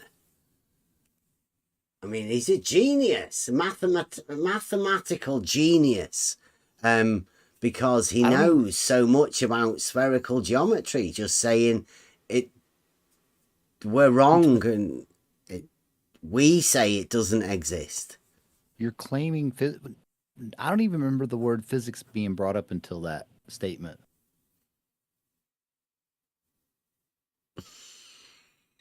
Yeah, get the area of a sphere through Euclidean geometry, book 11. No, wait a minute. The area of a sphere?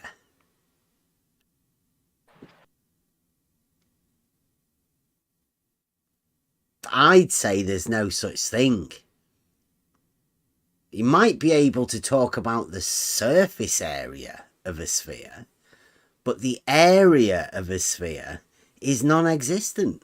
You get the area of a circle, or the surface area of a sphere, but there's no such thing as the area of a sphere. Yeah, it's non-developable. So I get what you're saying. Surface area versus volume. Does he mean surface area or volume? Yeah, again, that's where you go, right? You're trying to work out what it is, rather than him writing something clear and concise that people can understand. Just vague. Totally globe. Totally. And look, he's asking himself, because I say spherical geometry exists, I'm a genius. He's asking himself whether he's a genius because he thinks spherical geometry exists.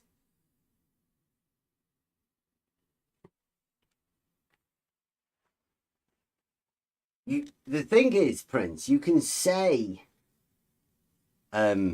spherical geometry exists as much as you want, but in order to prove spherical geometry exists, you're going to have to show it existing. And in order to do that, you have to take it out of your mind and bring it into reality, into existence. Make it real.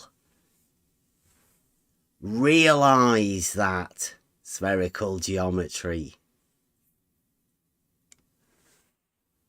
We'll have a competition. Realizing non-Euclid geometry. Realizing non-Euclid. That'd be a good one. Or maybe more akin, not realizing Euclid. That sounds more doable, right? Maybe.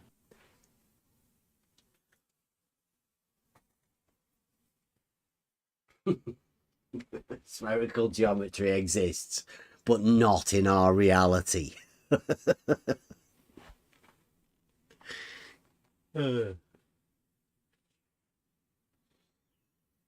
Just realize it. Make it real.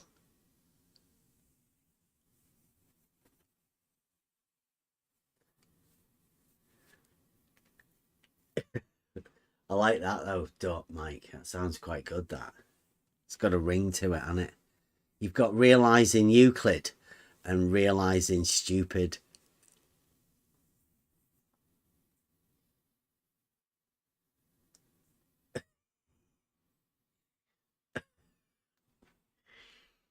I'm sorry, Prince. But you do come here and you do this. You see yourself. I'll just check Twitter. It's getting late now. See whether the boys have said anything.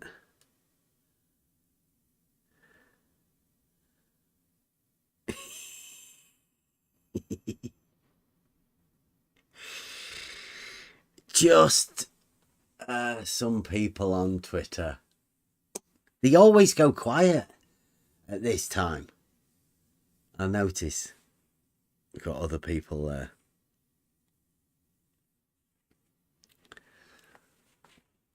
Farmer's Boy, if you're around, or if anybody's around and you know Farmer's Boy particularly, let him know. It'd be good if we can have a chat. Just me and him. Just so we can get rid of any of misconceptions that he has of anything to do with what we do here. You've really... Oh, Mobius isn't even in here.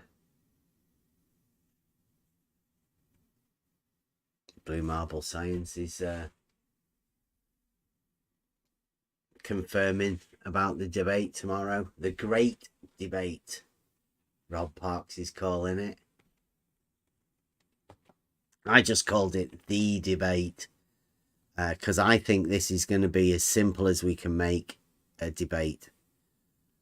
Blues helped us out with the I call them terms of the debate, what we're going to be dealing with. There we go.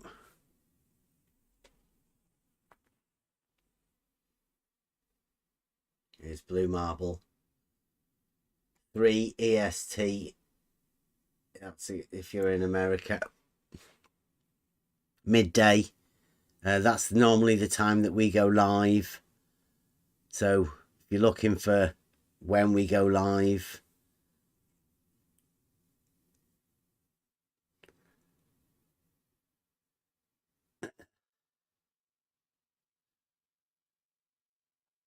get it on. 8 o'clock UK time tomorrow. The debate. Rob Parks is calling it the great debate. That's PhD Rob Parks calling it the great debate. I'm really looking forward to it. I hope I can do justice for you guys. I'll do my best. Anyone got any final words? It's been all right. Free for all Thursday, hasn't it?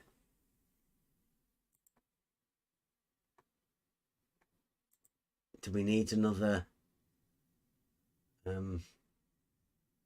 you don't understand? On an elevation one as well.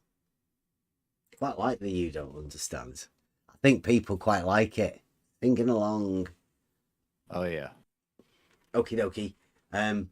You Don't Understand Elevations. Do you want the new one? Oh, are you live? I could. Yeah, it sounds like you've got your mic set up and everything. Buster, Well, gonna do it live. I won't be singing it. It's because of that. Just instrumental. Yeah. Let's do it. Well, there'll be vocals, but they're pre-recorded. But I will be playing somewhat live. Yeah, let's do it. No, there's going to Let's be do no bits of anybody cut saying any stupid shit. This is just pure Buster singing music, and I will do an ultimate cut with Buster's new. With this, yeah, listen to this. This is going to be good. All right, let's do it. Whenever you're ready, yeah, let's go. All right, let's go. Let's go. Here we go.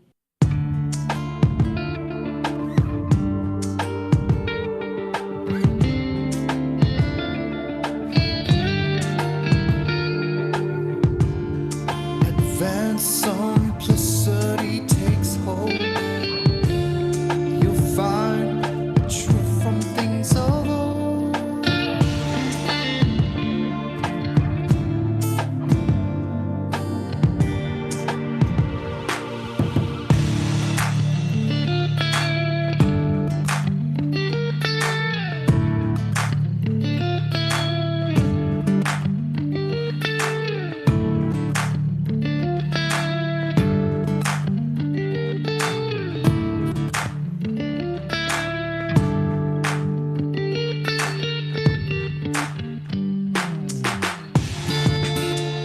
We are on the road, suspending judgment until the truth is known. You will find peace within, in the midst of all these troubled souls.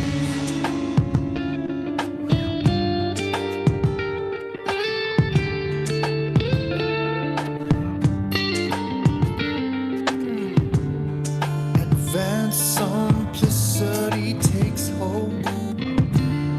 You'll find the truth from things of old.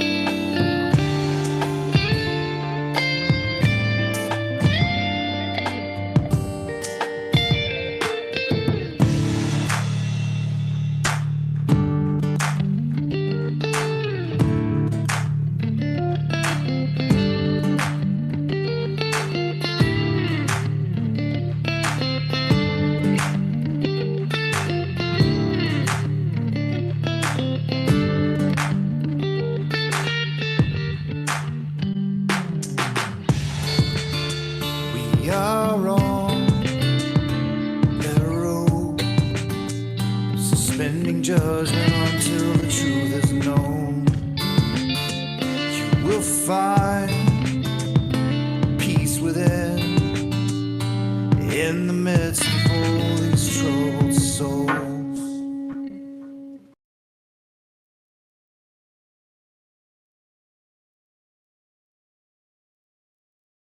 Oh, world famous Buster.